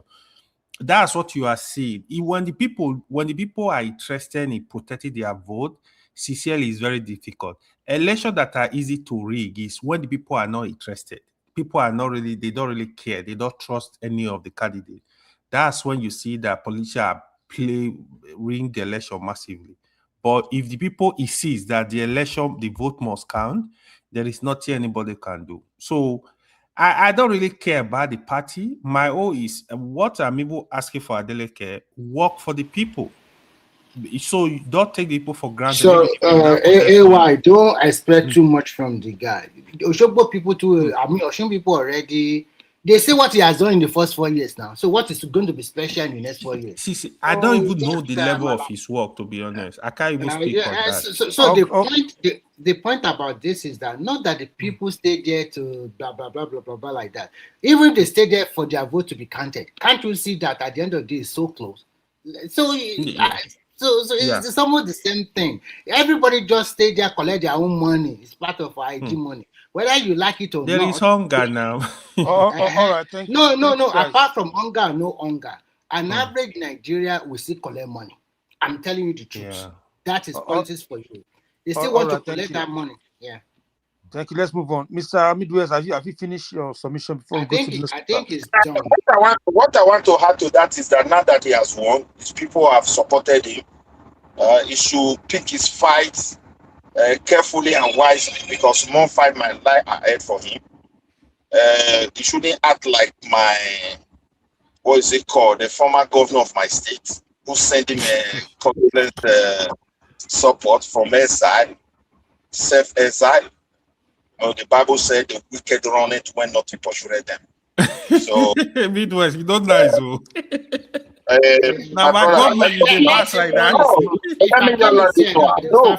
Why am I saying this? Maybe they also come and counter with this video. Look, somebody moved to another party. The chairman that went there with you today, who was a chairman in APC, is politically irrelevant. The chairman that received you is politically irrelevant. All those people that work with him, they are nowhere to be found. Those who stood for him. You understand me? So Adeleke should not make that kind of mistake. If fight is coming, choose it widely. It will definitely come because of one interest or the other. So that you also listen to shoot people and their cry. Don't just beat everybody. That's what I want to have there. You should not mind that Satan from that. If he loved politics, he loved Nigeria, he should come like Ghana. He should come down. Oshowore is there. Let me tell you something. Let me hold on. Let me please. Not We have running somebody else from that's not spoken. exile and I want to move on, taking please. glory for what he did not fight for. Thank you. All right, thank you very much. We have a new speaker, Mr. Laja. Are you there? Greetings to the great Kenny. Yeah, good morning, my brother. How you doing?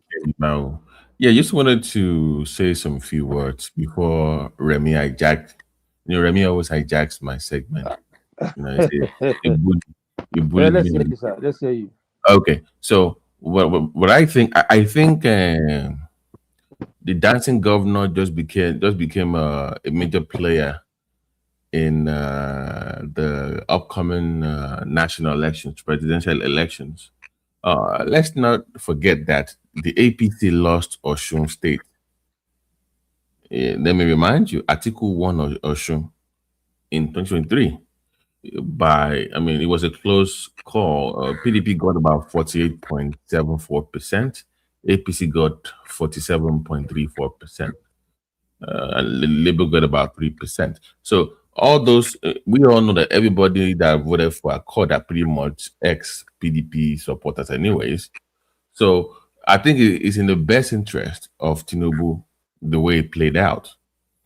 Because if Adeleke had lost, then the narrative would be that Tinubu rigged him out, and those 400,000 to 500,000 votes would then be up for the for I think more will be split between Atiku and Obi. And with the move OBJ has been making lately in Osun State, I saw him there today.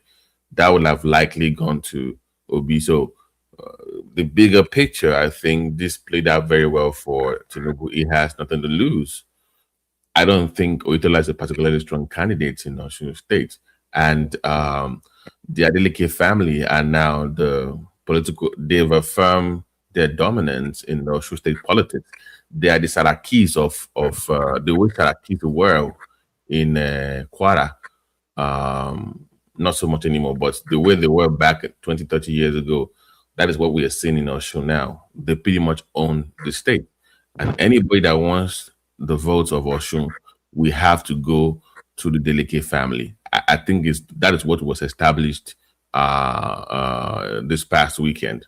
And I think for the presidency, I think they've made their deal, and Adeleke will also benefit from that. So it's mutually beneficial for the president, for Adeleke, for the APC, for the way it played out.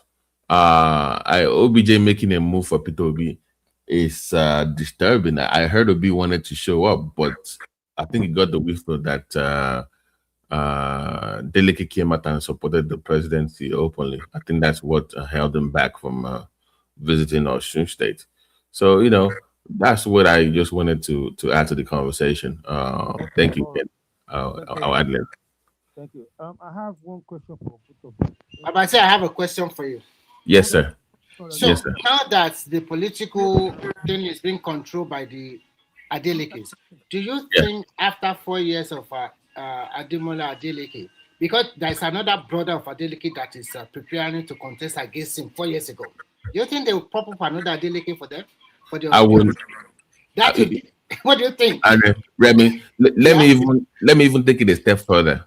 I would not be surprised if Davido runs for Senate in Osun State. I would not be surprised in the next 4 years. They pretty much own the state at this point. And it is not left to me. I would not vote for him. I would not wish him on that state, but I'm not from that state. If the people there want them for whatever reason, that is for the people over there to decide. So to your point, that might likely happen, and the people there would gladly vote for the family. And like I said, I would not be surprised if Davido runs for office 8 years from now. I would not be surprised. Mr. Raja, you see, you are wrong in a way. I'm from Osun State. That's my state. You see, what play out in that election? Your voice. Kenny, pick your mic. Okay, well, can you hear me now? Yes, it's loud. Okay, I have to put the mic. I have to put it close to my mouth. Okay. So what I'm trying to say is, it's not as if Adeleke is strong like that in Osun State, because I'm from there. What play out is the mistake of APC they overplay their power. And Adeleke have a sympathy vote as well. So that is what helped him. There are so many things that people sympathize with him. I mean with him for. For instance, towards the end of this thing, in that minute, they freeze the account, he cry out. That's sympathy.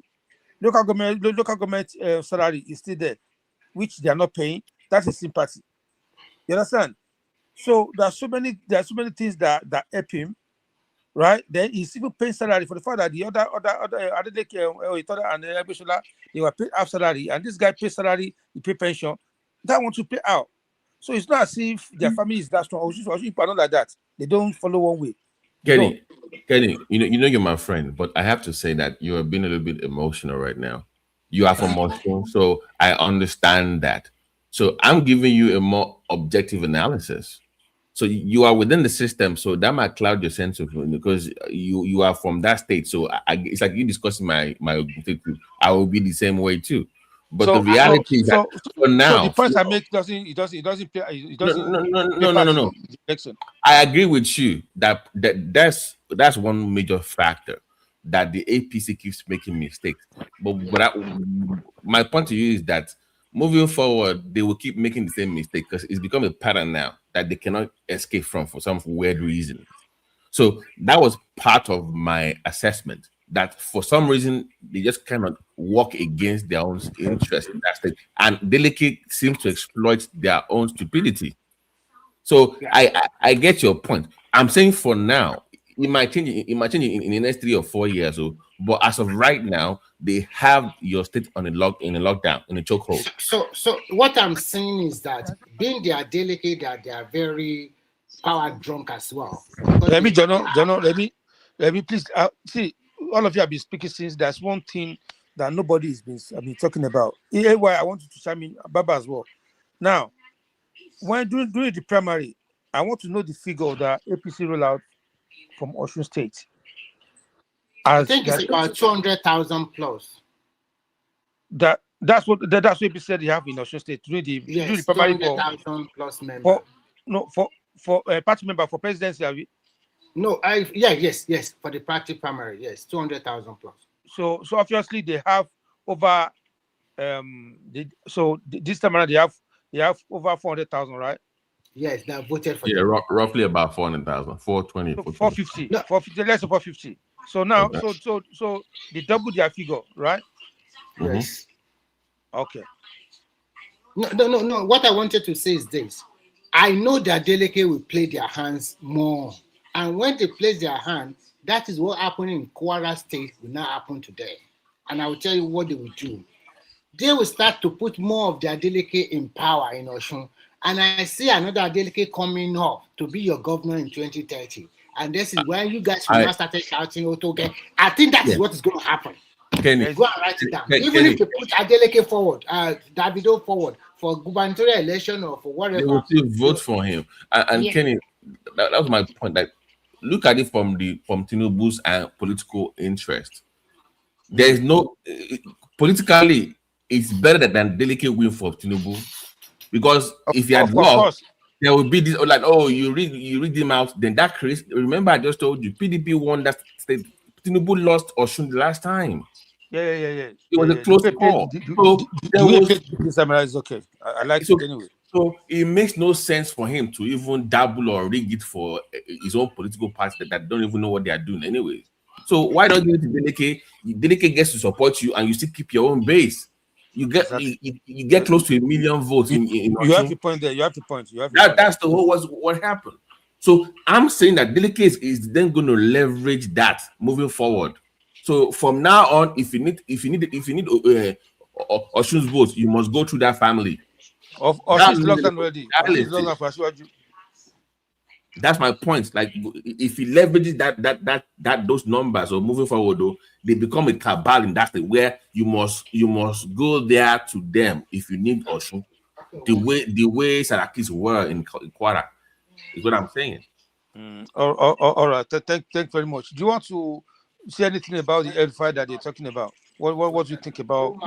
What is the update? Can you fill me in on? Yeah, AY is saying the way they put him in prison is not good. they should have given me an easy bailout and stuff like that. You know, I wouldn't even discuss. Let me leave the ethnic thing part out of it. The Fulani. Let's just remove that for a second. Kenny, just put yourself in Tinubu's shoes. You know, this guy helped you do it. I get that, but you know that time Trump was really we were at the bullseyes of the American government. The whole world was watching Nigeria, if you remember. So how can your so-called close ally that went to a different party come on TV, a major news channel, and say that is wiretapped the national security advisor of your country? He left Tinubu no choice. Kenny, what would you have done? What should Kenny, you tell me, what should you have Tinubu? Tinubu had no choice at that point. He had no choice. No, Kenny, you respond to my question. What would you have done? Of course. He left no choice now. You can't. You say where I was. Why are you there? Is there gone? You cannot say that. I think AY's argument, right, was the sincerity of government, the bail condition they gave to Erufai. I get Akin, my brother. No. I get that, but to my point, Trump, the whole world had their eyes on Nigeria at that time. Remember, it was the whole of they're going to come bomb or yes or no. So in that moment, the tension was really high. You can't just sit there on TV. They got you on tape, bro. You can't say that. You tapped. You know what? Do you even know what that means? It makes your country look stupid in front of the whole world. Like they can tap the Ribado's phone and get away with it, and nothing happens to you. They can't trust you in the West now. You're making them look bad. So Tinubu had no choice. One can even say it's for his own interest to save him from himself because he was losing his mind. Akin, come on now. Okay, Akin, you are the head of state. I'm your friend. I helped you during the elections, right? We very fallout. I go to a different party and I say, okay, I've been tapping Akin's phone for the past 30 years. What would you do, Akin? Of course, Bubble go show now. Exactly.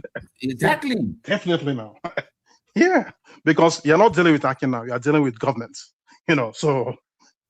Yeah, so that guy, I have no sympathy. No, there's nothing you can't. Come on, that was just a terrible move. I mean, that was so reckless for Erufai to have made that statement. I mean, that wasn't thoughtful at all.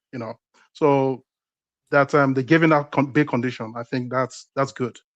Honestly, that's good because his pride or ego will not allow him. And I can do himself.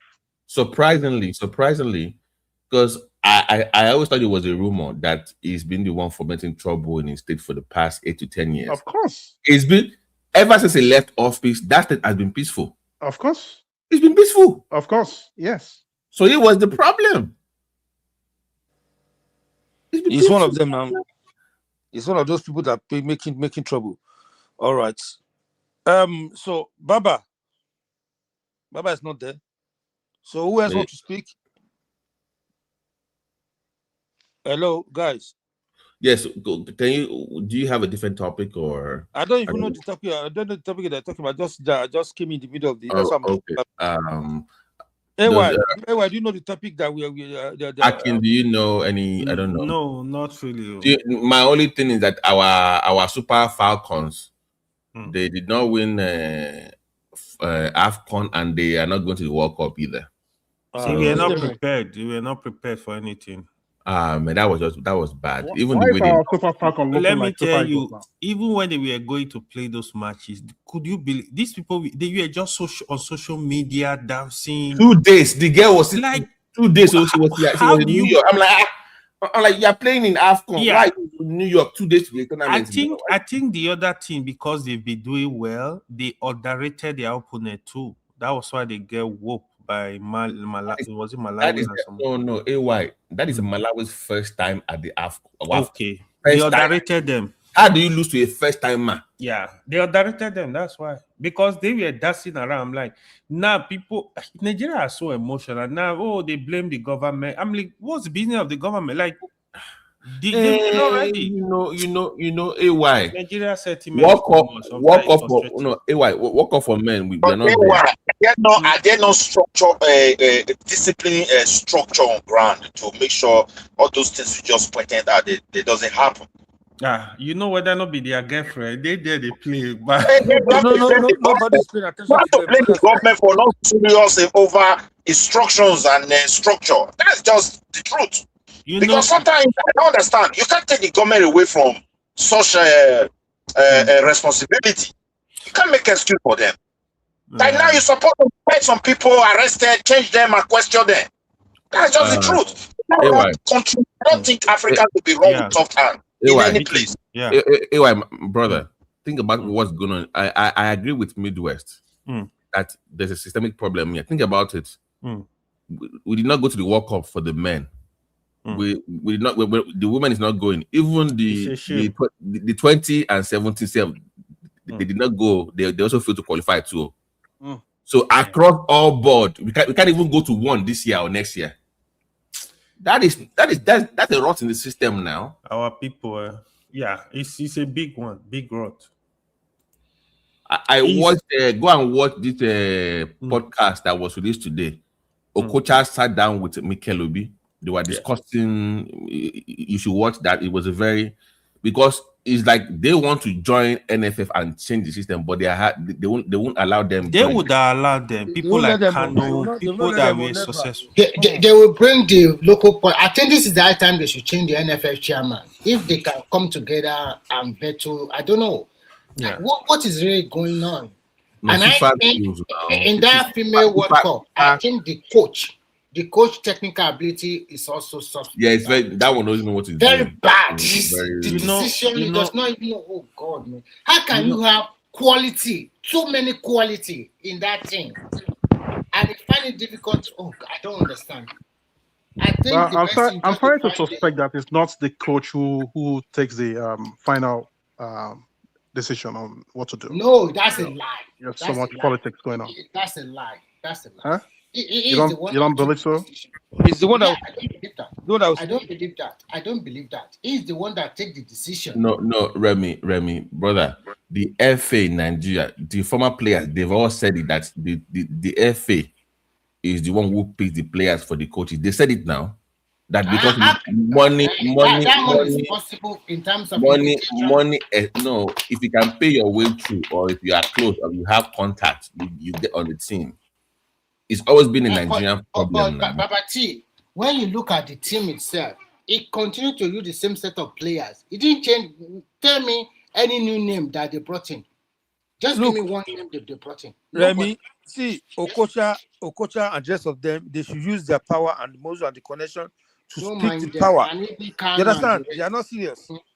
They are not. These people, they have connection now. Do you think? He said, Kenny. He said that he tried in. Apparently, they hired the Okocha in Delta State. Go and watch that. He said it was hired by Delta to change their football culture, but when he got there, he could not work with those people because of their mindset. He had to resign. Because it's like he can't work with them the way they think. It's about money, trouble. Go and watch that interview. It was he opened up about how he look at things work. He said he couldn't work with them. He had to resign. Yeah, but when it comes to federal, there's some steps that they can make. There's some things they can do. There's some people they can talk to when it comes to this thing. Nigeria is even worse than that local because Kenya, let us be honest. You know, when they create problem like this, they will make recommendation. The next thing that will follow is money. I don't know whether you understand. Let me clarify. So if you look at the structure, like government is just throwing money to people, and the oversight is very weak. And because of that, brother, before you continue, please, Kenny, in Nigeria system is different. You must be a member of a state board before you join federal. That's the way they set it up. Yep. You can't go to the federal. So you must be a member of the state FA first before you can even run for office at the federal level. Yeah. You see, Kenny, do you get it now? I got you. So that's the issue. We can't say, oh, I want no, they won't allow you. So but somebody can change. You see, if Tinubu really pay attention to that football or sport this year, Tinubu can change it. He can most his power. I say, I want to you see, that's Kenny. Sorry, that's the issue too, right? The president cannot be everywhere. To be honest, it's a mistake we are having. The president cannot be everywhere. So who is the minister? AY. So who is the minister? Who is minister of sport? I tell you, I don't even know. I'm telling you, honestly, even the minister of sport cannot change whatever is going on in the sport. No, but that's the job of the minister. They should have a strong institution, right? Yeah. That's even if someone who has zero knowledge about sport becomes the minister, okay, the institution will work. I agree with you. Nonetheless, that's it. You know, but if you go and bring what's his name? This guy. Try to remember his name now. In the 90s,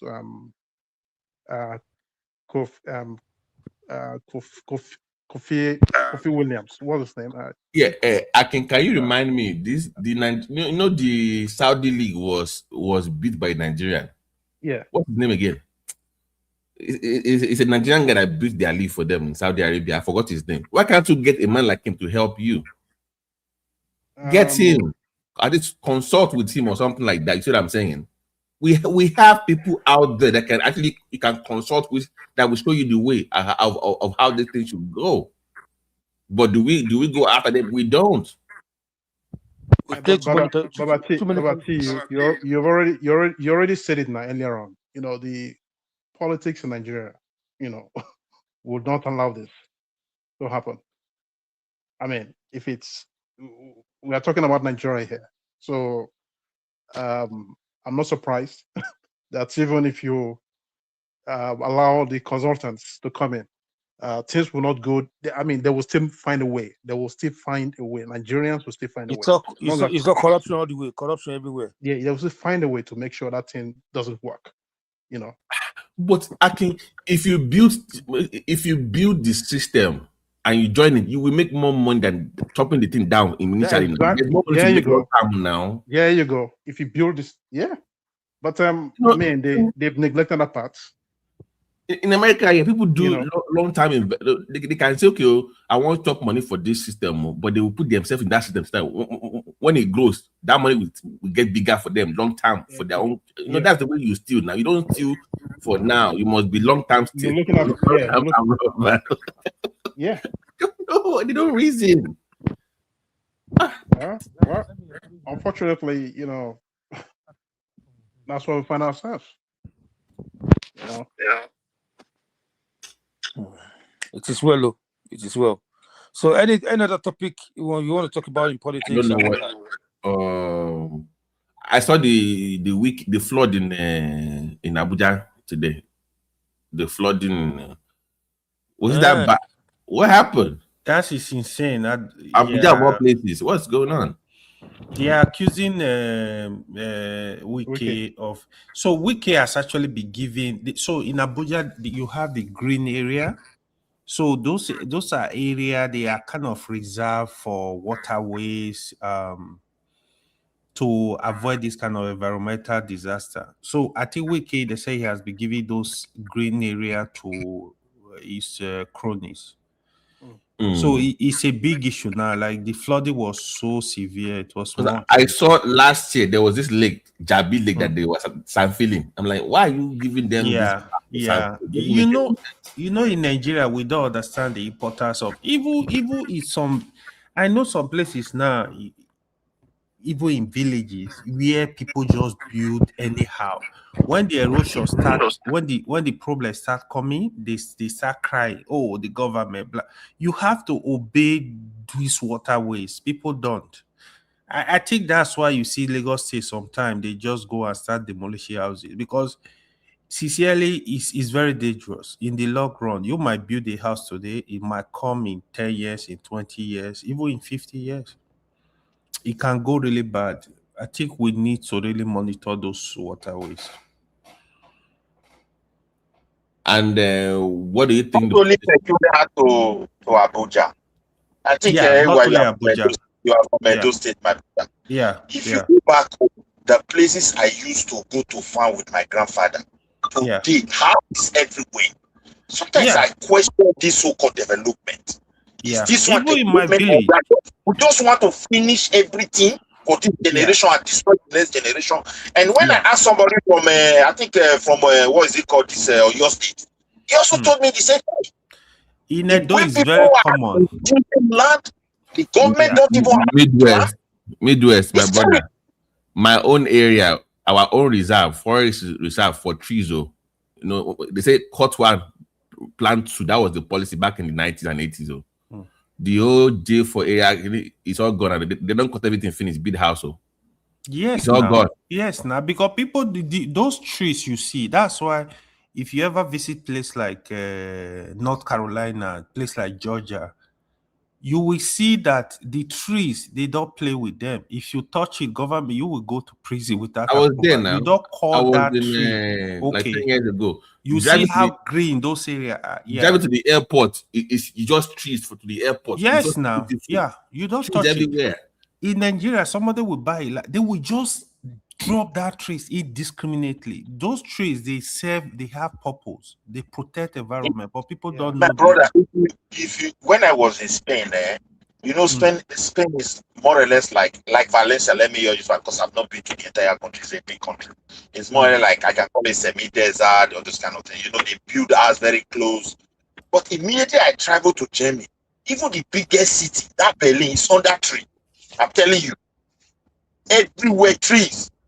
They still have space for enough trees inside the heart of their capital city, not to talk of the rest city. You understand me?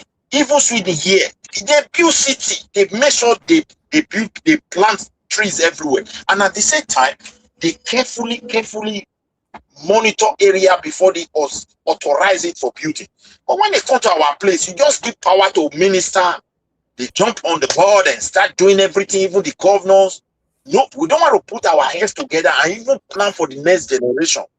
It's heartbroken because if I look at, I think somebody was even talking about, you know, this borehole that we used to dig everywhere, house to houses. That should be legal now. That should be legal. That thing is also another serious threat, but I don't blame the people. They must drink water. Even sock away should be legal.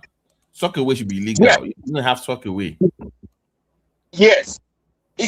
Okay, you see sock away. That thing is sucking all the water, waters. We don't even drain it to go and take it to the appropriate places. Think of it. I think it's just like we remain in that place they left us when they were colonizing us, at least bro, years, just to manage situation. Sorry, quick question.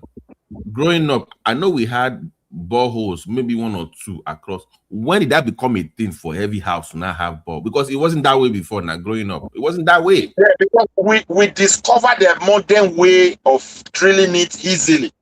You know, those days they need some big equipment to put that hole and being able to dig it and put the tank up. The technology wasn't as advanced as the one we have today, where just few individuals or 3 men operate something. The next 2-3 days, everything is done. You know.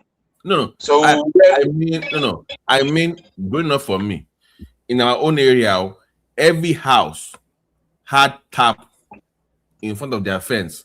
So you can be walking down the street, just branch by one and just drink water with your hand. Also enjoy it in a that is pipe of water. Isn't that what you're talking about? And everybody had tap. Now, if you carefully examine Nigeria, you will discover we are heading backward. But people don't agree. That's my pain. We grow up, we make carbon water, the government can pump water to some certain level till today. My brother, people still hire as a water board staff, but they never pump water. Bro, back then in my area, once you start having new area come up, that area they must have pipe. They will first give them pipe. They run pipe to that area for water. Number 2, they must have the NEPA will come and do the pole. Number 3, you must have women and primary care center there. That was how you determine how you now have a new development. But now people just build houses anywhere. There's no planning. There's nobody even design anything. So how do you run pipes over there? Who approved it? Nobody approved. I remember now. Once you have a new area coming up, they must give you all those things. Our money approve it for their money. No, that is wrong. Like in my own area, we know. Okay, in my own area, everybody knows the next coming up area. We know the next development. We know. Okay, that place is coming up. Now. We know it's going to come up there. Yeah, that's the way it was. Now it's bad there. It's so bad that it bent there that time. It was also like that, you know. So automatically everything changed. You can't even cut a tree anyhow. You cut, you must plant. You go to reserve to farm after like that season or something. You plant it with timbers and whatever. You understand? They were able to implement these laws. Even this public toilet you said now, this soccer way and all those things. I think they were having some group. I can't remember their name. That used to go to even villages to go and check their sanitation, to control those pit toilet those days, whether they have gamali. I don't know what they call that chemical. I think gamali or something like that. If I'm not, guys, I don't know. When it's 5 hours, I will shut it down now. For the latrines, they must put it in the latrines. They put the latrines. This is what I'm trying to. You have to put some chemicals there and make sure everywhere is neat to some extent. And then they were also mobile primary health care. You say when I say mobile, if somebody is sick, there are some vehicles that you can call. They come in and assist people. Mobile library. You are walking, you see vehicle, you can go inside and go and read book, spend some time as a student, go out from there and start going home. And nothing again. The citizens just growing up. We don't provide for them, but everybody just try to make it by themselves. And that's why we have well everywhere. If indeed water is being pumped, why should I go and be digging hole? You know? I mean, if you told me that. But quick question, Babati. So whose fault is it? The citizens or governments? It's planning. It's the government. For me, 100% government. I don't see the citizens. Wait, Akin. If somebody told you that 20 years ago that pure water will become a business, would you believe? Honestly, come on. Back then, it was everybody drink water now from pipe water. Nobody thought pure water or bottled water was a thing. You see what I'm saying? It's planning. It was planning. Yeah, every struggle we have it today, sincerely, what we're talking today, it started in the days of Babangida because the way the man ruled that country. But Midwest, all these you guys are talking about, do you think it's only applied to Nigeria? It's all Africa. It's all African country though. If you go to no. That's true. That's true. He's right in a way. Yeah. Wait. I may agree with you I may agree with you to some certain degree. English-speaking Africa, not all Africans, please. I'm just telling you the truth. If you go tell me one Africa that is organized apart from South Africa. Even South Africa, they are building houses like that as well. You see, you cannot. I don't know how to really put it before you. If you go to a place like Senegal, you go to Cape Verde. These are well-planned country. I'm telling you, they might not have money. You mean in the urban areas? In the urban areas? It's not a small country. The problem with this country is that they don't have resources. They don't have money. They are very poor, but yet they are well organized. They don't run things the way we run things, my brother. I'm telling you. 90% of African countries are like that. That's why. I think most of the French-speaking African. But I don't know. English-speaking Africa country is the worst. I don't understand why. So sorry guys. I'm because I'm having, man. I'm gonna get angry because I remember as a child in primary school back then. For excursion, we go to the water corporation. They will show you how the thing works now. Mm-hmm. Oh, this is how it comes from. Yeah. They will even give you their future plans.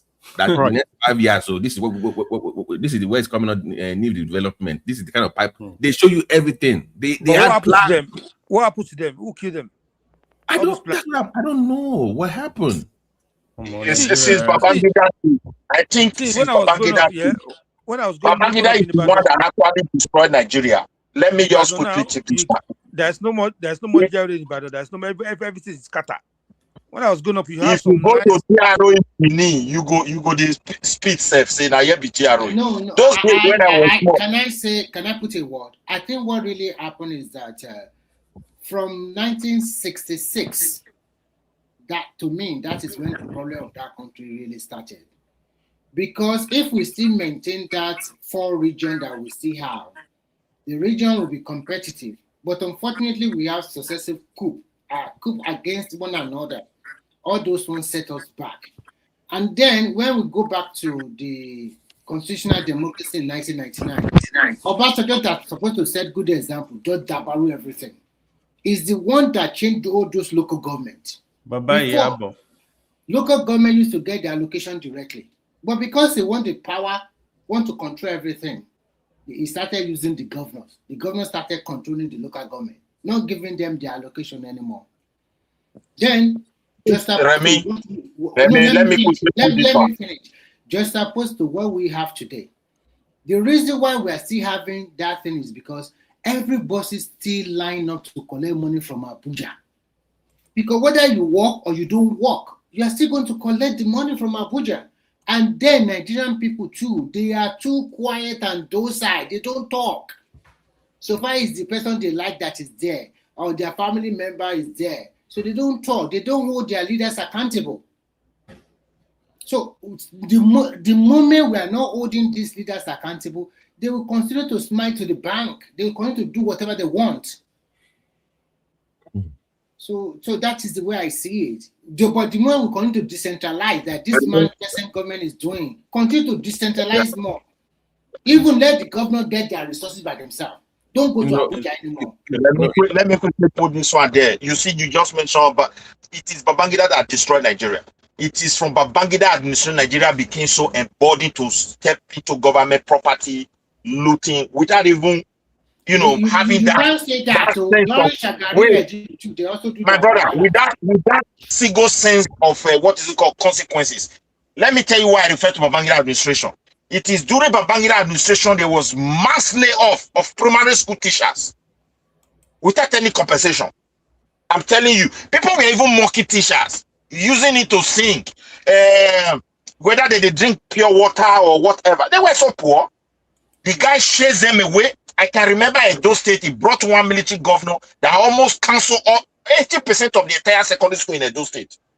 Even Ekboma University was a target for that man that time.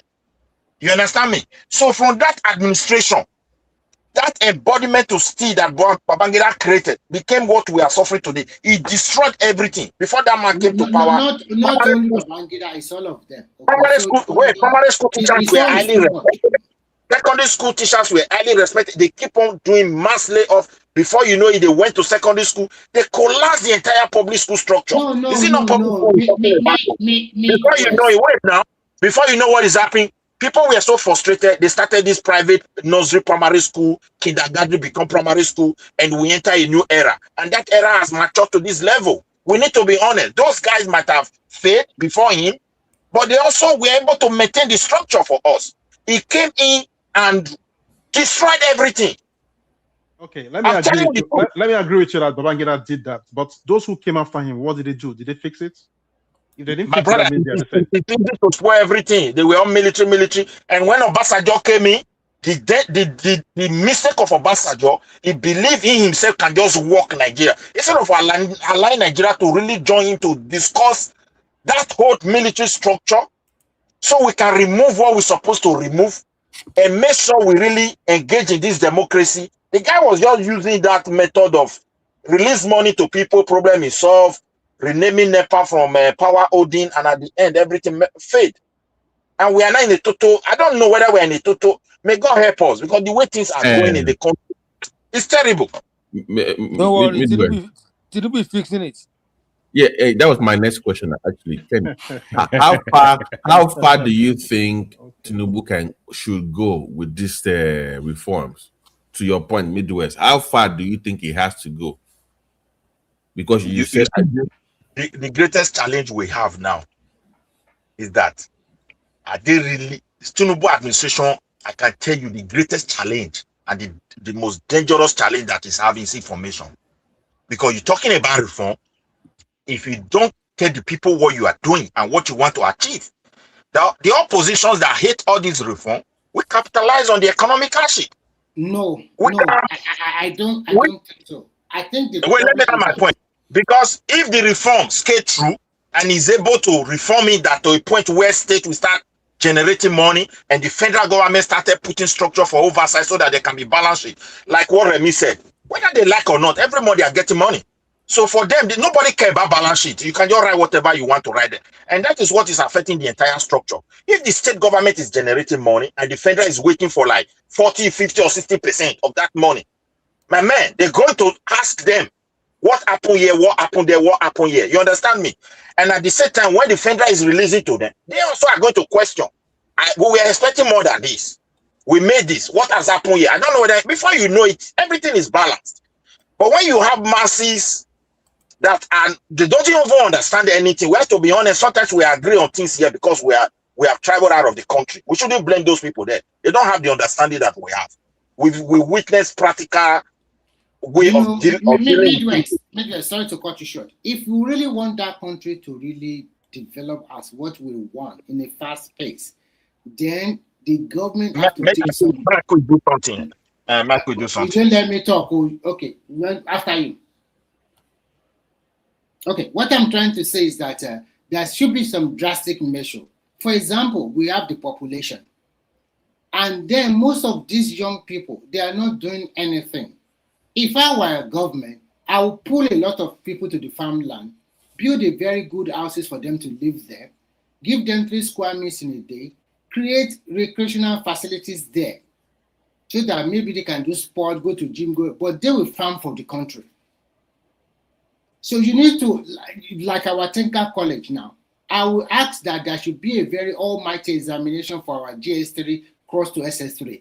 The moment you do not, and I would like WAEC or JAM to handle those questions. The moment you are unable to pass that exam to go to SS3, I'm pushing you to Tinker College. It's by force. Go and learn a skill. Not everybody should go to university. I think we should just capture them young, like what Sweden is doing. That's what I'm trying to say. Bring that vocational study to the upper secondary. So you know what the Chinese did? That's what they did. Once you cannot pass that almighty examination to go to the senior secondary school, you don't say, I want to drop out. No, immediately they push you to Tinker school to go and learn a skill. There are so many skills you can learn, and that is why they now have that pools in millions of skilled personnel to man all the manufacturing outfit in that country. And today they are #1 in the world that can manufacture millions of things within a space of time. Less than Remy, it's my worry, sir. My bino, to you and Aki and everyone. It's my worry. You know, we fail to catch up with the tech era, the manufacturing era, the computer Y2K era. But if we get this AI era wrong, we will never recover. If you don't meet up with the way the world is going right now, you cannot afford to play. You cannot afford to miss this. I said it before. I read an article from China. They've canceled almost half of their degrees in their country. 11,000 degrees were canceled because they said it's not AI compliant, that it's not relevant anymore. They canceled it. 11,000 degrees were canceled in university that is obsolete. We don't need it anymore. So you must look at our own curriculum too. Like this is a new age, Joe. All this going to school to study history for 4 years, that has to go. You must study what is relevant to this market. Who is doing the where is the review board for your curriculum? Where is the review board? Nobody's. That's what gets on my nerve. Even the thing you remember was talking about earlier, the schools for the technical schools. You must review the curriculum of those schools now. You can't be using the old curriculum for technical schools. You must look into it. How can we revamp it? How can we develop it? My brother, where is the review board for that? My brother, let me tell you, all this you ask for, our people are not ready for it. So they are not ready. And then stop complaining then now. They're not ready because all what they want, they just want to go to school. Because see, until we see this, we need to change the system from the grassroots. Now, you see, in abroad, whether you go to school, whether you don't go to school, you make it in life. You can be a bricklayer, you can be a carpenter, you can even work in a warehouse or whatever. You are still making your earning, you are still living good. So that's kind of system that they need to build in that country. Kenny, my brother, once they how continue, many people work with their degree that how many people in Nigeria work with the degree that they came out from school with? Yeah, they because don't. What I'm trying to say is they make it to like if you don't go to university, you're nobody. If you don't go to poly, you're nobody. Even if you go to poly, they don't even rate you as someone that go to university. That is the problem. They need to make sure everybody in that country they need to see value in everyone. That's what I'm trying to say. Sorry, Ken Mighty. Can't you see that today, even if you go to technical school in Nigeria, you even hand more money than the so-called university graduates? That's what I'm saying now. This is true now, because if you're a tiler, you can hand as much. I was just listening to someone yesterday. A bricklayer collects 10,000 naira per day in Nigeria now. So if you collect 10,000 naira per day, that is roughly about 50K for you. And some senior bricklayer will collect more, maybe 20K per day. That means you are getting bricklayer. At least definitely there will be work for you to do. So if you're a joiner, or probably you are into painting, like when you look at the Western system here, they push a lot of people. In fact, I see all these Oyinbo people here. Most of them, they go to vocational school to learn that skill. And once you learn that skill, you can get some kind of grant from the government to set up your own, what do you call it? Workplace station. That's what I'm saying. Like in this country, most of the mechanic here, they just have a big room for their workplace station. And everybody, in fact, they are so busy that they have to give you appointments. Sometimes you cannot even get appointment within a day. It's about next week, 3 weeks for you to come. They are the one making the money. For God's sake. Do you know why? They condense this. They don't allow any card to just open mechanic shop. Yes, because they have to go to formal school. So in Nigeria, we should do the same thing. How can we have millions of jobless youth? Force them to this, and look at what Tinubu has done. It is now tuition free. And they also give them stipend, 25,000 in a month, to encourage them to go and learn a skill. But Remy, there's one thing you're also missing. You know, you keep saying jobless youth and stuff, creating more opportunities for them. But if you ask the jobless youths, right, are they ready to get into these crafts? So that's why I say you must force them. I'm not even talking about you can't force them now. Oh, hold on. You can. Hold on. So if you ask them, are they ready to get into these crafts you just mentioned, like being an electrician, bricklayer, and all those stuff? They will tell you, what? Yeah, but are you crazy? What I said, if you listen to me, please, you must make a law like where you can't go to anybody's house for anything plumbing. You must have a license. Yes. And you can't employ anybody without a license. So that gives value to that degree. Yes. But so that's what it is. If you hire any quack anything for any job and that building collapses, you'll be liable for that. Yeah. Yes. So you enforce those things. That forces you to employ people actually earn those degrees, which increases the value and the earning power of those. Yeah, you make them. Let's just look at what I just said now. Look at what the Chinese did. After your junior secondary school, if you cannot pass that almighty examination, you're not going to senior secondary school. And instead of you to be a jobless user, you have nothing to do, they quickly push you to vocational school. And before you graduate, it's 3 years, 3 years also. Before you graduate, so many manufacturing outfits are already picking you. There's a ready-made job for you. To quickly fit into the manufacturing sector. That is also a very way to force people. Not like in India, every other the ones we use in Songota for buildings, they mop the floor with the Nigerian ones. They are, in fact, the way they design the buildings, the quality of their work, and it's even cheaper. Mm-hmm. Look at that. But everywhere in Nigeria now is Togolese and Cameroonians doing all this work. Better, and they want the technical schools over there. Imagine technical schools. No, that they will go to technical schools, but their work on their Anybody in Nigeria using people from Togo or Benin, ask them, they'll tell you. They did some work for me. Those people are so good. They are just better. Yes, one of them also did some work for me. Very clean. I've seen their work now. Very neat. I've seen their work. Yeah, very neat.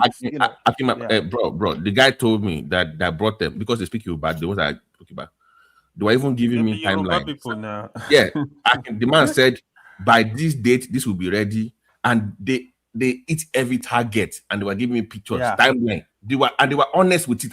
Very honest and discipline. Timeline by this one. Babati, let me ask you this question. Most of those countries speak Yoruba now. Let me ask this question. AY, say, do you think because they are not in that country, because they're in Nigeria, okay, they have no other options anyway, but to do a better job? No, that's one point actually. I think the orientation they get from their country. Let me give you an example. I'll give you an example of what's going on. You see, okay. I remember back home, I gave a job to somebody like from my village, right? Bricklayer, more like help me, okay, do this stuff. You know what they were doing? They go to site. Sometime 1 o'clock they will leave. They will say they are tired. They are done for the day. 2 o'clock they said they are done. But when you employ those people, we just measure. They will work till evening. Sometimes if they can't see anymore, that's when they will leave. Especially when you give them the job, a contract. They sleep on site. They will be the one I use, there. they sleep on site. They sleep on site. Yeah, The they will do that. So if you want your job to be fast, give it to them. They will do quality job and they will do it good. So you give to people in your community, they see like there is nothing you can do to me now. After all, even if they steal anything, come see Thailand. Come see Thailand. The way they did, I'm like, in Nigeria, if they secret for you, job is very, very, very clean. You know, very neat. So what I see in them that is different from us is that I think they have good orientation to be honest and also be truthful. Not only that, too. We've lost our orientation 30 years Let me tell you another one that is going on. Not only the bricklayer. Let me tell you, in Abuja, right? I don't know of Lagos. Most of the fashion designers, they are from African countries. They come, they sew for a lot of these big companies. They come from different countries, Senegal, Ivory Coast. They are very much in Nigeria. I hope we're not in the next 10 or 15 years. We will also be shouting like South Africa. The immigrant must get out from our country. Yes, sometimes, for example, sincerely, it's a disappointment. Yoruba man, we've been, Nigeria, you've been raised for office job now. You will sit down in one cubicle with but the office job is no more there anymore. That's that is still the mindset. So I'm telling you, that's the way we've been raised. Let me tell you another. Let me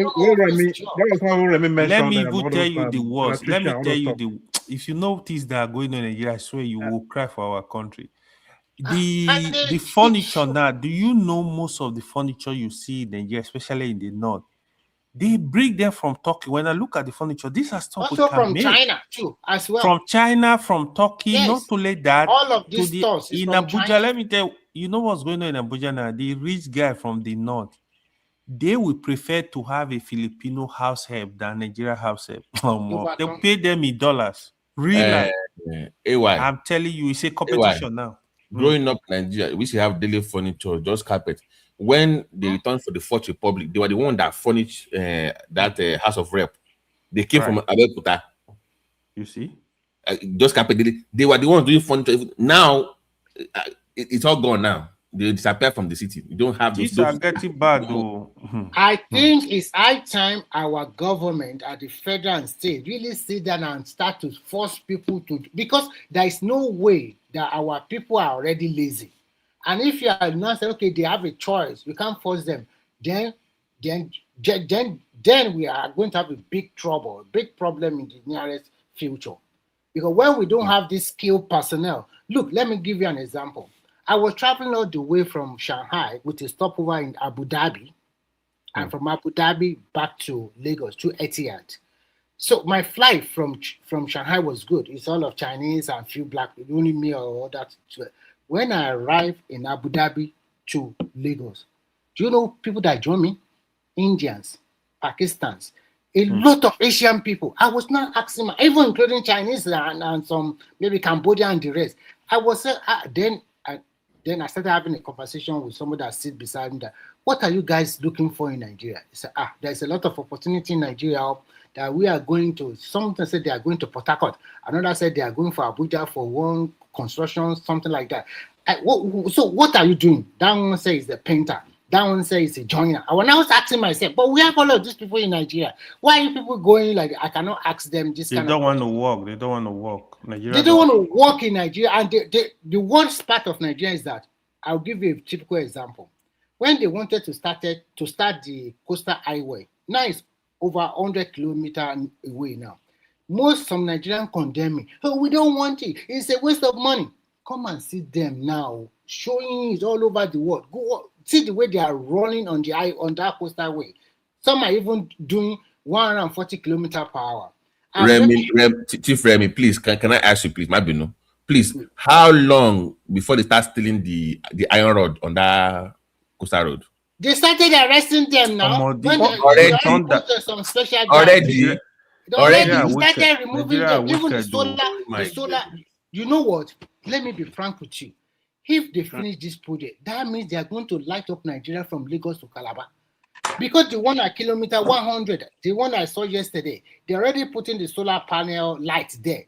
That will be a beauty to behold. You just go on Google, whatever. From the plane, Abby, from air will be beautiful. From the air, it will be beautiful from Lagos to all the way to Calabar. You light everything up like that. Oh man. So you see, sometimes our people, we know this thing is good for our people, but some people go there and stealing it. No, but Remy, how can you steal iron that is holding a bridge? How a bridge? I saw one bridge. I don't know if you saw that BT in first act. They were stealing the road. I said, which kind of evil people? And AY, don't tell me. No, AY, don't tell me. All the manholes in Abuja. They stole everything away now. Forget manhole. AY, listen to me. Those bridges were in front of major markets. Don't tell me that they don't know what's going on. Honestly, there's no way you guys don't know what's going on. You just pulled it out of my mouth. I was just going there. I was just going there. One bridge. In fact, I'm tired. And nobody saw anything. Nobody in that market saw anything. Nobody saw anything. They will say it does not come on. They'll just move ahead like that. They're going on now. Yeah. They will feel like it does not come on. It's none of my business. I don't know. It's the orientation, the mentality. They don't care. That's why they don't care. They don't care because it's not their property. Look, they will look at that road. It's a beauty to behold. And for the first time, I saw another new building on Admiralty Road. The architectural design of that building was perfect. It was so beautiful. I was not okay. This is Lagos. Remy, pause for 5 seconds. Google Bank of Industry building at Eco Atlantic is the most beautiful building I've ever seen. They are building it right now. It's like you're watching New York coming up live in that area. They have on that road though, they're already building 2 resorts already. 2 resorts.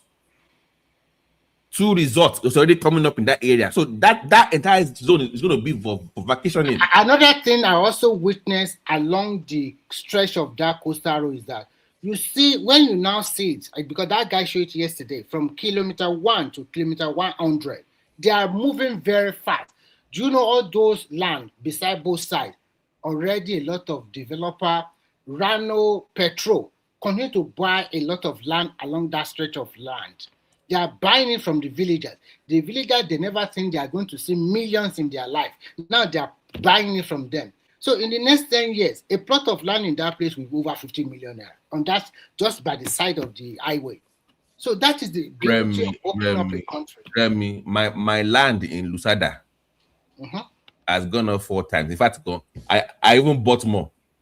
You see, while I was in Nigeria, land there. Because the population cannot be controlled. It's for that Sokoto Badagry way. because that road don't reach my side though. So my light don't go up. No, they are building the Ogun area already now. Yes, of course, they already some section they already finish it.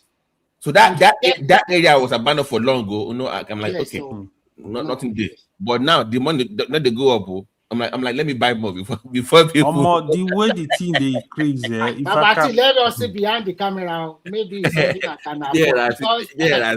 Wow.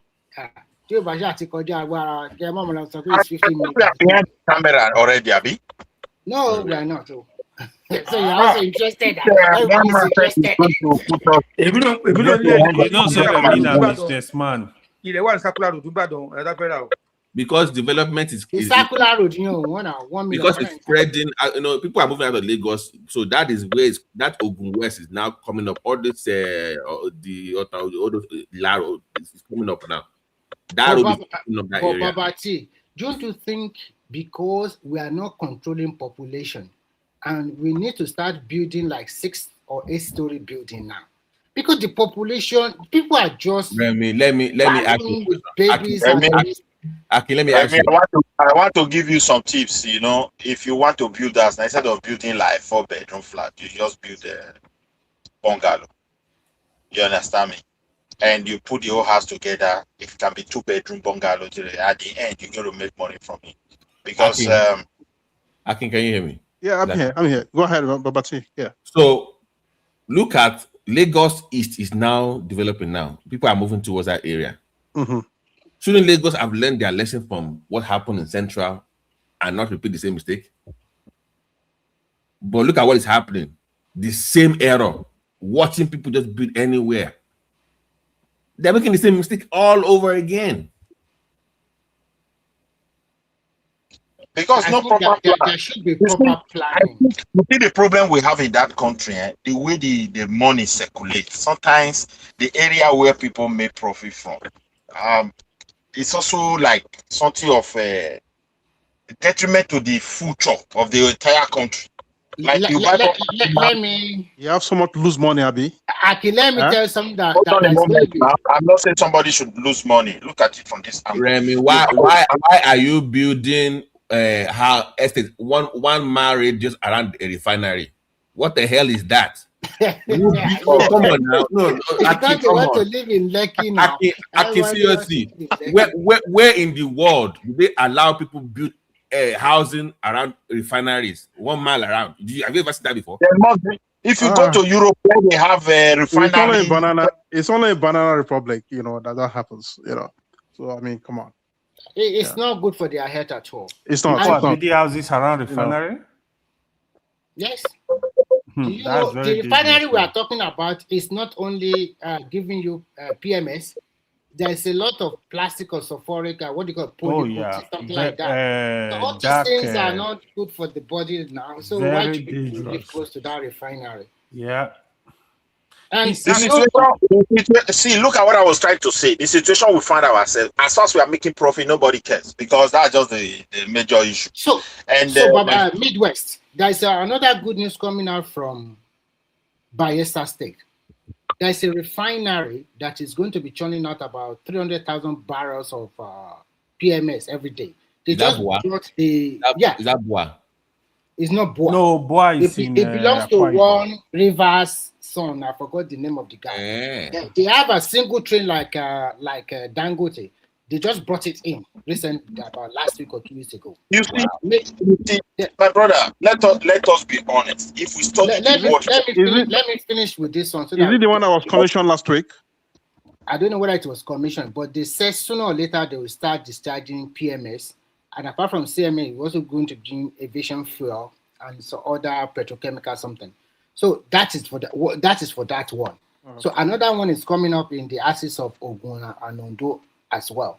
So by the time in the next 5 years, maybe we are going to have about 4 or 5 or 6 new refineries.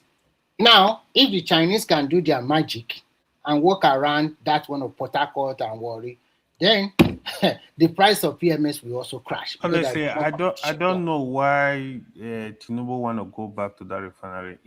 Sincerely, the solution to that refinery is to sell it out. sell it out. Who is going to buy something they are not so sure? I mean, we don't care. We don't care. But what they are doing now, to me, I think is good. They are not spending any money. It is the Chinese that will spend their money. They will spend their money and use the refining for 30 years. That is that. Remy, don't turn it around. Remy, don't do this. We know what happened during Yaradua. You bring them in, and next thing you know, we don't want to do a game. We don't do a game. We know the game. Come on now, just sell the whole. Maybe agenda. Am I lying? You know what happened in Yaradua now? They said they sold it. Just we are done. Just give it away. Scraps. We are done. But I want to ask a question. Is it both of them? And the Port Harcourt one was newer than the Warri one? Do you know the money Buhari spent on those refineries when he was in power? The more you look, the less you see. The less you see. They are criminals. So, it's like a court. You cannot know it's so like they walk hand in hand. Let me tell you the truth, Remy. You see the set of people that were really fighting Dangote after he built this refinery. They didn't want that Dangote refinery to operate. It was the same set of people that never wanted those refineries to work. Yes. They never wanted them to work. So no matter what you do, the government, they will sabotage you. That is just why because of their own benefit. My prayer now is that God willing, let Tinubu win. If we win, just break this country to smaller pieces. Decentralize more, totally. God bless. So that's what I'll be saying. That's the solution to Nigeria. That is coming after you will not have that power like that. We don't even want to care who is the president anymore. You make all this subnational, very independent. Go and run for prime minister of your region. People are already fighting him. You understand me? That's why I said they should empower information. The people who are in charge of information, they should be ready to educate people to the grassroots level what the president is trying to do. Because if we miss it and we decide to we didn't do it, we are done. Or we did it halfway, and suddenly this administration changed, my brother, it would be so catastrophic. So I'm telling you notice one thing recently. For the last 2 to 3 weeks, see the way Nigerian military, they are buying all those terrorists. See the way they are arresting kidnappers, bandits easily. Is it not the same Nigerian security people? And now look at the way immediately all those new divisions, they are started moving personnel. They have already get a temporary, and they are building another one. So that is the way to go. And they have one in can you confirm? They have a division in Osogbo now. Is that true? Osogbo military base now that they just built. You're right. Oh, okay. I think they have a brigade there, not a division. The division is in Ibadan to control Oyo, Osun, and Ondo, and then there is another division. Sorry. Lagos and Ogun is one division. Oyo and Osun, it's a second division. But they have another brigade in Osogbo. Then they now make sure that Kogi and Kwara also have a division with the headquarters in Umaron, in Ilorin, not Ilorin State itself. So it's like each division now control 2 states. So if there's any terrorism or any problem, they first hold the GOC commander of that division immediately. I want to have a point. Remy, if another leader want to change this thing again, to return us to the status quo, how is that possible? So I'm asking a question. What are the measures? So what you're asking is that all the division that will move personnel. Wait, what measures are on ground to make sure it will be very, very difficult for that leader to do that? But this kind of division, you cannot just come and say, okay, all those division, no money, let's collapse them like the one before. There will be fight in Nigeria. We are living in a country where, So that is why we are also talking about decentralization and also resource control. Because without that no resource control, to me, I don't see any visible development. Because it seems to be saying lazy people get there. Assuming that, let's ask ourselves a good question. Assuming that today, each state control their resources, do you think the people of Osho will vote in the dancer? They will never try it because they know that it doesn't have the brain. The dancer will run away by himself. He will not even tell the people come and vote for him. Because it's a hell of most a of walk. most of the guys that are calling themselves governor will run away from their state. They will run it because nobody's giving you money. You have to find a way to bring in the needed The responsibility, the stress, the challenge will be so enormous that the guy will say that, man, I have enough. Accountable to pay I'm going. their fair taxes. So because you want the state to develop. So that is why you see that in America it's very tough for you to be a governor, even to be a president. What is the power of a president? It's not a foreign affairs and military. So that's why you see some of these states, they can toe to toe with the president sometimes. So we must make Nigeria look like that. If not, for example, if this man decentralized everything and everything was okay, and then the new person wants to come in and borrow it again, that country will just break away. I'm telling you, it will just break. And luckily, we already break into 6 already. Everybody will just pick that. Indirectly, Tinubu is already regionalizing Nigeria. Each of the development commission, do you know how much he gave them? 150 billion naira. Remy, I know it's going to bring it up very soon. My brother from Midwest. Okay. The cocoa of the matter. How do you think Tinubu can achieve this when it comes to your resources? Because that is the main issue. The resource control. Because that is that is what it needs to achieve. Can he achieve resource control for the region? I don't think he can achieve it now. So during Tinubu, you guys are just jumping on. Let's feed the election first before we start talking about. No, we are talking. There's no matter. We are discussing now. Kenny, they fear say your guy no go win. My only fear in the southern part of Nigeria, I'm sorry to say, is the southeast, because sometimes I don't know what's wrong with those people there. They also have these resources, but with the resources they even have, you can see most of their people. I can guarantee you that 65% of Igbo people are not living in their home. No, Remy. Are you saying that the Southeast is not on board with control of your resources? If it ever becomes a bill to support, they will not support it? I don't know. I'm not sure about that. No, I'm asking you. I'm trying to respond to you. I'm not totally sure about them because they have a problem. The problem they have, I will tell you. First, they don't want to accept that 5 states. In their head, they still think Delta, Rivers, and Bayelsa should be part of them. So Remy, let's not dwell on that. If Tinubu mean business, once it become a law, everything ends. I don't know whether you understand. That is when the real indigenous people will define whom they are. And then they will no longer have these voices of attacking people, because it is because of the structure on ground that enable them to do that.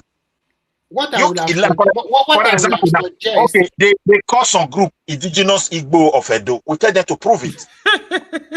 Because when we're in the western region, we don't have Igbo in any archive as a tribe. When we're in the Midwest, we never had any Igbo. It was the Bende era. Excuse me. It was the Bende era that we now have a Bende Igbo, but it was not even captured. You understand me? There's not even a single place recognized as the word Igbo. They have abundance of gas. They have abundance of gas in now, if you look at the land they are claiming, indigenous land, no space there you can name after them. So once the law change, everybody mean business. And more, what all I know is that what is killing Nigeria is oversight. Because if we control resources, the federal will even make more because it's waiting for huge percentage. Yeah, the federal will make more. You're right. In that process, the state itself that want to give this money out will also be willing to see that nobody is cheating them out of what they are making. That's what is going on here in all these European countries. The region is making the money, everybody paying tax, and everybody is mindful to make sure there's a structure to know that my money is not with the federal. And the federal at the same time is saying my money is not with them. But however, there's also an arrangement. All regions are not equal. You understand me? Some area where things are not moving, yeah, there are resources that can go there and go and support them so that they can grow. You get what I'm saying now? So we should arrange this thing with fairness. This is what I believe of. All these I own here, I own there, it will stop. Because we can't continue like this, whereby everybody's waiting for allocation and you want to make a change in the life of the people. It can never work. But all I'm saying is this: if Tinubu, this resources control, if he's not really mean to confront it and do it now, he stop halfway. I don't think this thing is going to end well. That's just my word. Yeah, you're completely right. No, you can't start it now. That would be the back end, but that is what will support the other reforms now, because those regions will need funding for their. You can say, okay, go and control Midwest or go and control South without. But there's a good news coming from the Northeast Development Commission. Now they have started assembling electric like Keke Marwa or wherever they are work. So they have already far gone ahead. I think the Northeast are really doing fantastically well. But unfortunately, I would prefer that if Tinubu leave, he should give the power to the Northeast or North Central. And I'm sure that the Northwest, they are not stupid. They will want to play a fast one on Nigeria. Everybody go and write it down. They might vote massively for Tinubu. Northwest have the number now. AY. No, listen, what I'm trying to say is that they are smart people. They will vote massively for Tinubu in order for them to have a say in 2031. But Remy, the country is tired of the Northwest. So if they don't play their politics right in this situation, I know that they're going to play. I'm not disagreeing with what you're saying, but the country just wants a fresh air from. Of course. You can hear it now. There's this need just to say, just give the country a break for a minute, please. I think Tinubu should just come up with a Christian somebody to be the next player from the Northeast. Christian from the North. Good luck with that. North Central. He will lose. He will lose. Good luck. Remy no Nigeria politics with that. It's just like right now. If Tinubu make mistake, go say, assuming he did not choose Shetima, he will lose. He will lose the election. Nothing will happen. Yes. I'm telling you. Of course, he will lose now. Tinubu, that guy's a bit Nigeria politics. So, AY, quick question, segue. What's up with Peter be always using Baba to run up and down? Why can't he make his own move? Why? Baba too is fufu. That Baba is fufu. Why can't he just sit down? Abi, he is too much. What is he doing? Down Agbaya now. Don't Kenny. Sincerely, I usually praise Obasanjo for some things, but when it comes to the hypocrisy of Obasanjo is just too much. You don't see the way he runs election. And after many days, for what reason? Within few hours, he runs to Osun. It's bad. Obasanjo na drama king now. You don't know Obasanjo. And that guy disgraced him. The guy granted about 5 interviews, and he says he's going to support Asiwaju. So that is not a indirectly gossip. Obasanjo is also supporting. OBJ na character. Obasanjo. I thought maybe it was being sent there by Peter Obi to. No, he goes to search for being where you should regard the support to be. Since you won now, you won. I think Adeleke is gonna support just Tinubu. after Atiku. Anything not Atiku to be there is okay. Cannot win now. I want to reply to what you said last time. I just remember now when you are blaming what's it called, Mishore. If you are in his position, are you going to support a party like that when you are disqualified? Really, because they say you didn't fill your form properly and they disqualify you. That's a disgrace. But the point is this: even if APC have put Omishore forward, it will still lose. They will not lose. Adeleke will start to campaign against is the one that killed Bola Ige. You should understand now. And apart from that, what Omishore did is going to come back and bite him harder. Because in 2030, he will say, I want to contest again. Do you think all those... But they should allow him to contest for that. But if they allow him, he also lose. He will still do the same thing. But he will know. He will know that he will lose. See, I didn't mean they allow me to lose personally without them intervening. Now, even if Adeleke is going to beat them this time around, it will be like maybe 100 or 50 or 60. It won't be like all these 60,000 we are talking about. Don't say that. It will even, yes. it can even be more. The reason why it's going to be more than what they is because a lot of those APC stakeholders, they don't want him. It's like the 73 or 70 something. They don't want him. They don't want him because they know that if they push him forward, most people, what I'm saying is they won't vote for him. What I'm saying is if the man lost in primary, if they didn't disgrace, if they allow him to go to primary election and they voted for this Ambo, he will know that okay, he contest primary, he lost primary. He will not ask his own people to go and support Adeleke now. You might have you have a good point there, but at the same time, what I'm just trying to tell you is that because of these big men, that is Yoruba policies for you.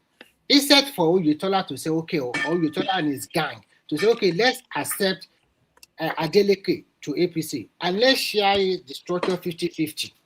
I think Adeleke would have accepted, and Adeleke would just everybody would smile. But if Adeleke, they always want to, Adeleke is ready to give them 60. Adeleke is ready to take 40%. Let them take 60. Because it's a lie. Adeleke did not say that. He was desperate at that time, begging to go to that party.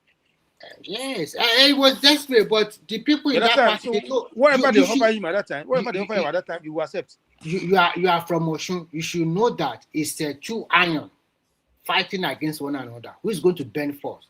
You know that Oyetola is nobody. Nobody like him then. Nobody like him. Even in fact, nobody like him. At the end of the day, his candidate got over 440,000 votes. You say they don't like him. You know what? That's not a small vote now. Why? Hold on. AY, I want you to answer this question. I was hearing Joe Nashari as usual shouting. Why are opposition jubilating for Osun election? Is it the party that won? Why are they jubilating? your party were nowhere to be found. You lost woefully, and you're not jubilating for somebody else. Actually, to me, I believe that election is a win for Asiwaju. But now they are the ones celebrating. Why are they celebrating? Answer that question, sir. Yeah. I think they are celebrating because APC lost. And they think because they lose, they quickly get the opportunity to say, Adeleke, come and support you. So they didn't lose. They didn't lose too. No, they lost. They are just deceiving themselves. Okay. What they do in Nigeria, they focus on if they hate you for everything. So, like, don't always say Nigerian. So you will say the party. Even if the party, even if APC bring Barack Obama for some state, they go hate. So it's the problem of Nigeria. They don't know. For me, it's all about individual. I look at you, I don't really care about the party, to be honest. So they were hoping that Adeleke will support Tinubu, right? Yeah, it's exactly something like that.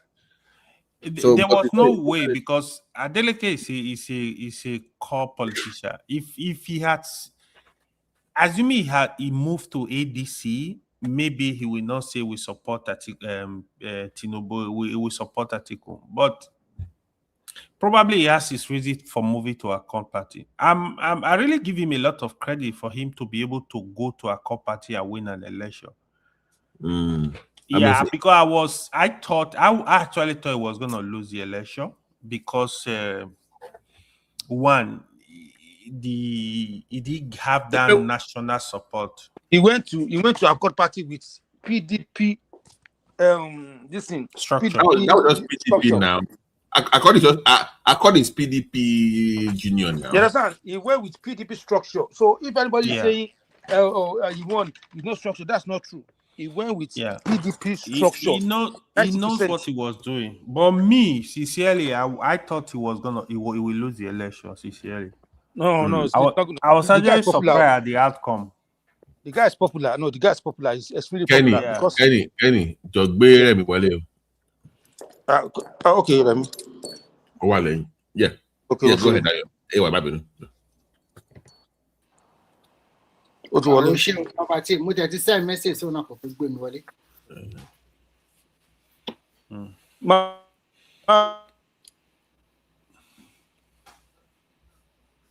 So, AY, Hmm? is it true that the opposition, they're trying to form a coalition around one candidate? I've heard that. I don't know how they want to do it. No, they said that, but Atiku already opted out. Atiku said it's not attending. Because to be honest, if there will be any challenge for Tinubu, I kept saying it before now, like it could have, they would have been able to form a common, a single party to challenge Tinubu. With this division, sincerely, I don't think they have a chance. Who's going to head the ticket? That's the question. That's the problem now, because I think the problem started from when Obi started to love with Atiku. No, what I heard, Yes. they say it was Baba Yabo that told Peter Obi and Konkoso to move out of ADC. That's what I heard. It's true. Some people say that, but with that, sir, because you see that Baba, so that is why we are calling him Agbaya. What concern you at 90 years old? Because you don't like Atiku. You don't want Atiku to be president because you have already bowed down for Atiku in the 2000 and stuff. Even with your candidate, you yourself, you know Obi cannot win. Even with what Obi did to Atiku, a lot of Northerners already gang up against him. That is for sure. Even Kwankwaso said, a lot of Northerners are already gang up against Kwankwaso himself. Because they thought that Kwankwaso is more bigger than Obi. How come can you now deputize Obi? And if you have look at this alliance they have, the reason, Remy, if I may come in, the reason is simple. Kwankwaso want to build a coalition for after Tinubu election. 2031, absolutely. So, believing that if he humble himself before Peter Obi, he knew very well Peter Obi is not going to win. That may also allow him to project himself when the time comes that I love Igbo people, because he need their vote as well. That emotional set of that is a childish politics. I'm telling you, it's not worst politics. Who childish? Look, the guy cannot. I will tell you why it's so childish. I will tell you why it's childish. You see, in Nigerian politics, if you sit down and look at it critically well, you will know that if you don't belong to this super powerful political party, your chance is already limited. No, at that time, Remy, you are making a mistake. When you go, if Tinubu people can win in 2030, in 2027, they are still united. They will bring a powerful person again from. It will just lord it over you. Hold on. Just get this one. Go and mark this word. After Tinubu, APC may likely collapse as well. They will collapse. Like PDP, I'm telling you. They will collapse. Wait. Let me tell you why it will happen. Look, if they lose election, that is the end of this party. Because the political party interest. Let me tell you why. Hold on a moment. The political party interest with the kind of people that rush into that party today, there will also be a problem. Because everybody want to have it. You understand me? Let me tell you why they will not distinguish very fast like that. After Tinubu, give them another 4-8 years before they start collapsing. And after Tinubu, another 8 years. Nigeria politics, the way it is today. Okay, you're talking about reform. You have to understand very clearly how other Nigerians view this reform. To some people, it is a threat to their already built structure. A country where some people can bring out millions and do mass wedding to produce more children.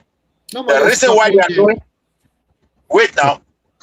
the reason why they are doing it is to have more population for dominance. And that's just a fact. They calculated the future on their own terms. And now you have a leader that is trying to calculate the future in a way that, look, if we are to be together, we must also develop to meet up with the world standard. So he's trying to introduce a system whereby you start holding your own leaders accountable. They have to generate money on their own to support the welfare of their people. I don't think wedding will be even part of the project because they're not going to have money to run that. You get what I'm saying now? So we have to view the country generally. And as I said, if Tinubu leaves office, I assure you, that party, there will be more tension within the party, because at that time, he himself is not going to be younger like the way he's going to get more older than the way it is today. You understand me? So, and by that time, many players will be trying to pump up, try to take the leadership. And if he's not able, and if in that process, that's why you're going to see echo. You're going to see the same problem that happened in PDP. You're going to see it. I'm assuring you that. But at the moment, nobody can stop them because the power belongs to the president. Everybody can. There are things that everybody understand their limits. But when the power want to change hand, interest will come in, and people can dive to another party, come in, and that is when the party is going to have a serious problem. That's just my own submission there. APC will not last more than 2031. I'm telling you. It will not. 2031 to No, but I disagree. I think it depends on who they. All right, we have new speaker. We have new speaker in the building. Let's hear from him. Yeah, I'm not really a new speaker. I'm just joining the show. It's Akim now. Yeah. Oh, Akim. Okay. Sorry. All right. Welcome, sir.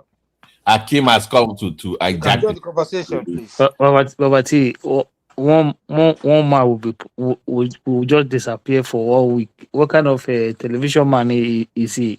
The man is Kenny. You know what? Just I've not been here. One man was here. He just the man is backstage. No.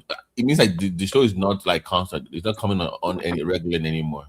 No, he just disappear for 1 week. One man they busy with life.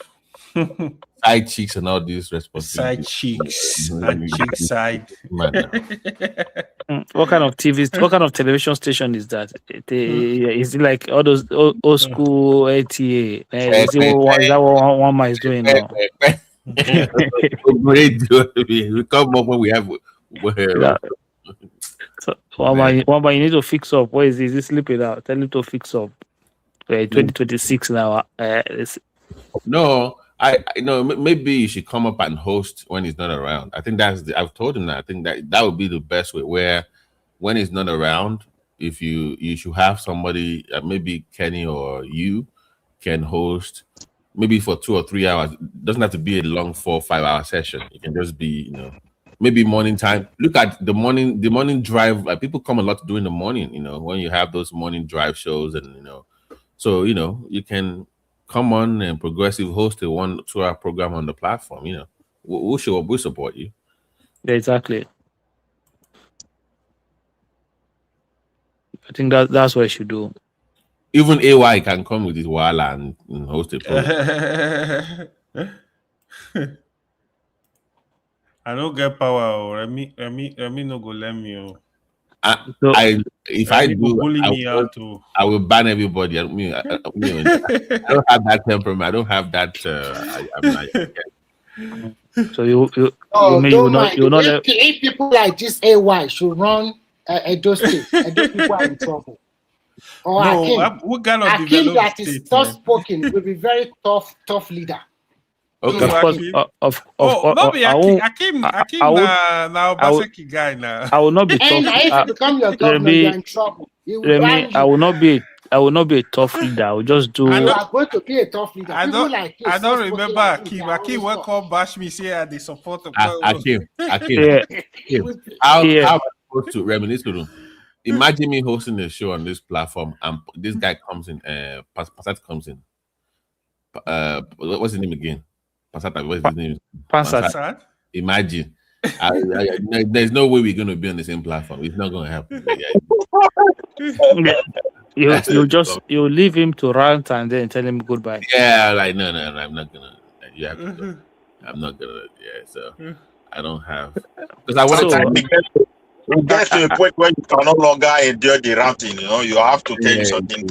So Babati, I hear you guys talking about this for sure election. I think what the election does is that Tinubu now needs to push Oyetola to one side because the man has proven several times now that he's capable of leading the political party at state level.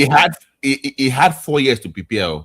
He lost as a he lost as a city governor to Adeleke, and now as a leader of the party in the state. Even Adeleke, they were the people who stopped Adeleke from joining APC, saying they were good, saying they don't need him, they will defeat him.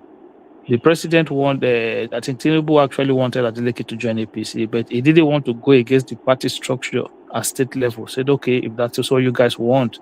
But Itola has now proven that he's not capable of running the party at state level, and he too doesn't have the ability, because they just brought it. It was Rauf that brought him in, so he doesn't have what it takes to run the party at state level.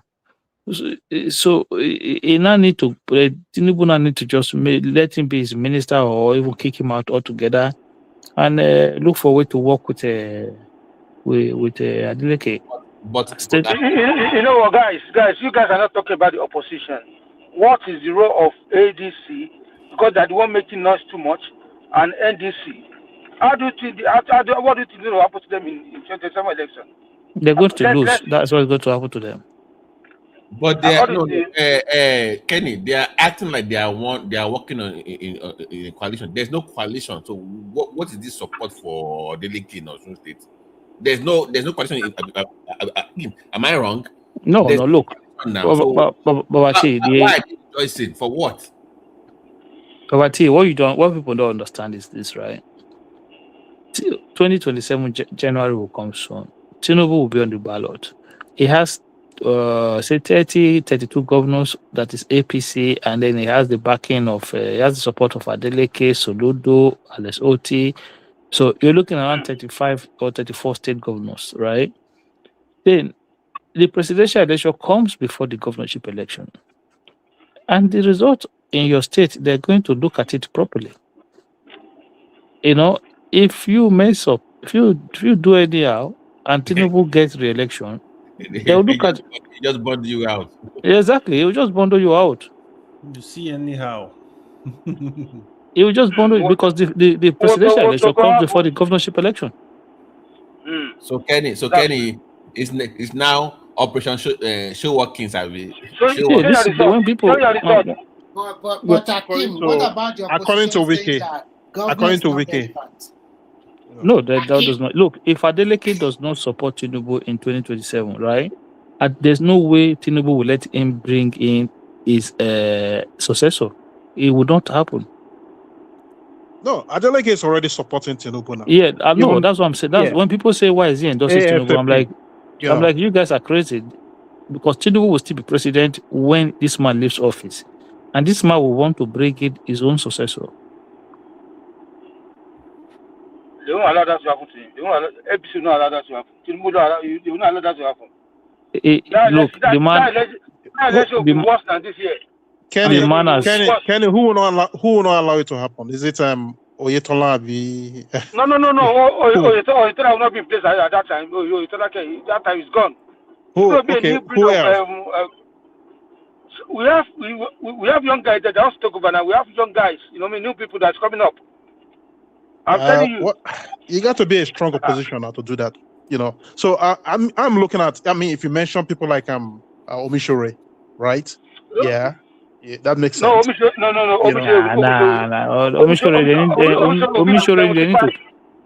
they need to kick him. They need to kick him out. But Omishore, 7 years old at that time. Apart from that, Kenny, the man is a snake, man. He behaved to. I don't like people that behave like. If you're not happy, say you are not happy.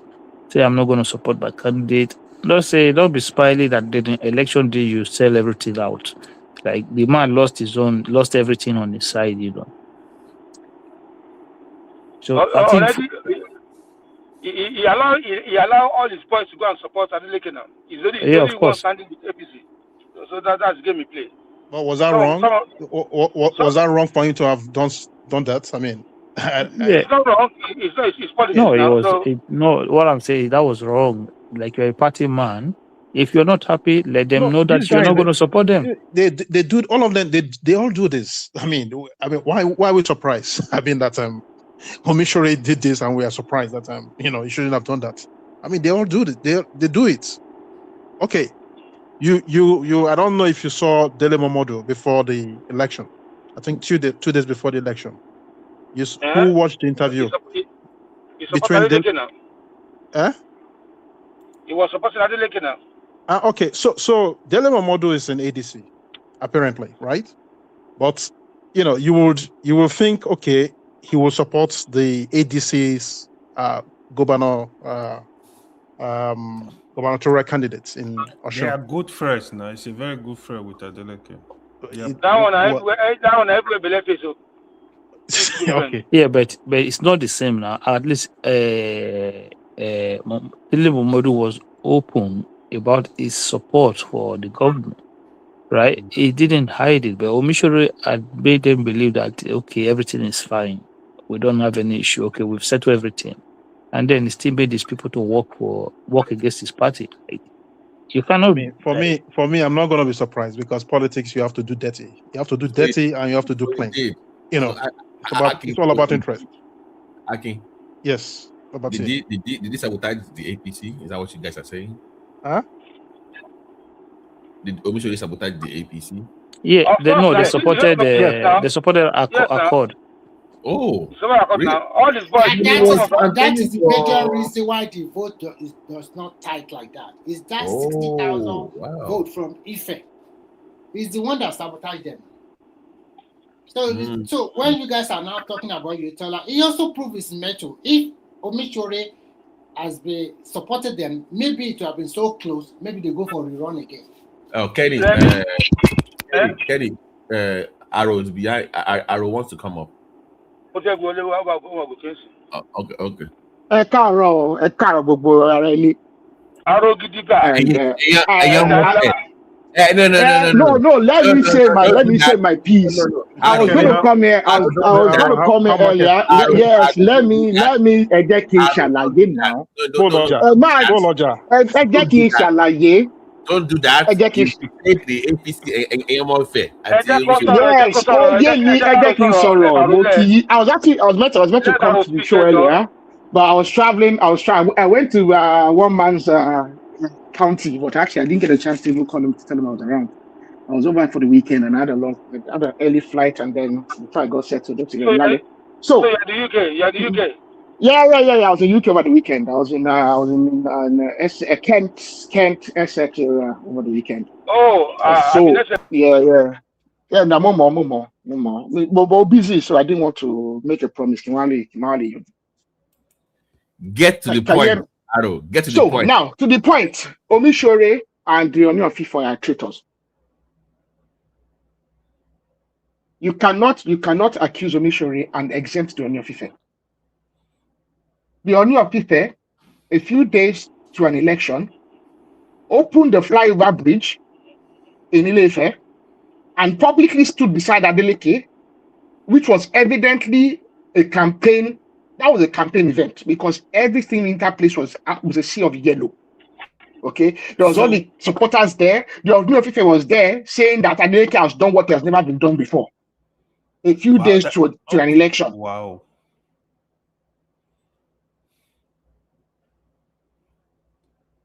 You might as well be saying that they should re-elect him.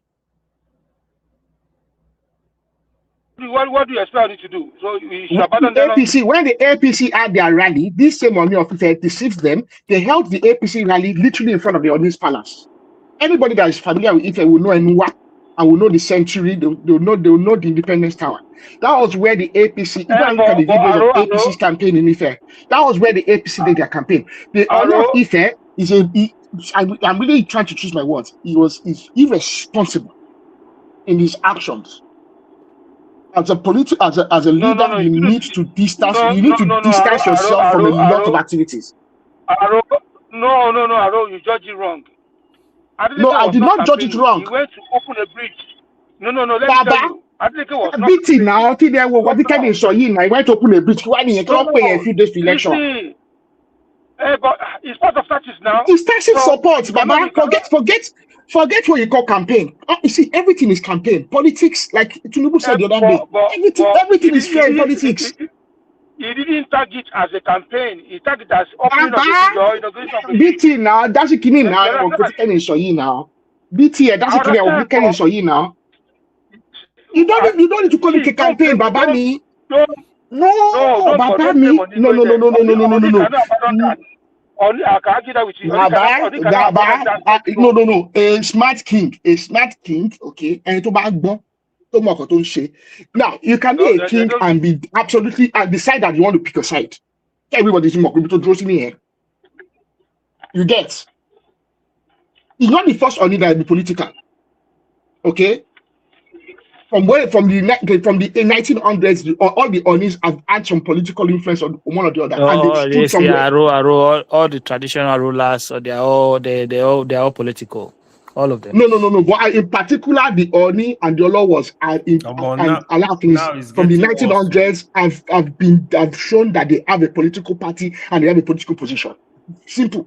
But a few days to a general election, okay, if you open a bridge in Ife and you make such a statement that Adeleke has done what has never been done before, you don't need to call it a campaign event. Okay,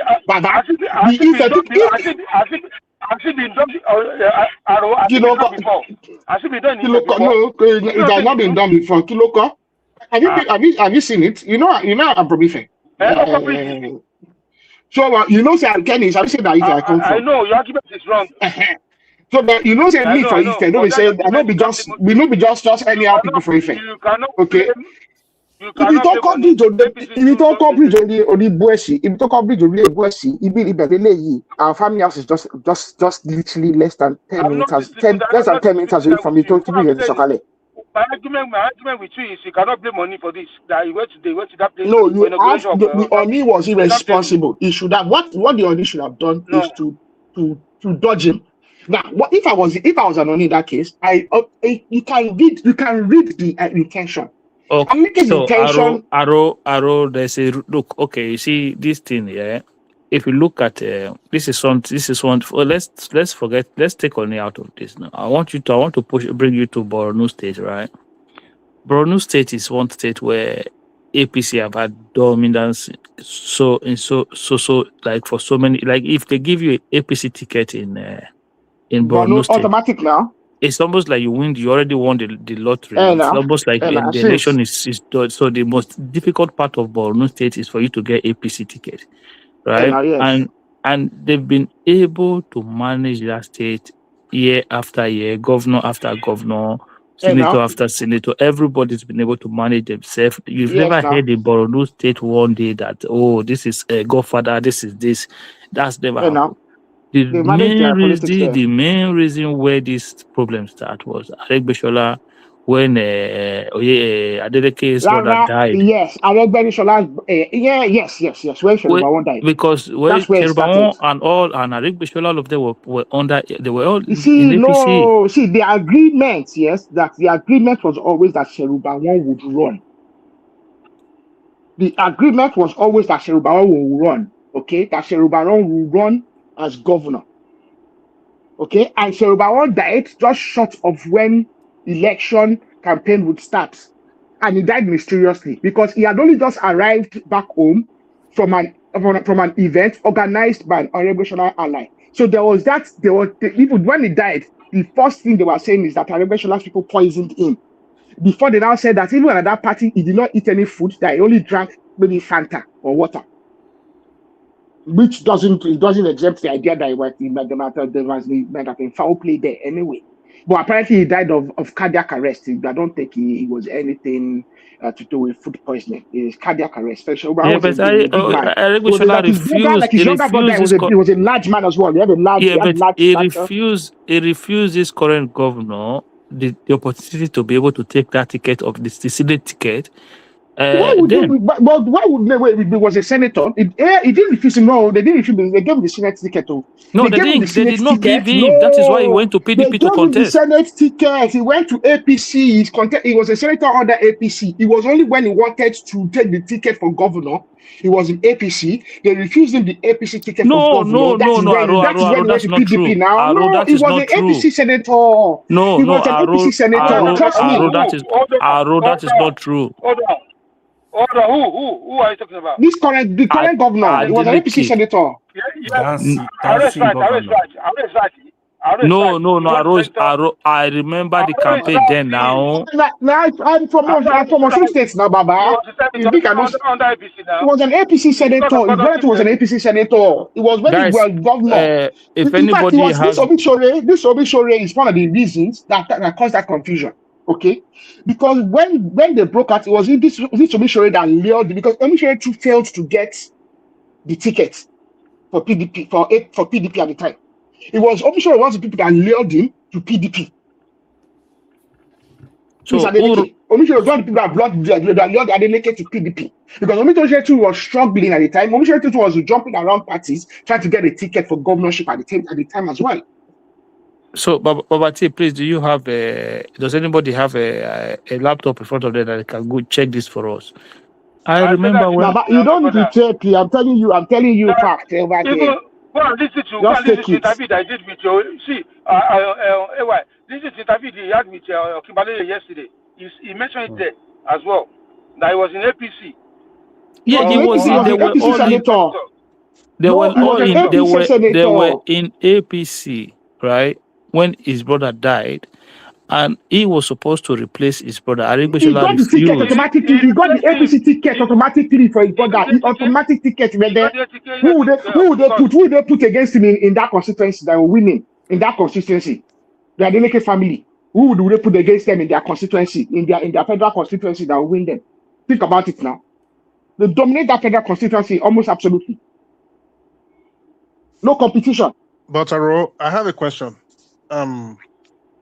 So, I mean, Statistics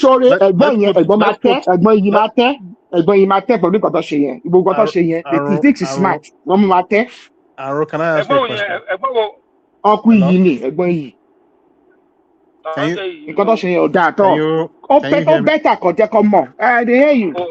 hear me? Yeah, I hear you. I can have with you. Okay, all sentiments aside, okay, I understand. Oni came out and spoke. He spoke well. He was careless. He was careless. He should have avoided that event. My reading of what you're saying right now, it's you're not being objective, you know, in a way, you know. So I mean, I think you've already taken a position that absolutely, I've taken a position. I took a position before the election. Adeleke was going to lose anyway, right? You know, not really. I didn't want him to win. I knew he was going to win. I said it last week that I thought he was most likely going to win, but I didn't want him to win because I don't think he's someone that is fit for that position, and his performance, as opposed to what people are saying, when you look at the performance of a governor and when you look at the reality of Osun State, and when you look at where we are coming from and where we're coming to, it's not someone that is fit for that office, and he has failed really as a governor. People are talking about his performing. No, he's not performing. It's just that if the people, Osun State people, have so little, and they've suffered so much that any small thing seems like something a lot for them. There's actually no economic activity in Osun State. No real economic progress, no real growth, no real development, and no real future.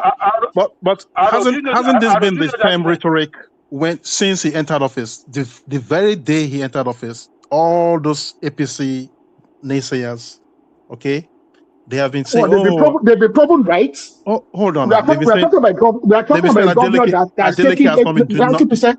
Huh? Yeah, he has come to do nothing. Okay, they are taking 80% of all government spending has been spent in Ede. Ede is nothing more than an hamlet, a small hamlet. It's not even one of the major. It's not even a major economic. Well, so that means he's correct to spend 90% of government spending in his home state. There's no proof. There's no proof. When did you dispel that? You know there's budgeting. You know we can actually look at budgeting and expenditure. Are you from Osun State? It's a question. Are you from Osun State? I'm not from Osun State, but I follow. Oh, so you are following. You're not a proper stakeholder. I am from Osun State. Yeah, but and Beauty, I think Beauty knows me well enough to know that I'm Yoruba. Okay, so wait, I Beauty knows me well enough. Yes, I know you're Yoruba. Okay, that's no doubt. Okay, but Beauty and some of the people telling I know me well enough to know that I'm not.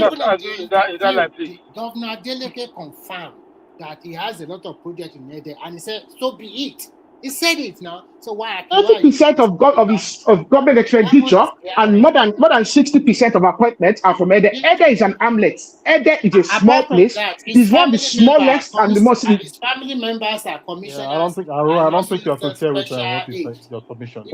I'm not sincere. Why should I be insincere? Well, why should I be insincere? Why? Why should I be insincere? You're not objective. Okay. You're not misspelled what I said. You're just saying I'm insincere. Forget all that emotional stuff.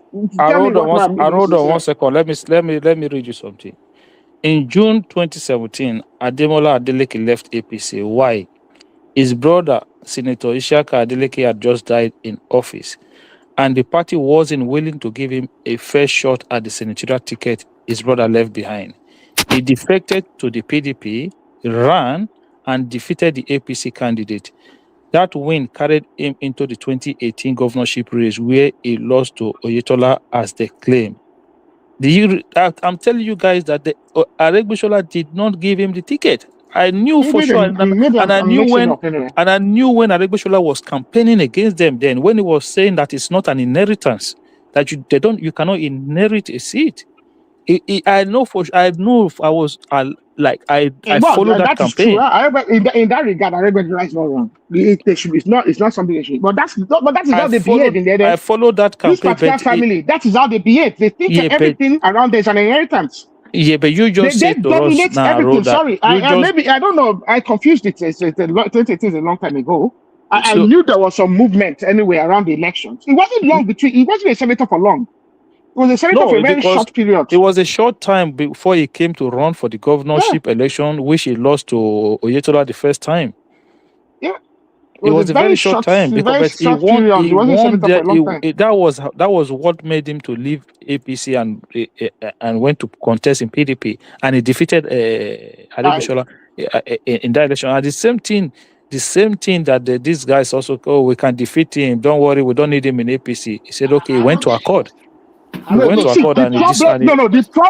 problem was is Omishore.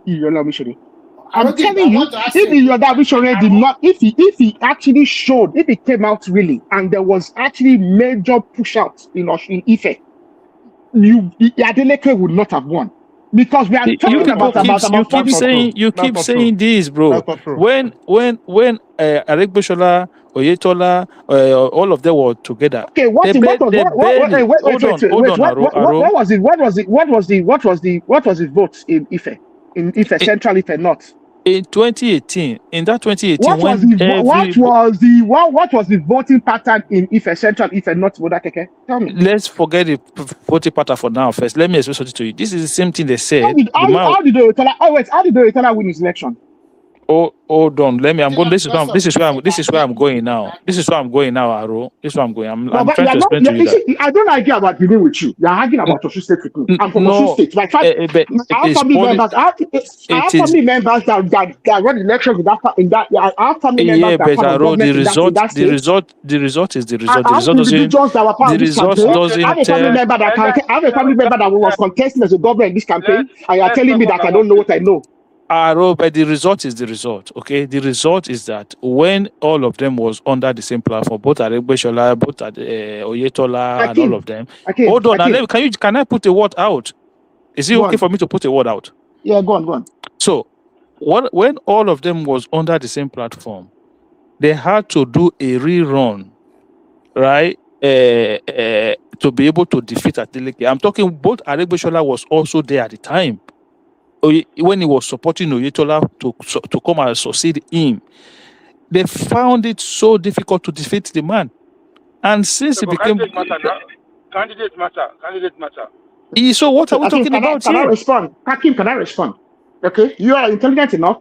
You speak over here all the time, and I know that you are intelligent enough to know that politics and campaign is not 1 + 1 = 2, and infer exactly what happened last year is going to happen this year.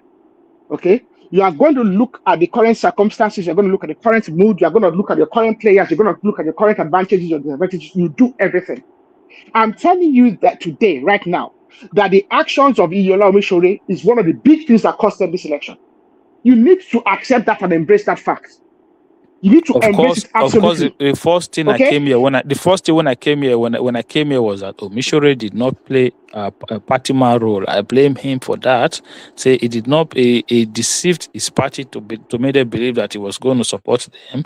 But no, I don't think they believe they were going to support them. They knew from a long way that it was playing a very dangerous according to the game. result that came out, that didn't show. It didn't show to be the case. And I blame him from the beginning. But I'm just saying. What are the results if you're central and Adeleke, for instance, at least? Go on. So I'm just saying that if you know that you have this group from that certain region and they have this popularity, right? Why the same Raouf that is going around talking about all of this nonsense now, that is going around campaigning about, he behaved like what would I call it, like a dictator? Then let the man look at give the man a fair shot to run to take his brother's seat. But wait, give the man a fair shot to take. Number one, at the time, this Adeleke was an illiterate. He is still an illiterate. Okay, so even by the standards of election, okay, for the 12 people that are shouting that Tinubu does not have school certificate, Adeleke at the time did not have a school certificate. Yeah, he doesn't have a school certificate. Hold on, Aro. The one that doesn't have a school certificate. Hold on, Aro. The person who doesn't have a school certificate is paying salary. The ones that have school certificate were paying half salary. It's not difficult. Wait, Yoga. It's not difficult to pay salary. You can see why I said. Can you people let me land? You people are not from Osun State. I'm from Osun State. I know the history of Osun State. Everybody, Adeleke has the benefit of $16 billion. Your narrative in a way that everyone can understand, because it's full of all sorts of. You don't want to understand because you are indifferent. I'm from Osun State. We get that. We get that. I get. Wait. I know you say you get that. You don't really get it, okay? Because you are indifferent to it. You just see a dancing governor, you are entertained and you like it. If the widows or whatever floats your boat. No. I just picked a point from what you said. You said he's an illiterate. He is an illiterate. It's a matter of fact. It's not. So that for me really captures the whole idea of he's not fit for purpose. He's not fit for office. He's not fit for purpose. He's not fit for office. He has not done anything. Those are facts. What has he done? He has the benefit of 16 billion. He has the benefit of 16 billion naira every single month. Under Aregbesola, okay, Aregbesola would have been lucky if 2 months in a row he got 1 billion. Because under Aregbesola, before the federal government actually gives money, transfers the money to states, they made all the deductions. Aregbesola had big debts. They made deductions. There were times, there were months where Osun State got less than 900 billion. 900 million. Aro, come on now. Aro, why you? Aro, you know. Aro, you know more than this now. Aro, you know more than this now. I'll tell you what I know. This is fact. Go and check. There were months. Yeah, but you should know. Under Aregbesola. Wait, there were months under Aregbesola where Osun State got 900 million. Aro, you should know more than this now. Okay. Hold on 1 second. Okay, what should I know more than this? Okay, 1 second. Raouf Aregbesola came in and said, hold on. Can I just explain to you? Yeah. Yeah. Hold on. Then allow Aro to explain himself. Then you can come after that. Okay, finish. No, I wanted to say something because it seems to be disproving that. Go on. He said that. So when it's understandably that Raouf built good schools, I'm not going to dispute that. He built good roads. I'm not going to dispute that. He built good roads as well. Oh yeah, I'm not going to dispute that because I saw the schools, I saw the buildings, I saw everything. But let's not forget the fact that it was him that borrowed those money. It was him that borrowed those loans. He's an engineer. Engineers have a tendency when they are doing projects not to look at the financing of the projects, and it exactly. So you're not saying that you're not talking about the same deduction that you borrowed the loan. I'm not. You have to complete the story. Okay. Now we've completed the story. So that's the bigger picture. That does not still disprove the fact that that under Aregoshola, because he got carried away, okay, he took borrowings because he had good ideas, and what he was doing is what needs to be done in Osun State ultimately, which is to open the inner because Osun State is peculiar. Osun State has a lot of semi-urban centers. When you look at the southwest, no other state in the southwest has the volume of semi-urban centers that need to be serviced. Okay, in Osun State alone, you have Ila, you have Ilesha, you have Ife, you have Ede, you have Iwo. All of these places are semi-urban and they are about the same level each. So all of them have to be developed and all of them are flagrantly underdeveloped. Yeah, let me finish. Can you agree with me that? Let me finish. Can you agree with me that if Osun State was a country, it would have been declared bankruptcy under Aregbesola?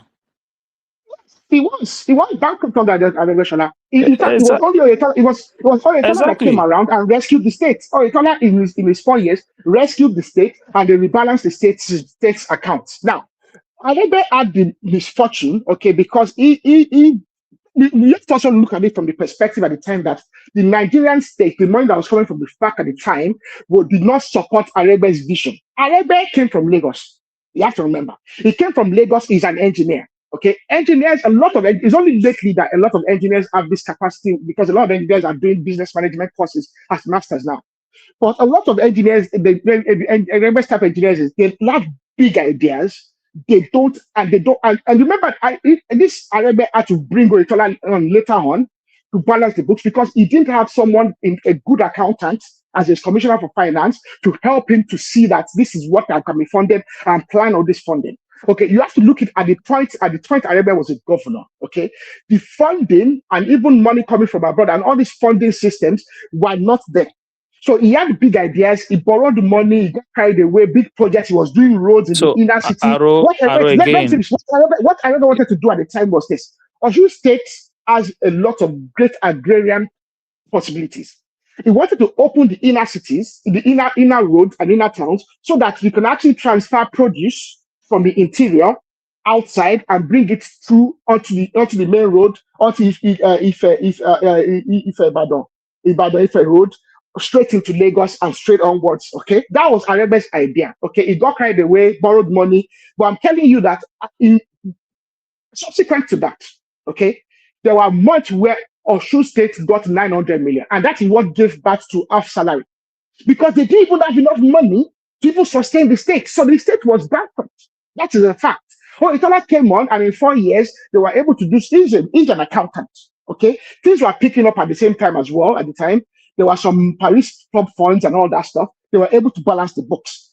Adeleke is getting 16 billion every single month. He's not done anything. He's claiming he's building roads. Look at the money they're spending. All you have to do is look at the money. Okay, see, the problem is this: you are looking at a decade of nothing, followed by another 4 years now of glut. Guys, the simplest thing looks like magic. Plus now in 15 minutes, I'm going to shut it down. All right. So if the simplest stuff looks like magic, okay. Kenny, please, can you move it to the backstage instead of shutting it completely down, please? And that's what he's going to do now. He's going to move out to backstage. Yeah. He's done nothing. I want you to appreciate this fact. He has done nothing. All he has done so far, he has paid salaries, which is an obligation. Hold on 1 second. He has paid pensions, which is an obligation. Okay, it's not. And then he said he's building roads. And what else has he done? He has moved an airport, one of the oldest airports in Nigeria, the oldest airfield in Nigeria. That was already the federal government already gave approval to change that to an airport. What has it done? He's moved it to Ede so that his family can have a private airport to land their private jets on. Come on.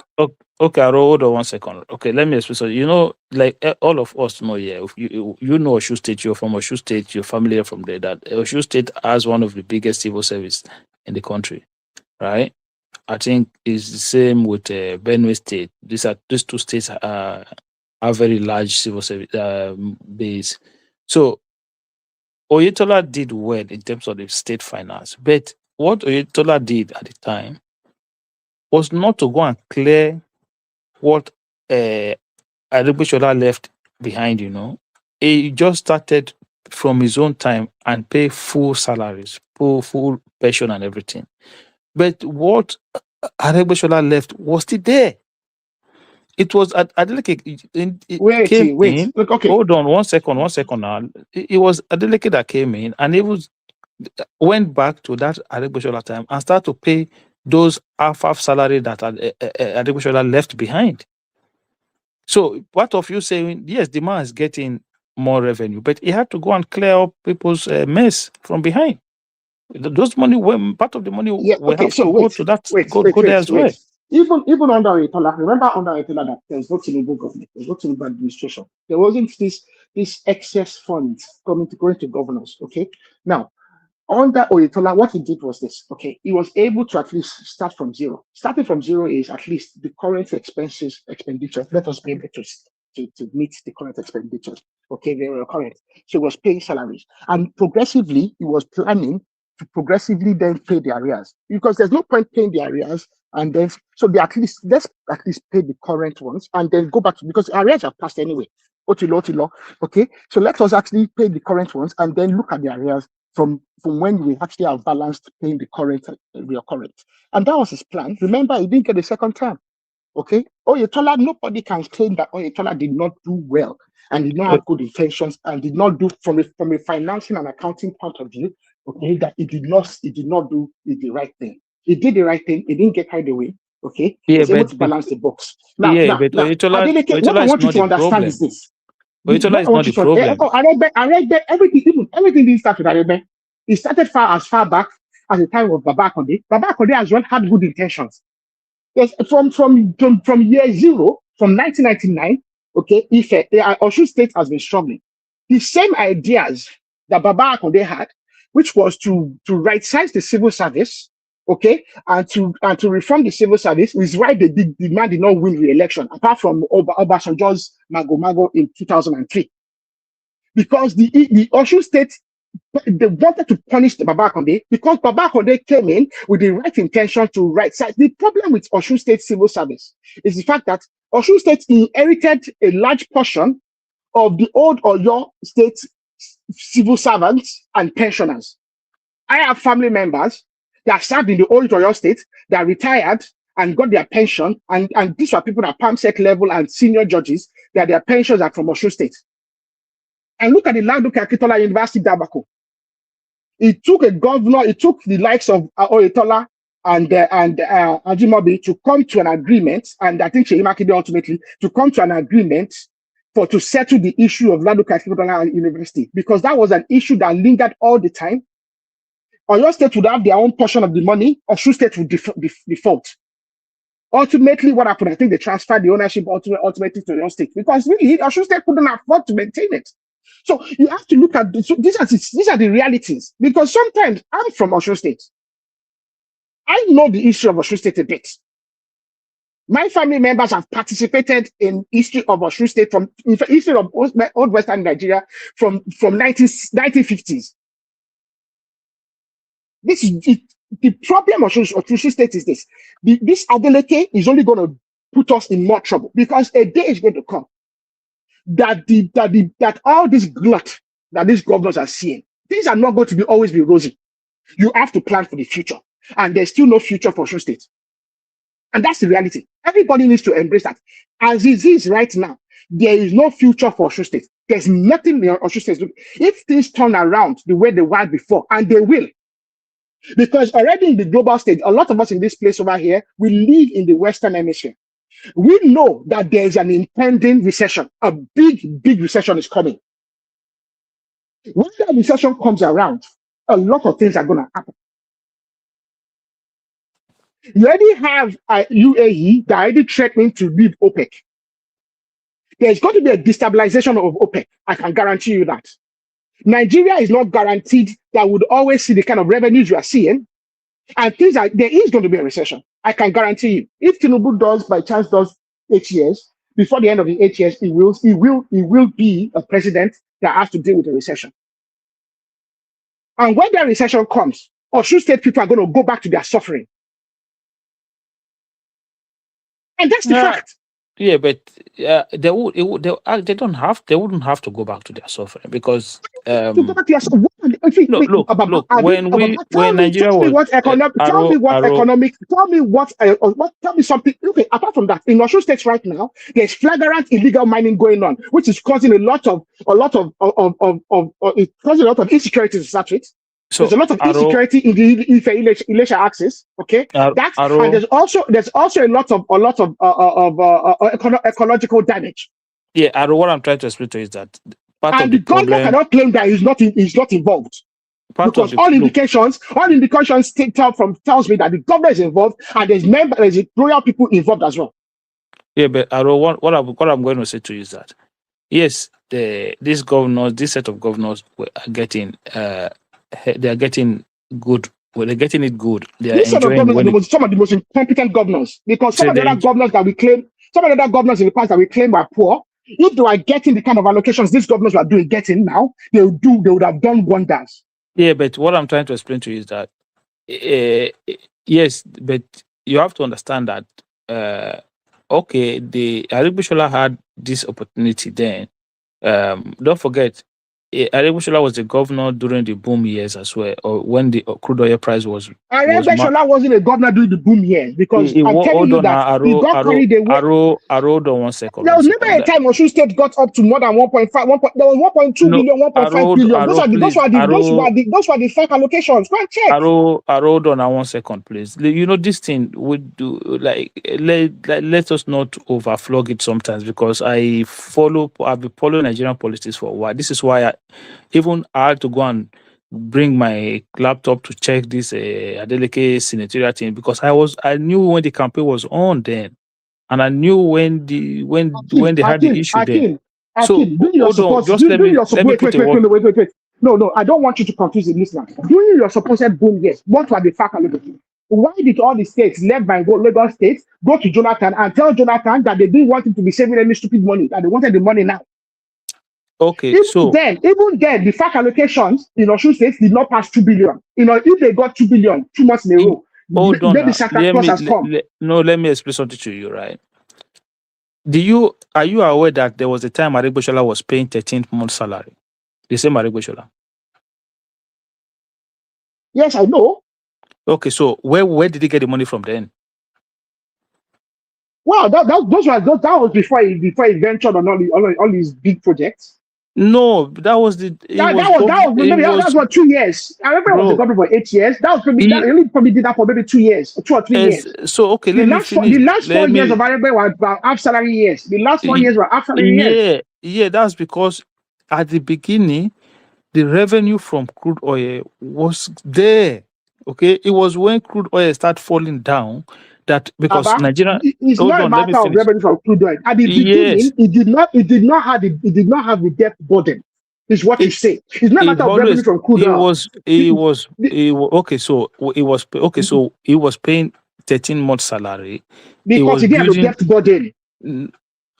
So when Aribishola was when was his first time as a governor? Arebe came because he came late as well. Remember that but when was his first time as a governor? So Arebe left in 2018. He left. So we count back 8 years. So 2010. So 2010. Yeah. So 2010. And Jonathan, you have to understand that was when Jonathan came in as well. Exactly. And you're telling me you did not enjoy boom year. Come on, Aro. I'm not saying you did not enjoy boom years. What I'm saying is this. You cannot compare. Wait, he enjoyed all the boom years. Wait, Akim, please. Let us, because all of us here listening over here, we're adults. And all of us know what has happened in Nigeria since about 2008, 2007 to what we have now. Now, yes, those years were decent. They were good because that was what we knew. That was what we knew as good fiscal planning and fiscal reform from the federal government. Remember that Jonathan did a rebasing of the economy. So to us, when Jonathan was running the economy and rebasing the economy, things were sweet. Things were good, but we were all living a fool's paradise. I think Tinubu has been able to expose that for what it is. That we have been living a fool's paradise for the vast majority of our existence as a people. at least in this particular this fourth republic. Now, we also need to look at it.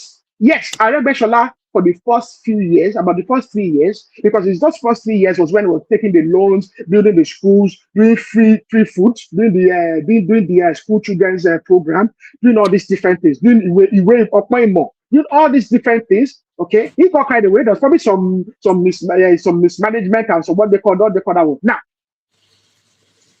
by the time the reality dawned on him, okay. And this coincided with because at this, remember that by the time Jonathan left office, we were running into a recession. Remember that Buhari had 2 recessions. Buhari was a president that had 2 recessions between 2015 and 2018. Between 2015 and 2019, Buhari was a good president that had 2 recessions. But remember, now, by the time Aregbe was coming to his 3rd, 4th year, he hit the reality that, number one, the states had borrowed more. There was a recession coming in. Between that 2010 and 2014, the FAC allocations were coming. There was never a time Osun State got more than 2 billion in FAC allocation. That's a statement of facts. Let me finish now, or Guy Akin. I let you speak. There was never a time Osun State got more than 2 billion in FAC allocation. Osun State's salary burden and pension burden, to the best of my knowledge, is something around 1.2 billion. That is their burden for salaries and pension. Now, we need to make adjustments for Adeleke for inflation and other things. Adeleke at present is getting 16 billion.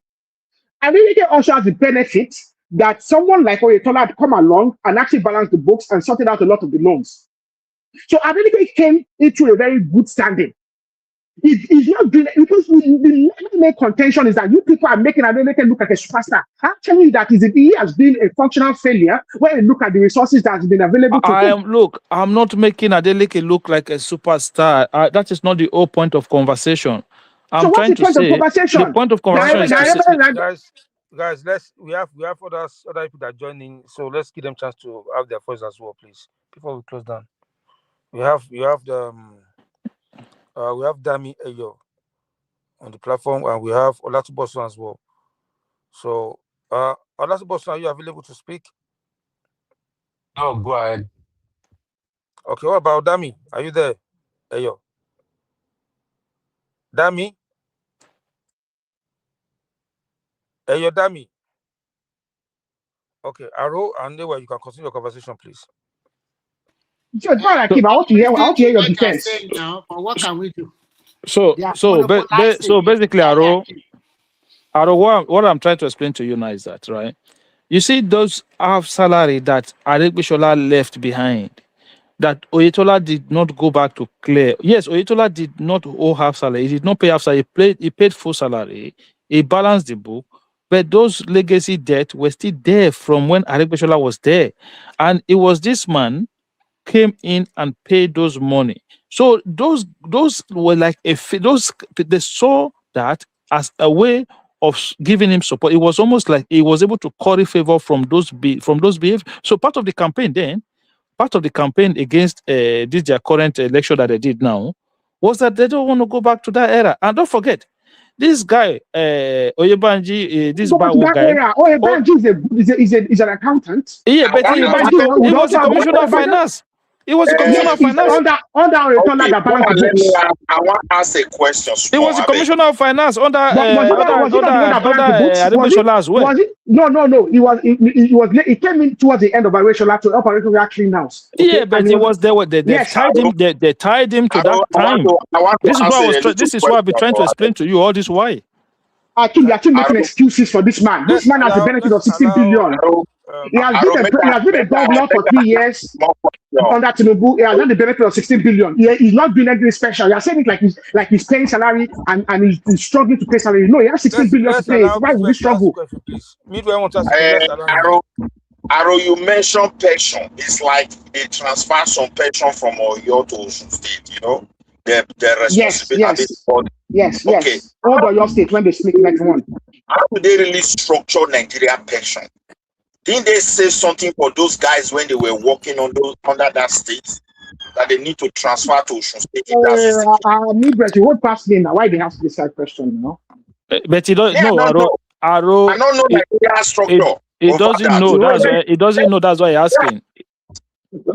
I don't know that. You know, Nigeria, So, Midwest, no, Midwest. Look, in Nigeria, you have what you call federal workers, you have state workers, you have local government workers. So, if you are a state worker, if you're somebody that was employed under the state, your pension will be paid by the state government, paid by the state government, not the federal government. By the time you were working, wait. By the time you were working, they didn't deduct anything to save for that pension at all. If the state does not have a contributing pension system, it means that the state. But they deduct, they spend it recklessly. Remember, there was also the pension commission fraud. There's been a lot of pension commission fraud in Nigeria since yes, in fact, especially since 1999, he has gone. Yeah, but no, it's only recently. Even in Edo State, it was Obaseki that introduced contributing pension system before he left office. Okay, so many states don't have contribution pension system. It's just that you finish finish serving, government will find a way to continue to pay you pension from the IGRO. Yeah, just break it a little bit the way you try to explain. Sorry, guys. I think Alatubos is ready for us to speak. Alatubos, you open your camera. Let's hear you, sir, please.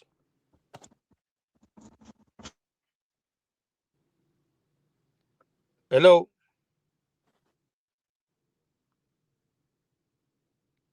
Hello. You're just coming in and out. You don't see anything. Look, Kenny, if anybody want to speak, they can ask to speak and they will speak. Hakim, never answer Midwest. Never finish with Midwest. Make Hakim finish that something. Federal, state, and local government something. Yeah, so if you are employed by the federal government, your pension will be paid by federal government. If you are employed by the state government, the state will be the one paying your pension. If you are employed by local government is supposed to pay your pension. That's how it works. But some states have what you call contributing pension systems. Some don't have. Some is just that people finish their services. When they finish working for state government will cover their pension under the IGRO or the FAC, which is the combined FAC and IGRO of whatever money is coming to the state. That's from that money they will also pay salary and pay pension. So that's how some of the states run. Yeah, now I understand that. Right, there's also been a lot of fraud and corruption in the pension commission. So even the states maybe when during the time of their service, they normally deduct some at least little percentage. Some states. The problem is this. Some states have that. Some states have what you call contribution pension system. Again, somebody that's from Kano, he has worked in Edo. Now he decided to move to Kano under the state government. And if he move back to Kano, so Kano government will not carry the burden or what? No. The state where he works will carry the burden. My mother works in Ondo State, and Ondo State still pays her pension. Even when he's no longer living there? Of course, they'll pay his account. Of course, if they will pay your pension. I have family that don't live in Nigeria anymore, and they're still receiving their pension because they work in that state. You use judges as an example. It was so confusing to me. No. Osun State was only created in 1991, and it was created out of old Oyo State. Yeah, I understand. So when they created that state, they split the state into two. However, one of the reasons they created Osun State is because there was complaint by some of the people in current Oyo that they were being dominated by the people that came from what you now call Osun State. They weren't being marginalized, but there were a lot of people in the senior civil service, especially. A lot of them came from. Look at someone like Bola Ige. Bola Ige comes from what is now Osun State, but he's a governor in Oyo State. So there was almost this kind of like dominance. And that was one of the reasons why they actually advocated to create Osun State. Also, the fact that even the Osun State people wanted to be gone from other states. They wanted the states for their own as well.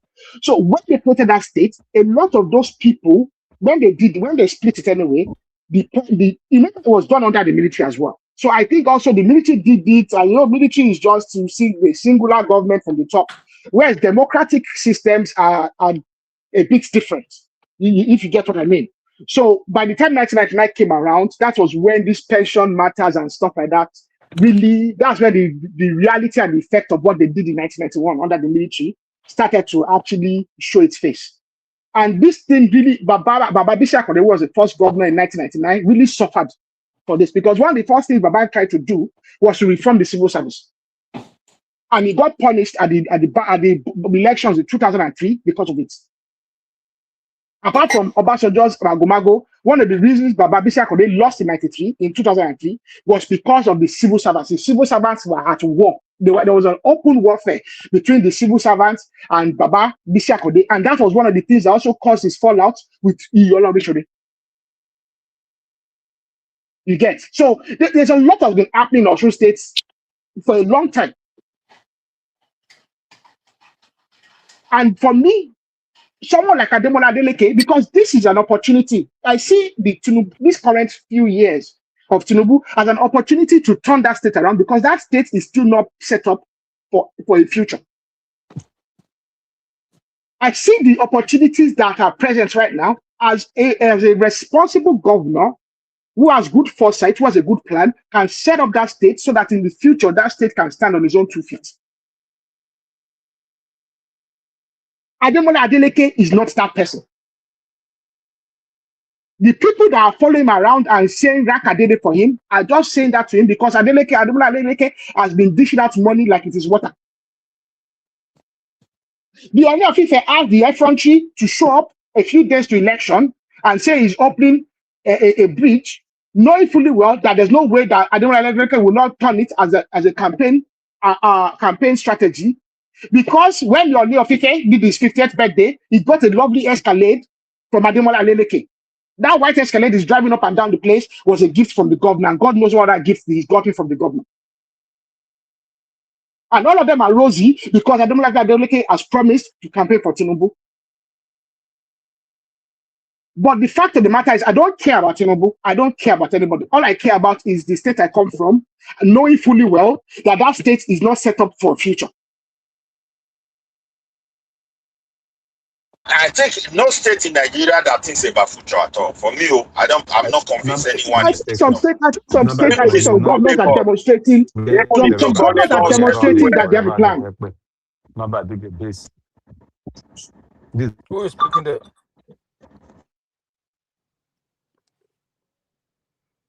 Anyway, guys, we've done 6 hours 39 minutes. One is 7 hours. I'm going to shut down completely, please. If you can hear me. Yeah, we can hear you. All right. Yes, you can continue, guys. So, guys, you see, for me, the way it goes is that this is why I like the idea of removal of subsidy and the idea of non-subsidizing dollar. Let the money go to the state, right? If your governor do well with your money, good for you. If your governor do rubbish with the money, good for you. So that's how it should be. Like we cannot live in a state where everybody is poor together, everybody suffer together because we want to subsidize fuel. No, the way it should work is take the money, share it among all the state. Governors that know what they are doing, they will do good. The ones that don't know what they are doing, they would, and it's up to the people of the state to decide if they want to re-elect their governor or not. So, but can you look at it let us be honest. I don't see any state building future for anybody. How many states do you follow? How many states do you follow? I'm just talking about generally the entire Nigeria because the thing is how many state governors do you follow their performances right now? Wait. I don't wait. The performance that we praise sometimes doesn't even actually answer the challenges of the future. I have to be honest with you. Yeah, but based on what? Based on what? So, based on one factor, as you said, because the point you are coming from, just give the state governor the money, and then he does whatever he likes that he wants to do that is going to benefit his people. He does the money with it, and that's all. But the thing is, my dear brother, let us be honest. As far as we keep on giving them money, they are not the one to make that money. We go nowhere. Just deceiving ourselves. Yeah, but which this is what I'm saying. What do you when you can't just make a this is why I don't. If you want to have a conversation, we have to have a conversation, not just come up and say it will. If you give them money, it will not go anywhere. Like, do you follow how many state governors do you follow their performances for you to know that they're not the money's not going anywhere? I think every governor in the whole state have people that is praising them, and they have people that is talking down on them. So on that ground, I cannot just say because you believe in one governor is performing well, automatically everybody within that state agree with you. Are you? Even some. Let me ask you: Are you monitoring? Are you monitoring any good governor? Mba? Do you monitor that guy? I was going to say exactly that. Umba is doing well. You said what? No, it's not. That is not. Niger State is doing well. It's not even that. What I was going because. Nasarawa? Yeah, I don't know. I saw some like maybe you're talking about the plant they built, about I think this battery something where they will process it and they will be selling or something like that. My dear brother, if you go across the whole country, you will see like those states during Lucky Benejo, they build a plant where we're going to process Gary, process this. Where are they today? They'll be building, but to manage it and fulfill those promises of building them is very challenging. Midwest. You should point to one that was built in the past. Okay, Midwest. Hold on 1 second. Midwest, hold on now 1 second. Yeah, not the one they are building. Midwest, this is why I asked you this question earlier. What Benedium built was state-owned processing cassava processing plant, right? But we're talking about private sector investment now. It's no longer. It's almost like you're talking about Nigerian refinery and Dangote refinery, and say, how is Dangote going to maintain his refinery? Is his refinery? Why will he not maintain his own refinery? The lithium plant that they built is not the state that built it's a private investment. We are not even talking about private investors here. You're talking about. You're the one that brought lithium. You are the one that brought battery plant. You're the one that brought platinum. But you're the one that used battery plant as an example. It's not a state project. It's a private sector investment. So Lucky Benedion, that plant was private. The one Lucky Benedion was government owned. Cassava processing this thing. It's totally different. It's totally different from what is happening now. Before you mix everything together, we're never talking about private sectors. Yeah, but you are the one that compared the battery plant with the cassava plant. You use it as a comparison. I compare it with even the one they are building. I think the government have a stake. I don't know whether it's a private plant. It's a private. They are private plants. They are private battery plants. I was thinking maybe it's the state government that is building it for them. No. These days now, it's hard. The governors don't really create things like that anymore. They bring investors in. Before you see any state governor building something like that, if they tell you, oh, this state do this. See, my confusion is the whole thing is that I pray it work well for everybody. Because we need to really question these investors. What are the conditions? What are the agreements? Now we have to question investors. Wait, hold on a moment. Like in Edo State, somebody is building a hotel, almost government sponsoring it for their investors. You're building modular refineries with the state fund, according to informations available. Very little investment for the private sector, but it's a private. Those kind of private investments. I don't know where that one has worked in any place because I don't understand how it functions, but I hope they are able to manage it properly. But the country where are we aware of Lagos State and how they've been managing a lot of the country where you live in Midwest? The country where you live in Midwest, do you think they do not give incentives to private investors to come and invest in their tax breaks, grants? Do you think they don't give? Do you think they don't give incentive to private investors? Hold on. They don't even have money that they give that will never give return. They don't risk that. So definitely there are incentives for businesses. It depends on the businesses that fall into that category if they want to attract people to it. You understand me? But at the same time, everything is well transparent. What they want to achieve is simple to understand. And the return is well defined. They don't put their money in any place without hoping for the return. They don't. They're not. Listen, Midwest. You know. You don't. You think government actually will put money, cash into this. They don't. That is not how they incentivize businesses. It could be say land. It could be say a tax break. It could be that because they know. Let me assume they know that if I give this person a tax break worth maybe 10 million euros, right? This person might employ 200 people. That will be 200 people that will come off the unemployment list. Those 200 people will end up paying taxes back. Over the years, I will get that 10 million back 10 times. Okay?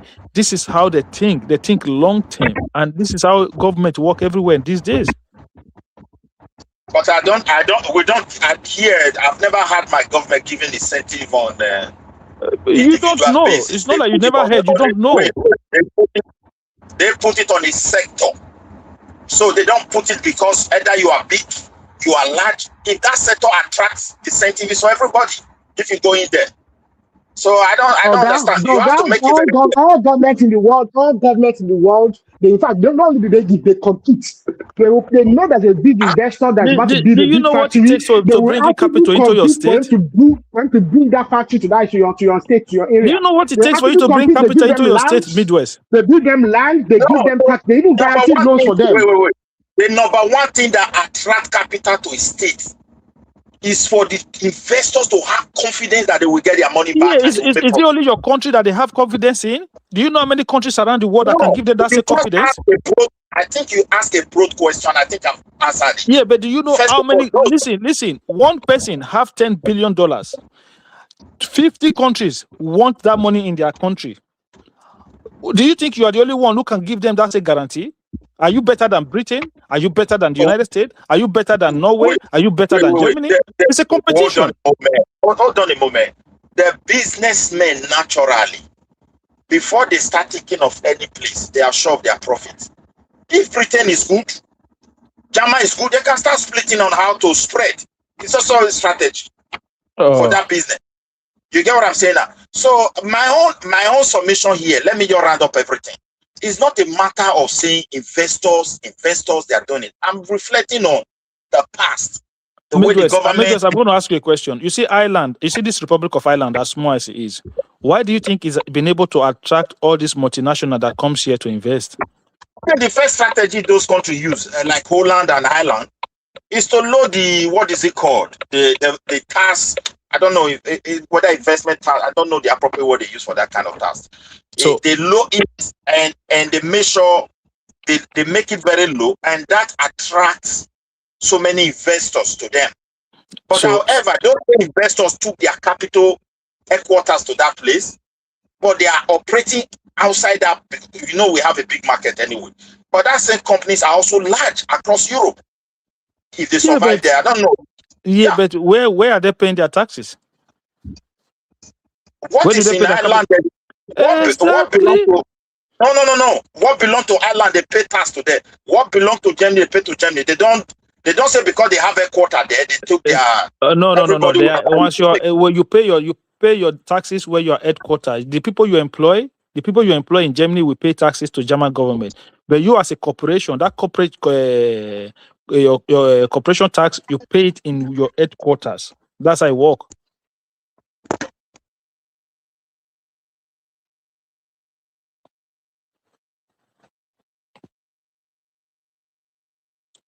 Anyway, guys, I have to go, guys. You guys have a good day. All right, okay, guys. Let's call it a day. Go and take and go backstage now. We still there here now. I don't have to go backstage. I don't have to take it to backstage. Remy there now. Remy go to tell you now. Remy? Is Remy here? Remy is not here. Oh, Remy's here. Remy?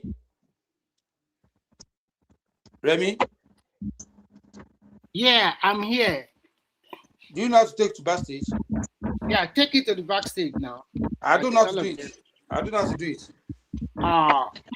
know. I've been checking the button since. I can't see it. I don't know. So now only to talk that down. Now you know. No. Okay. You know what? Continue speaking. I'm going to play with them. I think there are new people now. Maybe Osun should also say something. Yeah. I was saying, if they make profit in your place, say headquarters, they are taking the whole money to headquarters. That will create a problem for the market. Whatever they make in Germany is well captured. You understand me? Because and they're going to demand for what belongs to them. Whatever they make for Sweden is captured. But however, attracting the headquarters, yes, a lot of benefits go from them. Because when investors want to put money into that place, it comes in through that place. Do you get what I'm saying now? So maybe other more benefits to it. So it doesn't mean because you have attracted, you own everything. They don't tolerate that. Whatever their country they consume within the space of the country, Everybody have to capture it carefully. You cannot be using the European system with Nigeria. First, we are not united as a country now. So that is why people are calling for regional or maybe total restructure. All of these European countries, they are united. They don't have a lot of tribe like Nigeria. And you cannot also compare. Why would they say, Remy, the reason why they are united? Not that they are human like us. When they want to do first thing the Europeans did, or all these developed countries did, that no children is left not to go to school, at least up to secondary school level. By fire, by force, you must go. You cannot see children hawking in the street. You cannot see out of school children. Everybody go to school. So once you go to school, at least you can read and write. After your secondary school, then you can decide whether to go to technical school or maybe further or whatever. You cannot just say, okay, I want to go and learn tailoring or painting from one man in the street or something like that. Everything is structured, it's organized. Remy, I agree with you. Look at it. The thing is this, my dear brother, these people, when they want to do something, they believe in structure. All those factors were talked of, were debated, and they agree on how to run it. See, sometimes when they have economic challenges those days, people are saying, Jama, bring more money. The Jama is telling them, no, sorry, we can't release our money. You from Greece that always manufacture your accounting book, you don't want to follow the true procedure. You understand me? The Finnish people said, no, we can't tolerate that. The Italians were saying, bring more money. Mafias, money meant for road, sometimes they do almost like Nigeria, almost 60 or 70%. So, but because they have already agreed structure, there's nothing you can do. I don't know whether you understand. Like in our place, they will throw the thing in, and just as they said, oh, state government are trying, some are doing something. Another one will come. That state you used to hear about, you see everything going down. The other one will come. Let them generate money for their people. That one, they will not decide to employ professionals that will actually work for the state. And the potentials in the people, they will look for a way to bring it out so they can contribute to the development of that land. Not this one, everybody is just saying, governor have received allocation. Oga, with my own, Oga, you favor me. Election is over now. People are calling. Already negotiated, but you know, sir, I support you. Like what I'm using Osun as an example. So not that one. If the man is to generate more, you come and ask him. He will only tell you, it's okay. I want to invest also billions into agriculture. Come on. If you know you have strength to. Because this one is labor intensive. There's no weak area in agriculture. If we really want to be, is it the machine equipment you want to operate? No, nothing. So, but like a case like where they are receiving money from Abuja, you develop one place, plant corn, everybody they clap, you share the rest money, the millionaires go there and pick the loan and incentive and walk away with it. That's all. At the end, you go and build pyramid with wood and raise rice on it and telling Nigerians that you have produced enough food for them to consume. I don't think we need to change the structure, my brother. I see state governors generating money. I don't believe in what they are doing. I have to be honest with you. That is my own submission. I'm not going to believe them. No matter what they are coloring, what they are showcasing on TV and television. I don't trust any of them. You want to use Lagos as an example. Yes, Lagos have tried. If I compare it to what the so-called Niger Data Commission have done. So I give credit to them. They tried. When Jonathan was there, money was flowing. Did they even build anything? No.